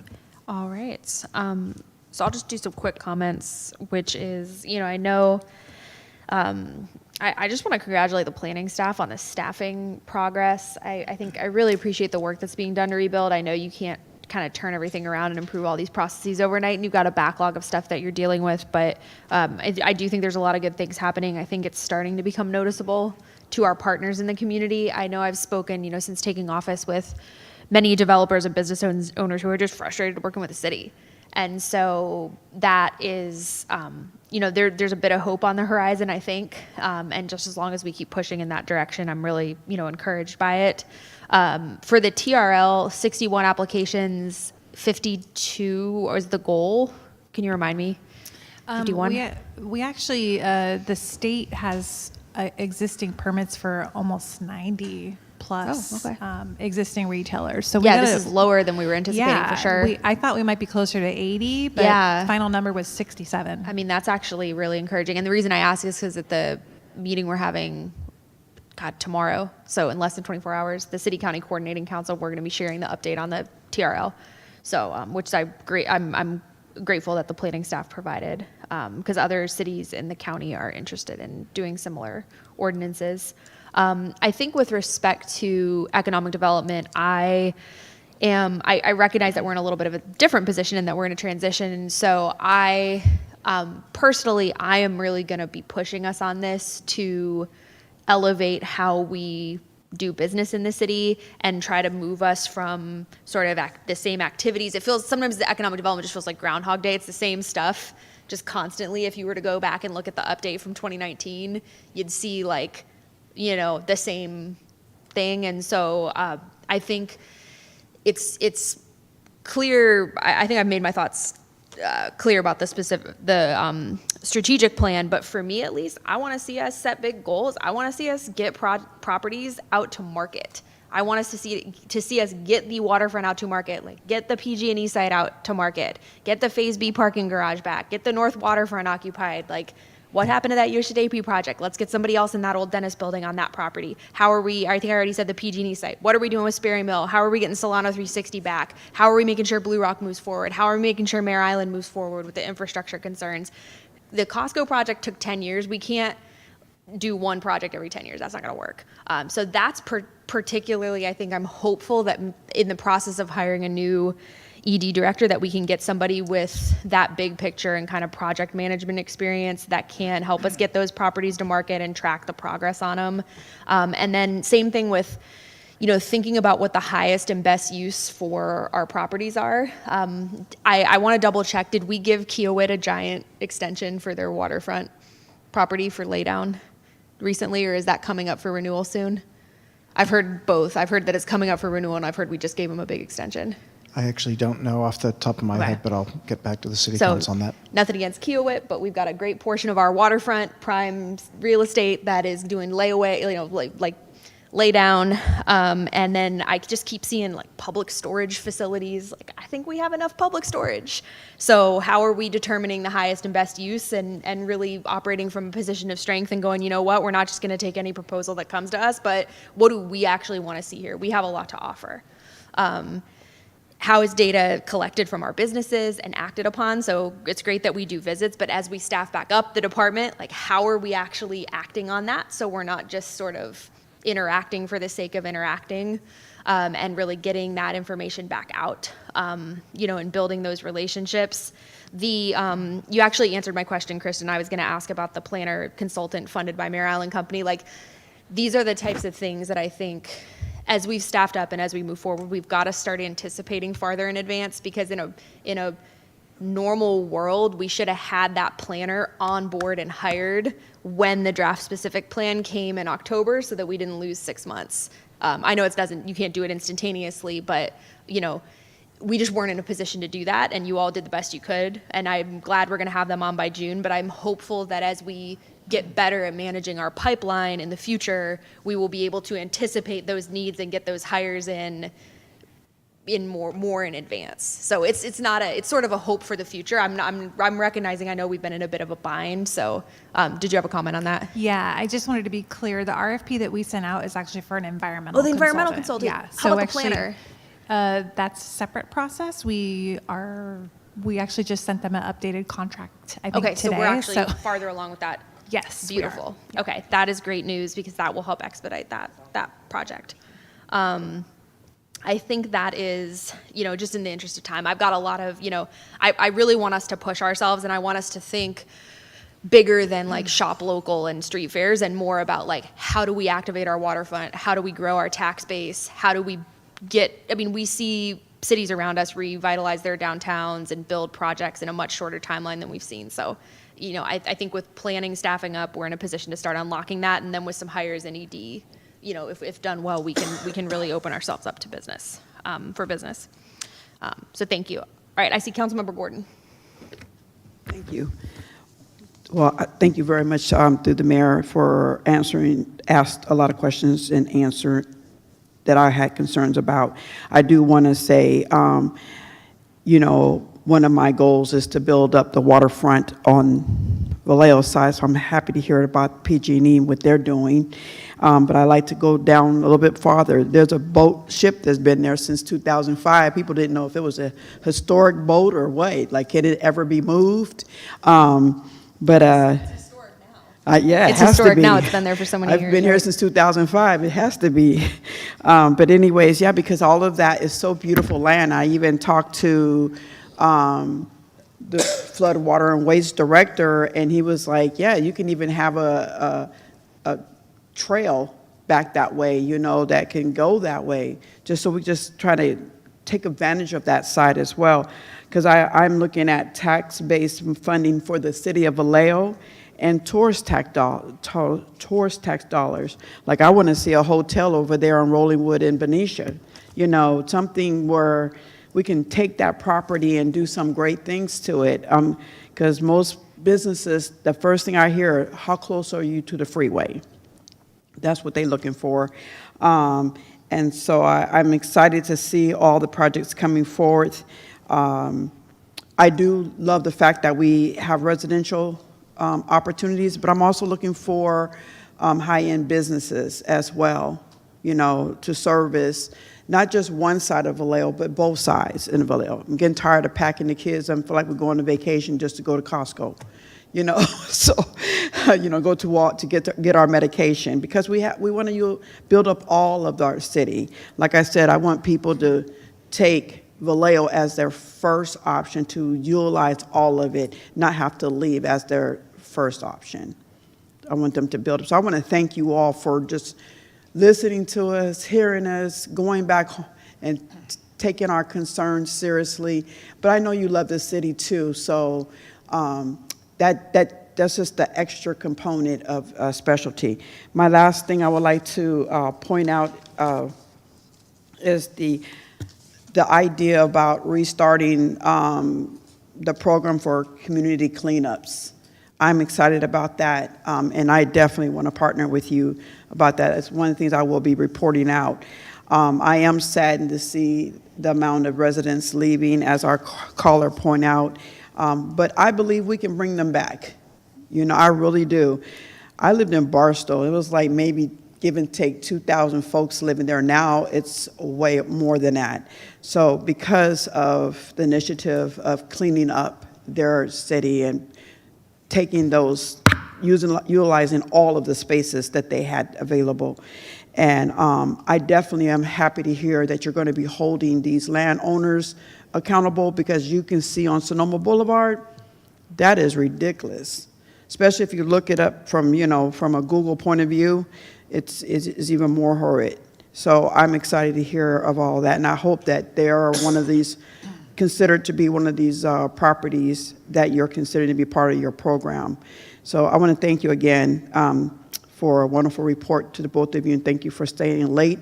But most importantly, thank you for giving a great presentation in the late hour. That shows that you are passionate about this job. Thanks. Councilmember Matulik. Thank you, Mayor, and thank you, Ms. Pollan, Ms. Taylor, for the great presentation. I hope that's gave the general public an understanding that it's not just a small piece that you guys are working on. You guys, your departments are working on a collaborative effort. And this is where, and I agree very much with what the mayor and Councilmember Gordon said about a lot of the great ideas and things that are in the pipeline right now. And as Director Pollitt knows, as being the liaison to the Planning Commission, I've always continually talked about the Planning Commission being the spearhead of the economic development. And so I've actually been in talks trying to push that issue of having the Planning Department and the Economic Development Commission working together to kind of be more forward-thinking. And I've been talking with Councilmember Matias about doing those collaborative type of efforts. So I just want to congratulate both of you on the presentation and giving the general public the full realm of a lot of the stuff that you guys are working on, and the bigger and better things that are looking forward to us. I think one of the best things that ever happened was when we were able to finally get rid of the folding tables out here in the lobby, to where we can actually get a presentable workspace for people to come into, because I know it was pretty intimidating and very not pleasant for a lot of people to come in to take care of their daily business from that standpoint, for both planning, building department, and economic development. So I think that was a great step forward. So just want to say thank you again for the great presentation and all the great work that's ahead of us for both economic development and planning. Councilmember Matias. Thank you, Mayor. Thank you both for your presentation this evening. I have a couple of questions, and I'll start on the ED side. One of the slides said that we were in the process of identifying funding for some of the Cycle 1 projects for the strategic plan. My understanding is that there was already ARPA money attached to those Cycle 1 projects to get them off the ground. So is it that those projects are more expensive than the previous allocation made by council, or just trying to get a better sense of that? Councilman Matias, my understanding is the $330,000 that were ARPA funds. The former council did not approve those funds for the implementation, so those are the funds that went to the Small Business Revolving Loan Fund that Solano EDC is managing. That's my understanding. Got it.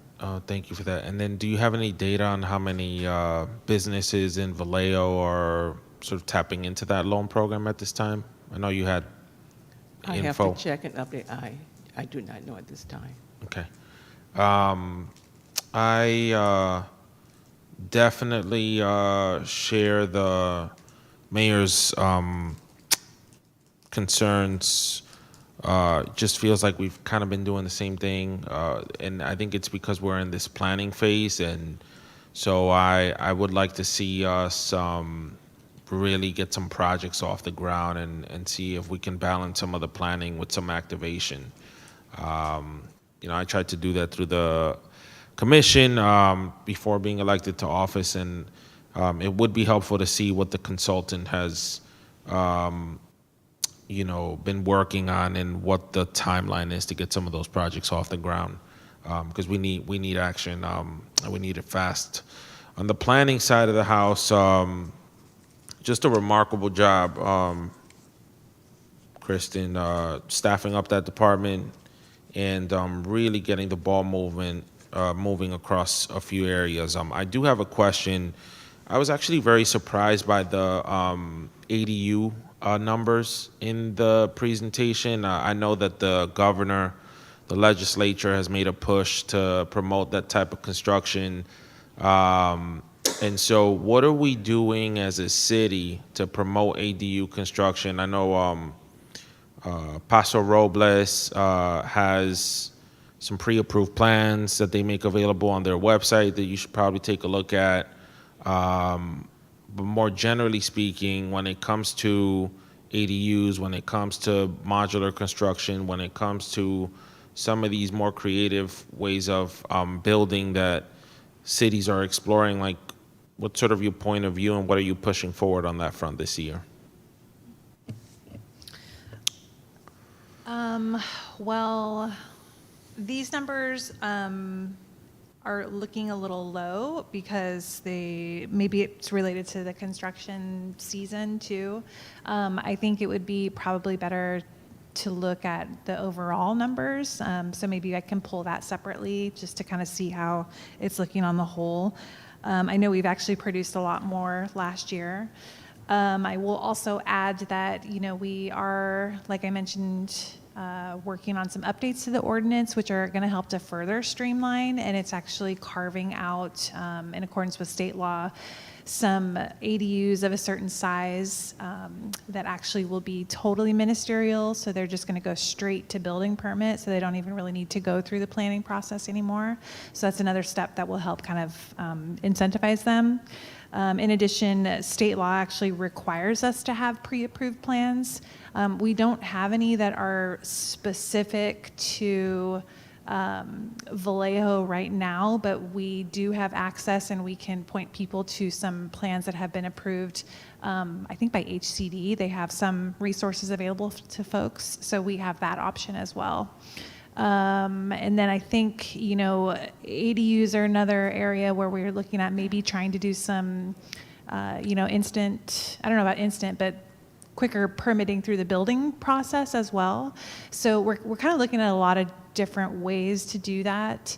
But yeah, maybe that helps. So. Yeah, and on that last point, that was the last point I wanted to make around building, sort of tying all these different pieces together. So you've been staffing up your team at a pretty aggressive pace relative to other departments.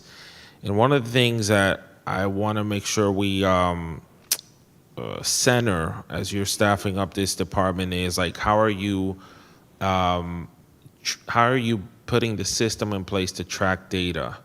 We have a perception, our city has a reputation or some perception out there that we're a little slow in how we respond to different constituents for different reasons. Over time, there's been so many surveys and so many stories that folks have shared with me and with my colleagues over the years. And so as you staff up that new department, just really think about what data we can continue to share out and present at these meetings so that we can start changing that perception. And that way you're also building capacity internally so that they themselves can, facilitate that information share out.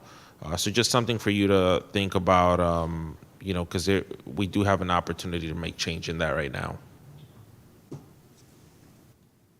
All right. Thank you, Mayor. Of course. Thank you.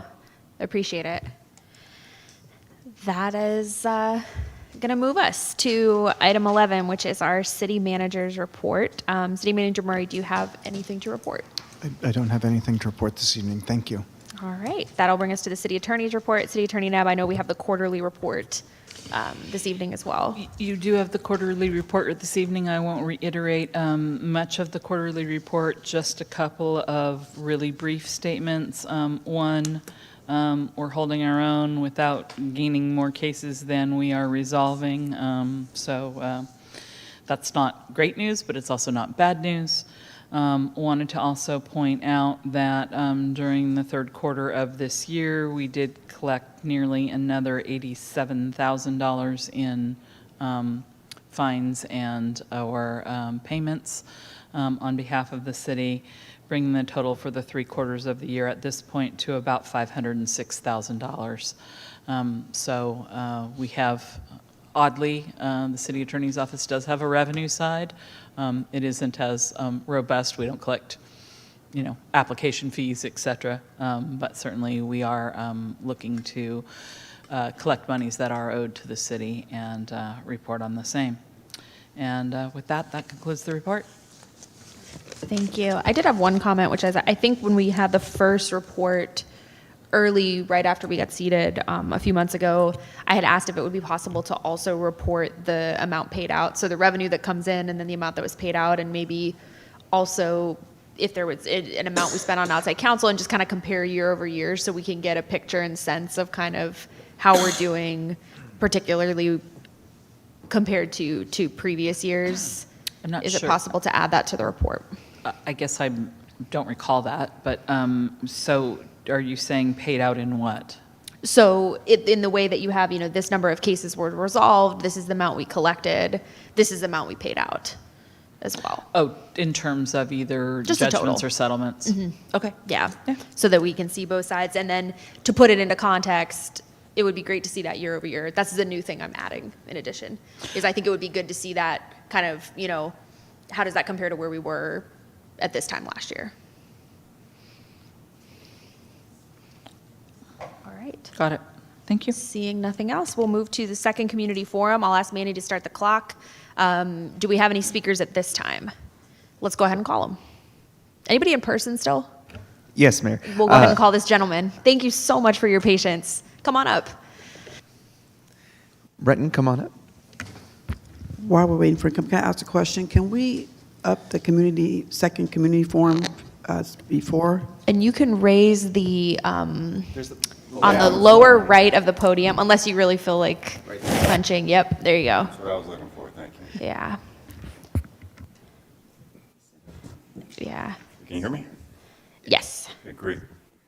You may want to actually move it up just a bit more. Oh, or it's as high as it goes. All right. Oh, Took a thank while you. to connect. There we go. Okay, good evening, City Manager, Mayor, members of the City Council, City Attorney, and City Clerk. My name is Brenton Garrick, and I have been in and around Vallejo for 50 years. In addition to having grown up in the city and attending Vallejo schools, I also worked for the City of Vallejo for a police officer for 30 years, retiring as a sergeant in 2019.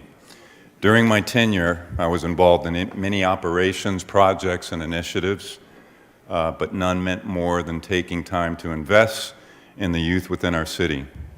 I'm currently involved as an advisor for the late night basketball program and committee, which is a summer program that we're attempting to resurrect. The program actually began in 2015 as a collaboration between the City of Vallejo, Vallejo Police, Fire Departments, Vallejo City Unified School District, Solano County Probation, Sheriff, Health, and Human Services Departments, the Solano County District Attorney's Office, and a host of faith-based organizations which included Friendship Missionary Baptist Church, Emmanuel Temple Apostolic Church, and Impact Bible Ministries. The program was offered between the hours of 9 p.m. and 3 a.m. on Friday and Saturday nights, and offered youths between the ages of 12 and 25 the opportunity to have a safe environment to play basketball, eat foods, snacks, take part in specially designed workshops given by stakeholders, which covered a wide array of topics, which included health and dental screening, CPR training, conflict resolution training, GED referrals, teen dating violence, interview techniques, employment and career planning opportunities, and several other important topics and points of discussions that encompass local and national current events that were happening in our community.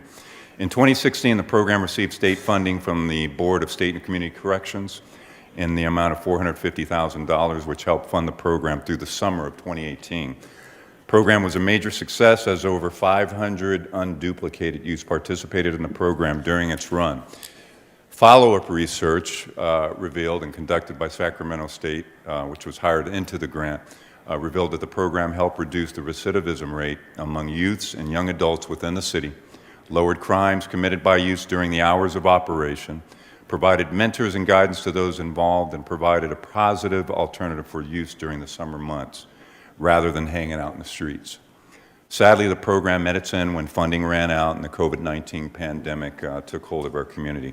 So I'm just speaking tonight to encourage the citizens of Vallejo, along with the members of our city government, which includes all of you, to assist in helping identify funding opportunities and sources down the road, and to help bring this program back, along with a commitment to have the program resurrected. While maintaining the infrastructure of this city is important, investing in the future of our youth within the city of Vallejo is also paramount. Thank you for your time. Great. Thank you very much. And thank you again for You're hanging welcome. around and staying here and speaking to us. All right, anyone online? Thank you, Madam Mayor. We do have one speaker online. That will be Melvin Cohen. Go ahead. Yes, thank you. Good evening again, Mayor, council members, and staff. My name is Melvin Cowan. Spoke earlier. I'm a resident of Vallejo, founder of Enough Housing. Over the past few months, I've had the privilege of connecting with some of the most respected minds in real estate and economic development across the country. Many of them speaking at the Urban Land Institute spring meeting, where I was selected to attend as a developer of color. These experts included leaders from national banks, institutional capital firms, philanthropic foundations, and cities that are turning their housing and economic challenges into opportunity. One theme came up again and again. Capital doesn't just follow good ideas, it follows confidence. Investors and funders are prioritizing communities that demonstrate strong leadership, clarity of process, and the ability to move projects from concept to completion without red tape. In other words, cities that act with unity, speed, and strategy are the ones securing the dollars and making the deals. I want Vallejo to be one of those cities. From the outside looking in, our city has a compelling story to tell. We have a beautiful waterfront, a working class community with a strong cultural identity, and developable land near the Bay Area's economic engine. But if we don't signal readiness, if we delay decisions, send mixed messages, or operate in silos, we will continue to miss out. What I've heard from these experts can directly apply to Vallejo. And so we must activate our vacant commercial spaces. So through mixed use conversions, housing, and wellness hubs, we must embrace public-private philanthropic capital stacks, especially for pre-development and early stage projects. And we must build trust with mission-aligned investors by showing that our city supports inclusive development and community wealth building. And above all, we must present a unified front, city, county, community partners, and developers if we want to compete for the next wave of opportunities. I've brought some of these relationships to Vallejo. People are watching, funders are interested, but they want to know, can this city move with vision? Can it act? We don't have to reinvent the wheel. We just have to show we're ready to drive it forward. And so thank you for your time and for your leadership and working to make Vallejo a place where everyone can belong, thrive, and build future. Thank you. Thank you. And thank you as well for sticking with us to the late hour. Do we have any other speakers? No other speakers at this time, Madam Mayor. All right. With that, we will move on to the report of presiding officer and members of the city council. Do any of my colleagues have anything to report? Councilmember Matulik. Thank you, Mayor. And always good to see you, Sergeant. Thank you for being here. So the fact we haven't last met, it's been 3 weeks, so there's a lot of stuff that's been happening over the last 3 weeks. So just quickly going through this. April 23 to 25, I had the honor to attend our League of Cities Leadership Summit, which was basically our lobby days.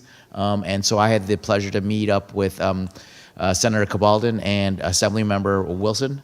And so we got to talking about a lot of the bills that were out there that can help Vallejo.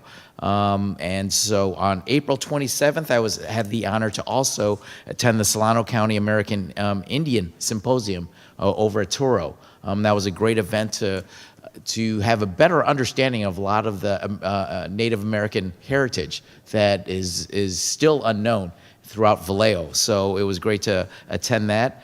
On Monday, April 28th, the mayor, Councilmember Ledaju, and I, we had the honor to kind of kickstart the interagency committee that we're looking to get up and running. And the fact it was our first meeting in 4 years? And so we're looking to kind of get that back rolling again and get us more engaged with our interagencies that we can work with. On May 6th, had the honor to be a part of the MIT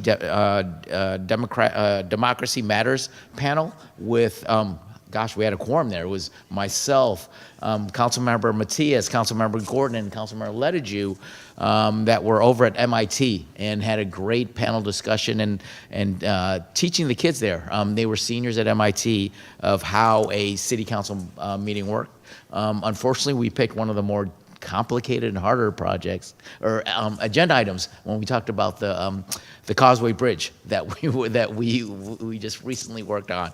But it was a great learning experience, and it was great working with the kids there. And later that night, I actually had the opportunity to go to the Solano County Educator and Classified Member of the Year celebration. That was over in Vacaville, and locally in Vallejo, we were celebrating Miss Abigail Miller, who's a clerk too over at Cave Language Academy. And then also a special shout out to the Teacher of the Year for Solano County for Charlotte Sanchez, who just happens to be the 5th grade teacher at Dan Meany Elementary School, where I happen to work at. So just want to give a shout out to Abigail and Charlotte. And then on May 10th, we also had an opportunity or the honor to work with the future leadership Vallejo Government Day right here in City Hall, where we had or they're the older youth. They were in their, many of them were still in high school, but some of them had just graduated from high school, and they came here, listened to our stories as being politicians from the mayor and Councilmember Gordon and I, and it was great to hear their stories and to relate to them and kind of talk about how they are our future and how they kind of took a great ear in listening to what we had to say of their importance and their voice and getting involved and getting more engaged. So that was a great opportunity there. And so I'd like to end it off with my typical giving a shout out to one of our local businesses here. And I want to give a shout out to Taco Salisco, who provided our dinner tonight, and to Martha Rubio, the owner. So thank you for always engaging with us. And then there's a special shout out I want to give out to Manny. For those that may have noticed, we've got some special graphics that he tested out over the weekend during our during the Democracy Matters, what was that? The Future Leadership. And so if you notice a nice, bright, clean look up on there, it's thanks to Manny. I'm looking for Manny to help explain some of the other features that you haven't even talked about tonight, about the translation services and all of that great stuff. So look forward to that and having the general public fully utilize all of this great work that you're putting in there, Manny. Absolutely. Thanks. Councilmember Gordon. Thank you so much for that, and I do appreciate that. I want to first of all start out by saying apologies for there was a misunderstanding, not on my behalf, but because it came through the mic from me, that there was a statement being said that I said that the sheriffs were pimping us, and I did not say that. That was a comment that I had read with many comments that were read, but that was not directed from me.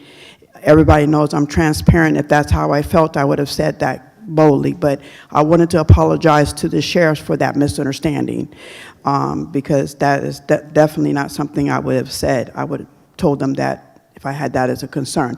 Did I have concerns about the funding? We all knew that already, but our citizens deserve, and there's not amount of dollars that we can put on lives. And so I wanted to make sure that that was clarified. Because I talked to Sheriff Ferreira himself, and I felt like he knew me already enough to know that I wouldn't say something like that directly to them without speaking to him. So I wanted to clarify that. But, so I hope, and if there's any more concerns, please feel free to reach out to me. I want to say thank you to Emmanuel Temple, Emmanuel Arms, for the wonderful South Vallejo cleanup. I want to say thank you to the Healthy Family of Vallejo. No, I'm sorry, the City Vallejo Health, for their part in helping me with the cleanup. Matthew came out through Apostle Summers, and they came out, and I'm telling you, they got to work. We filled up 2 bins. So I want to say thank you to the City of Vallejo for providing those bins to us. The community truly appreciated it. They took advantage of it. I also want to say thank you to Soul Trans. We got a chance to do a ribbon cutting for the electrification infrastructure project. One of their now retirees who came on a little bit on as a consultant, Pat, it was her project, and to be able to see her son there, he's with the he works with the Bay Ferry. Just proud of his mom to see this project come through. But the artist, he included his mother in the art project that she did, and you should have seen her. She was just on top of cloud nine, just watching these sons looking at their mother, and their accomplishments was amazing. We did the ride along with LaRusso and Mayor Source, with Supervisor Cassandra James and myself, and it was amazing. The staff was just really excited. Mandy was taking notations, Angel, and also the acting director right now, why Beth is on vacation, Christina, and many more. Just Route 2 is being considered for some cuts, and I think we can see that firsthand how important that is when we actually ride and see ourselves. I also attended Jessie Bethel's Pretty in Pink. It was supposed to be 40 girls and ended up being 50 girls. I know because I made little swag bags, and I made 10 extras just in case, and I owe one girl one. So it was really exciting. This is a restorative justice that Mrs. Aiden, I believe I said her name wrong, right? But she started this program, and it's been amazing. So if any of my colleagues get to take advantage, please do so, because they were so welcoming. They were doing their vision board. I also participated at the Mare Island Tech Academy with my colleagues here with the League of Women Voters and with Dr. Sarah Chapman. It was, wow, those kids had some really great questions. They were eloquent. They just, I think myself personally, they were hungry, they were taking notes, and I was just moved by their excitement to want to know what we do. And also too, as my colleagues mentioned here, that we did do the 2025 Future Leadership Government Day.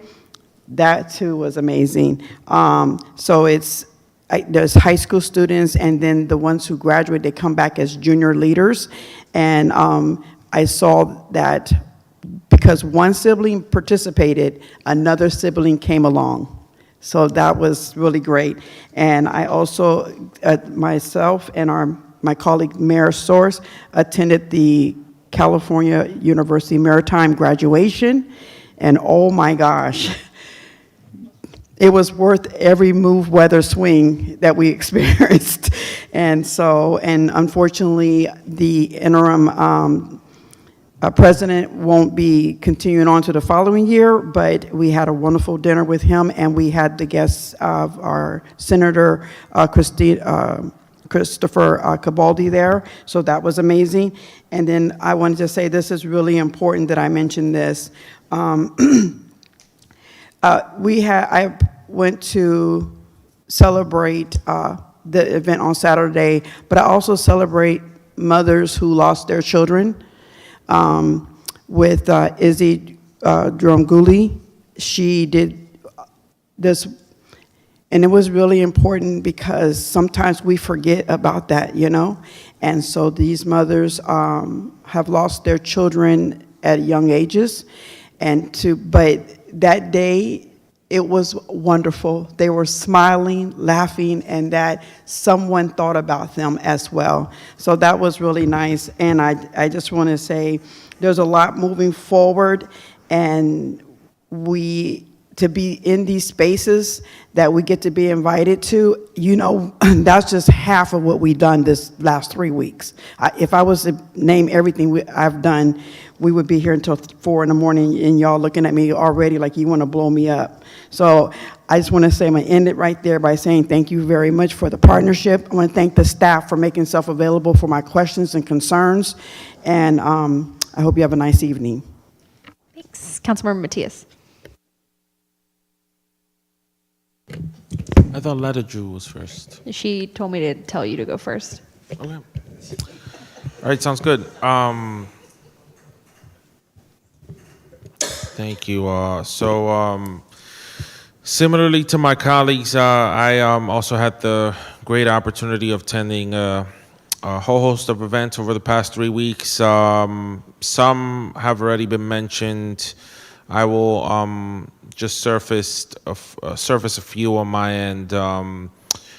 We had 4 commission meetings that I attended where I was able to share out progress and also answer questions from our commissioners. There were 2 Measure P meetings where there were requests made by staff for expenditures in the year ahead, and I was able to participate in those meetings, share out updates of the work the council was undertaking, and also field questions on decisions we've taken over the past 100 days. The Commission on the Culture and the Arts has finalized their work plan, and so has the Economic Development Commission. And so they will be coming before this body very soon to present what will be their work plan over the next couple of years. Each one of those will. I'm really grateful to each of those commissioners for the amount of time that they've put into that effort, and I think that their priorities are very well aligned with some of the discussions we've had at the council level in 100+ days. Had a tremendous, it was a joy to participate in the Democracy Matters panel at MIT. And it was a bummer that I didn't get to participate on the Future Leadership Vallejo event on the Saturday, but I do look forward to participating next year. And then on May 2nd, Councilmember Letterju, Supervisor James, and myself had an opportunity to attend the Rebuilding Together event that's hosted at the VFW building in my district off of Admiral Callahan Way. A lot of funds were raised to really support with home rebuilding efforts and home repairs, and in support of our seniors and our veterans. And so I just want to really congratulate that organization for a well-run and well-put event towards a great cause. Still thinking about that auction item on general contracting work, Councilmember Letterju, but that's a conversation for another day. We have also taken the opportunity to have meetings with community organizations since we last met 3 weeks ago to see how we bring faith leaders, how we bring community leaders to really move the support of our unhoused community forward and the work that entails forward. I met with the faith leaders at the Hill, and so did Councilmember Letterju on May 8th. We also had discussions with the NAACP in late May, and so we've just been doing a lot of work in the past 3 weeks to ensure that the Navigation Center opens on time, that we are moving forward on the Broadway project, that we are taking part in discussions on best practices to support our folks experiencing homelessness. and that work has not let down. And I'd be remiss if I didn't at least allude to this, which I'm sure Councilmember Lettiger will too, and that is the sheriff's contract. Councilmember Gordon, Councilmember Lettiger, the mayor, and myself, we went up to the Board of Supervisors on May 6th to advocate for our city, to advocate for the Board of Supervisors to authorize the sheriff's office, or I guess the county and our city, engage in fruitful negotiations to really get sheriff support next year. And again, this is just our commitment to our community, to our residents, to prioritize their public safety. My hope is that both of those teams are able to hash out all the details, cross the T's, dot the I's, and ensure that by late June, we have a contract in place that we can present to our city, and that hopefully all parties can get behind. We will continue to work our tails off to make sure you guys are all safe. And I just want to thank the mayor, Supervisor James, Supervisor Williams, and the rest of the board. It was a unanimous vote for really giving the green light for that process to move forward. And I think that's all I got for this evening. We'll have more to share out, I'm sure, next meeting. Yeah. Thanks. Councilmember Lettiger. Thank you. I won't touch on all the events. I think you all did such a great job touching them. I want to touch on public comment regarding the unhoused, and particularly in front of Flamingo Banquet Hall. And if I recall, and City Manager, you can chime in, we have a process by where we're looking at critical areas and doing the work. So I know we've had one sweep, if I'm not mistaken, one or two. So where are we, and how are we actually deciding where we're going?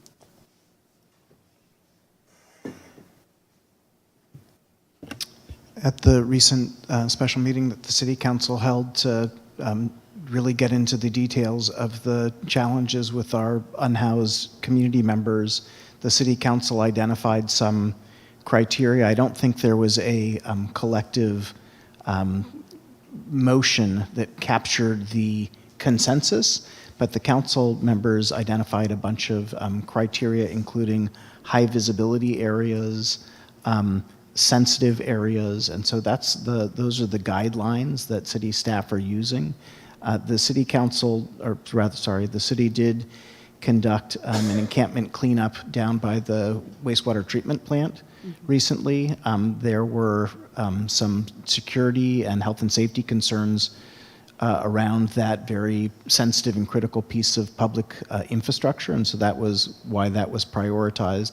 The next cleanup, I think, that will be organized is going to be adjacent to the ferry landing and the parking lot there, which is an encampment that's grown very significantly. We do have some process issues to work out before the noticing for that can take place, but I think that we might be ready to notice that as early as sometime next week. So that would be the next priority area. Soon thereafter, at our next council meeting on May 27th, we're going to have a discussion of safe camping, safe parking locations. That'll be another opportunity for the city council to provide some direction on encampment cleanup. So that's our next tentatively scheduled cleanup, and then we'll get more council direction on that. And then, as it relates to the noticing, I do know that city staff have been working diligently with many of our service providers that are local or at county level. And I think there's been quite a few meetings in just trying to hash out how to best proceed through this process, if I'm not mistaken. That's correct. Thank you. Okay. And so then, as it relates to the comments made today, I'm sure you're aware. I would have to assume based on the comment about cost and, I guess, as it relates to receiving funding or potential funding from the city that the business owner made mention of. So I don't know if there had been conversations with the city manager's office or staff regarding what's going on by his property. Not that I'm aware of, but we do get inquiries about encampments, and I think a city staff person, we were last discussing this, mentioned that there are over something like 80 encampments that we've received inquiries or comments about. I don't know whether we've received it about that particular encampment at that location, but we'll add that to our records, and it'll be triaged based on the criteria that the city council has laid out. So may I ask that someone from your office actually reach out to that business owner and have a discussion, please? Certainly. Yeah. Thank you very much. And then if we can have an email report out, that would be really helpful. Okay. Okay. And so then my next thing that I'd like to daylight, as mentioned earlier by City Council Member Matias, and our analyst, Ms. Annette, had also mentioned this, but we have had 2 actual shootings, acts of violence in North Vallejo, which was May 6th, and the following Saturday, about the 10th, May 10th, and I want to talk about this for a minute because it's really important to me. It's important as it relates to the trauma that our communities face, and oftentimes, while we go about our daily lives and we're not impacted by it, there are many members, our children, our elders, just adults and youth are impacted, and business owners, when there is violence in the community. And in these 2 instances, in North Vallejo, in the same locations, we had a spree of bullets released. And on that Saturday, when that second shooting happened, there were businesses, literally window fronts destroyed. Bullets through our Boys and Girls Empowerment Club building. And if you know that area, we have a laundromat there, and I have been there on different occasions. It is a very, very busy storefront area, if you will. And oftentimes, up until close of that laundromat, there are families there, and I'm talking about adults with their children. There is the mini mart there that sells different types of items because it is a food desert there, and you have nonprofit organizations there and a host of other businesses there. And going to the county board supervisors meeting on the following Tuesday was really important and very instrumental in moving the city forward and having an opportunity where it was approved that we would begin to engage as a city and county in determining if we can negotiate and get to a close of having assistance by the sheriff.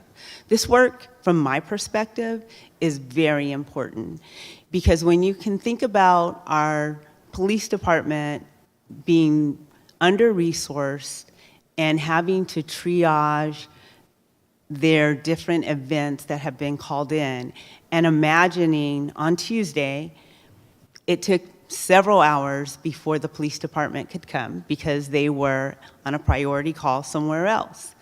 On Saturday, fortunately, we had collaboration from different police organizations to assist.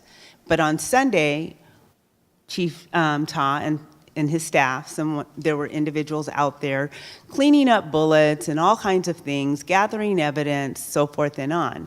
And the truth of the matter is, and I'm going to say this on record, I live in District 3, I live in Glen Cove, and I've said this.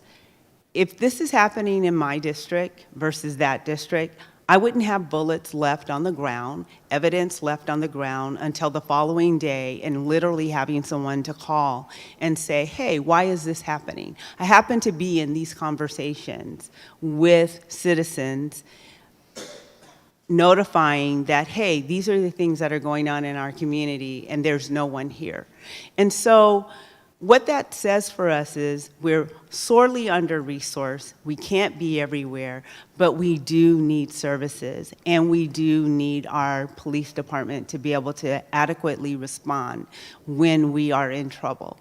So again, this is very important, and I'm going to say that, and I know that Councilmember Matulik was away, and I had put out an email, and once he came back, he did engage in the email chain and so forth and on. So I do appreciate that, and thank you very much.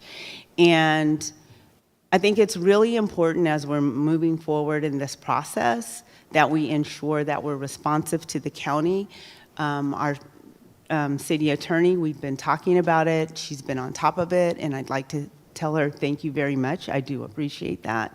And so this is really fundamentally important to our community at large. We need to ensure that we have a safe city to be able to just move around, do the things that we need to do, and we need to have police response. And so we have many challenges. We have a multitude of things that we're working on.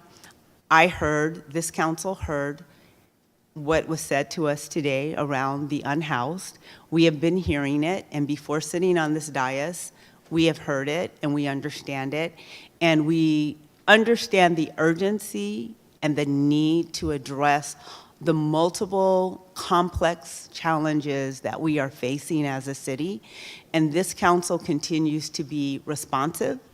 This council continues to provide direction to our CAO, to our city attorney, to our city manager, who is working diligently with staff. I have been out in meetings with staff around, in particular, the unhoused, and everyone is moving quickly as possible, and there is a lot of coordinated work that really has to take place in order to be effective. And so to our community, we hear you, and we are impacted by it as well. And we take this very serious. So everyone who came to the meeting today or was listening, we understand, and we are moving quickly, and we understand the seriousness of the complex situations and challenges that we are facing as a city.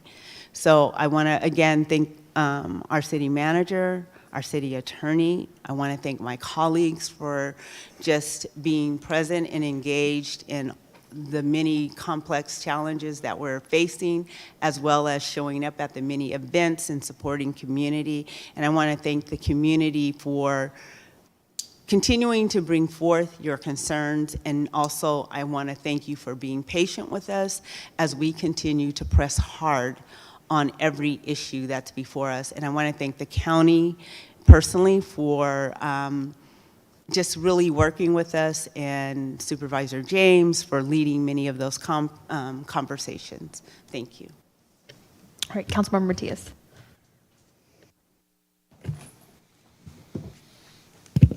Just one quick comment. So City Manager Murray, I know that there was guidance shared out by council at the first and I believe second meeting we had around homelessness, but I do believe that there are some situations that perhaps should be looked at more closely. And I will say what's happening on Lincoln Road, to Councilmember Letterjuice's point, is something that is deeply impacting that community.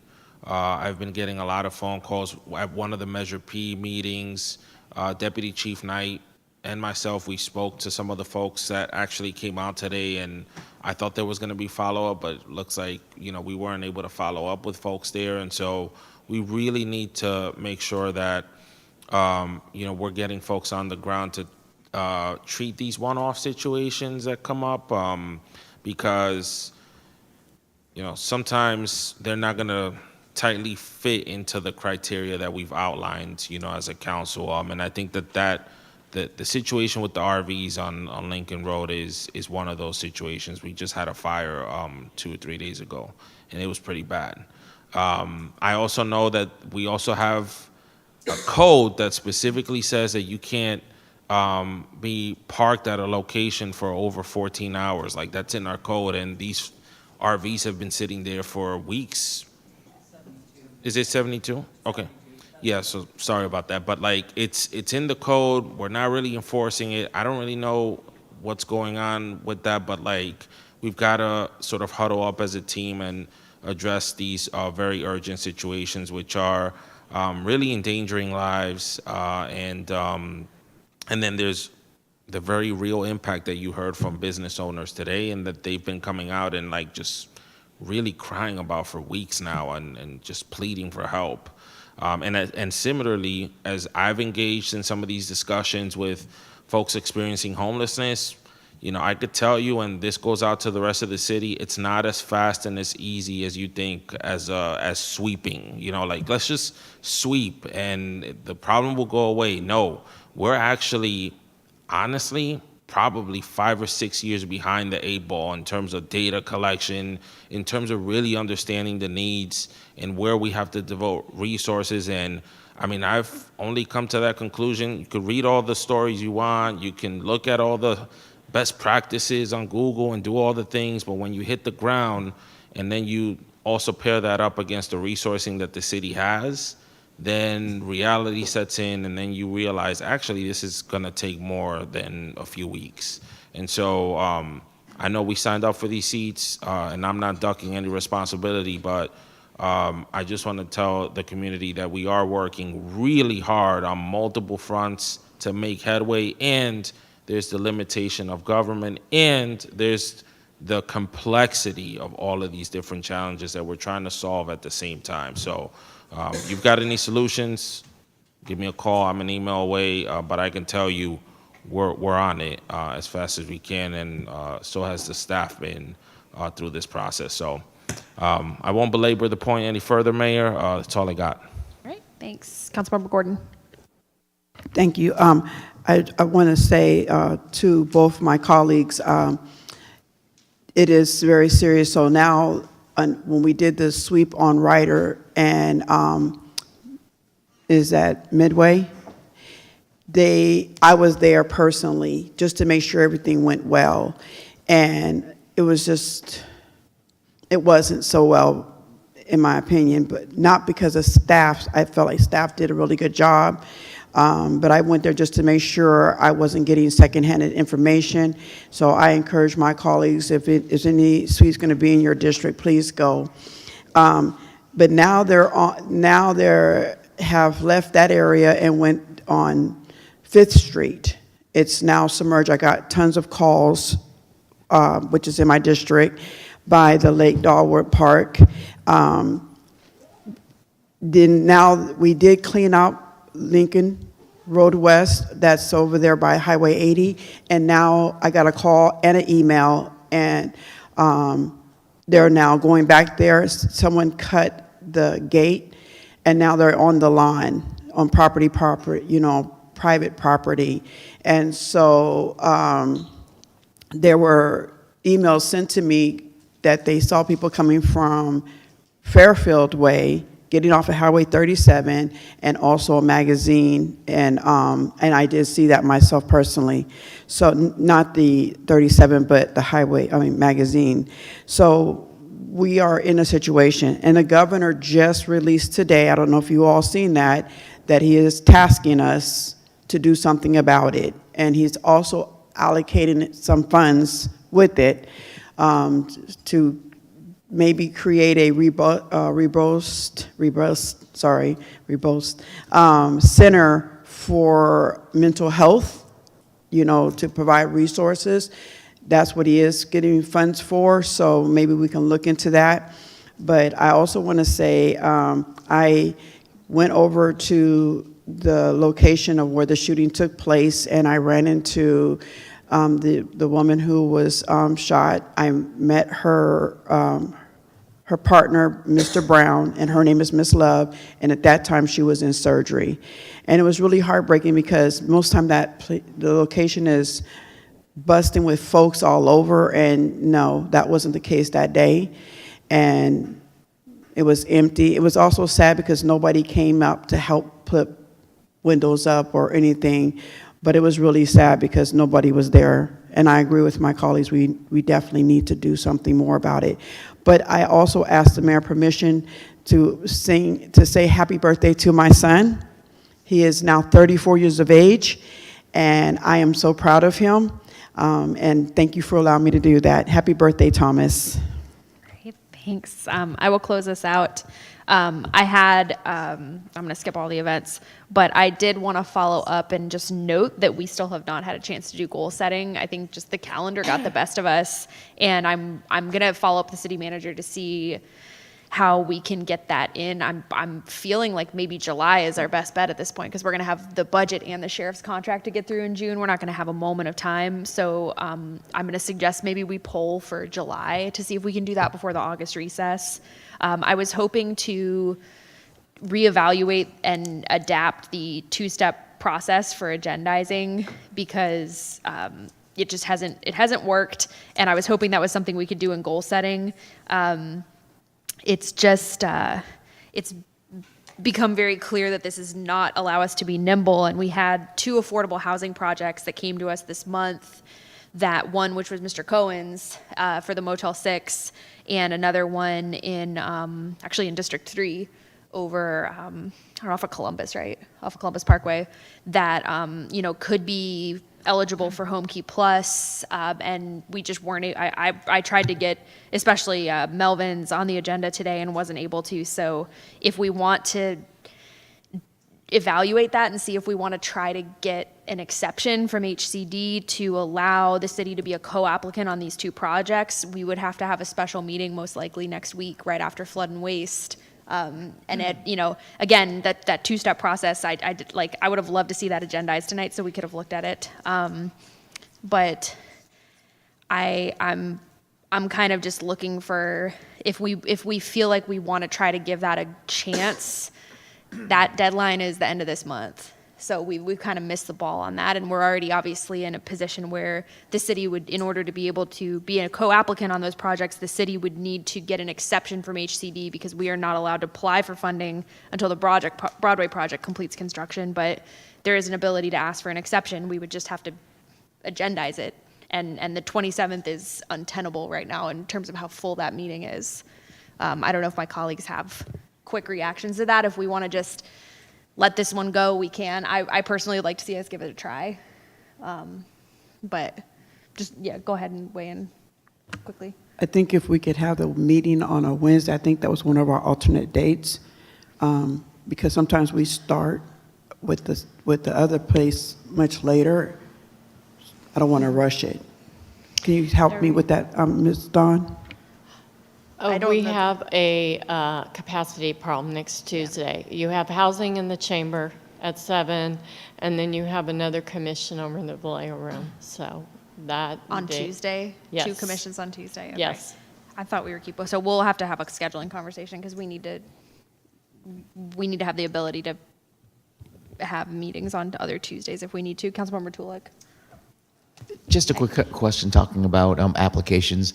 I've had quite a few constituents come up to me and ask, where are we as a city of Vallejo regarding the ship's prosperity zone?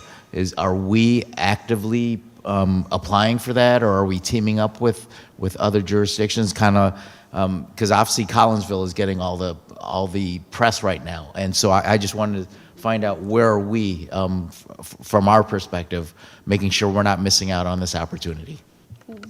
My understanding, and then I want to make sure we have a plan on the affordable housing projects. My understanding is I don't believe we have enough information to know My concern is the jurisdiction of the prosperity zone. So the original opportunity zones were census tract. If it's census tract, Collinsville and Mare Island are in competition with each other.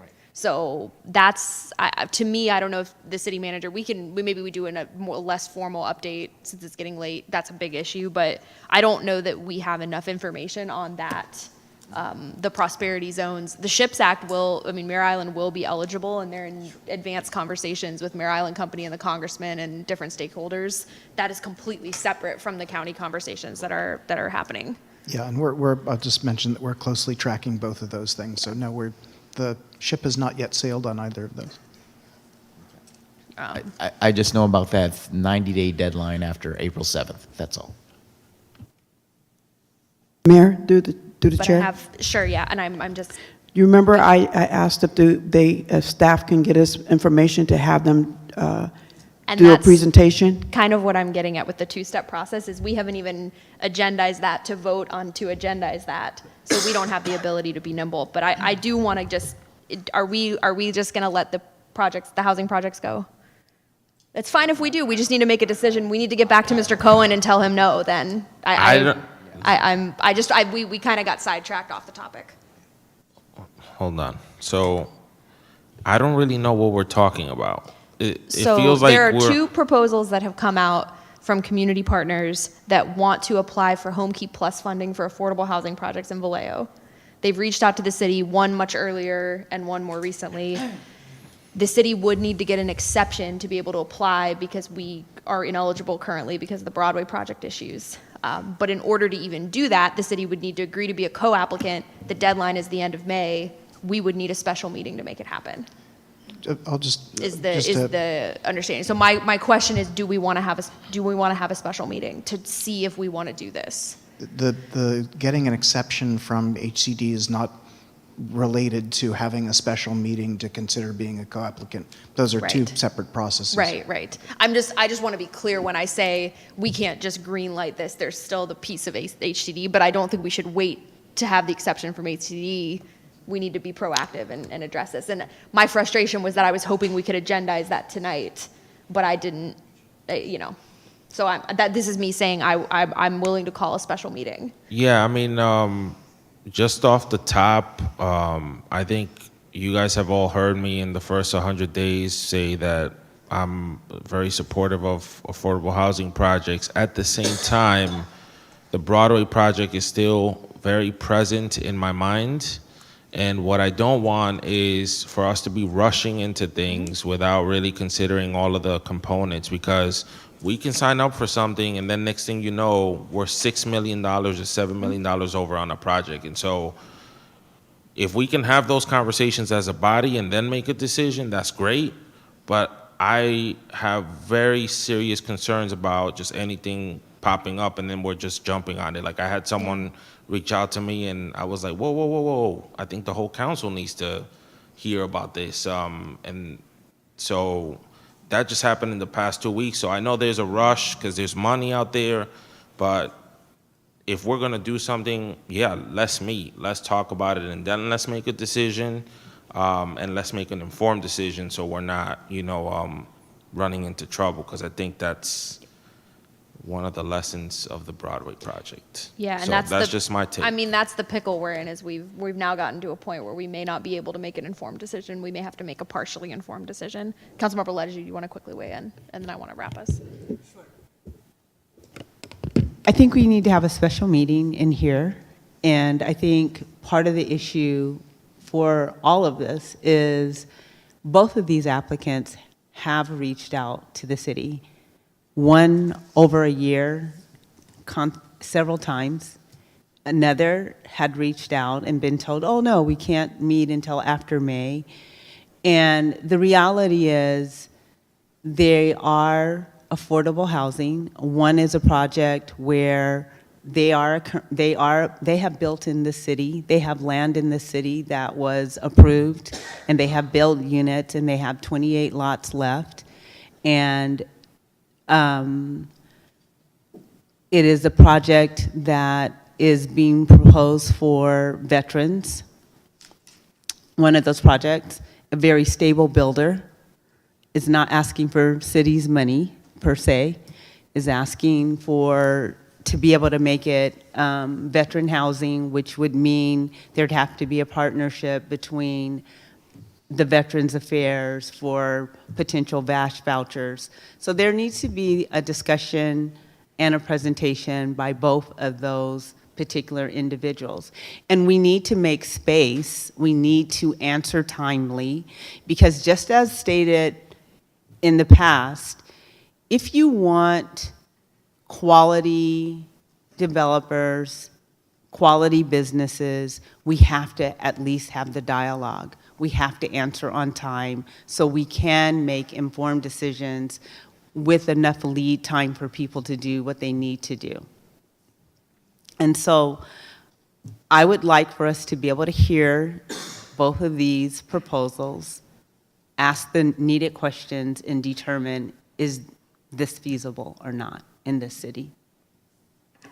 Okay, so why don't we see if we can schedule a special meeting? We probably, I mean, in general, we probably want to leave at least an extra Tuesday a month and not schedule commissions in here, especially with the budget coming up and everything we need to do. I know we're already kind of in a bind, but if we can try to find a date for a special meeting in the next week, week and a half.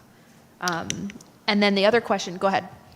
I'm looking at the calendar now. Wednesday, May 28th is wide open. I don't know if that works It's for too you. late. It's too late. You're looking Yeah. for next week? We would need it really next week. I don't think it's wise of us to have a presentation on the 28th for an application that's due on the 30th.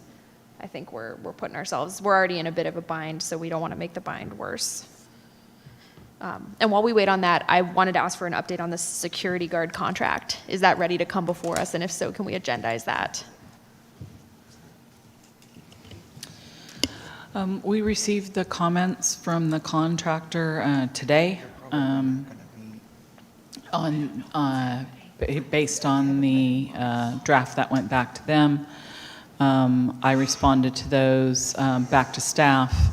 I do not know whether or not that went to the contractor today. Responded midday today.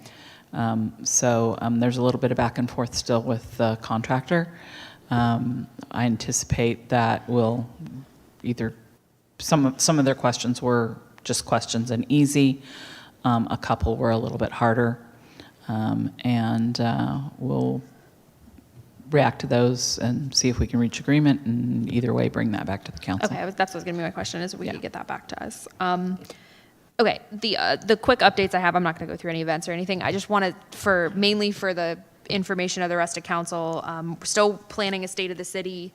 We're gonna get delayed. We're gonna have to find a new date and probably gonna be looking at late July or early August, not during the recess for that. So I'll keep you all updated. And then we are also looking to honor CC Sabathia. We're looking probably at a Saturday in September. And as soon as we have the date finalized, we will send it out to everybody.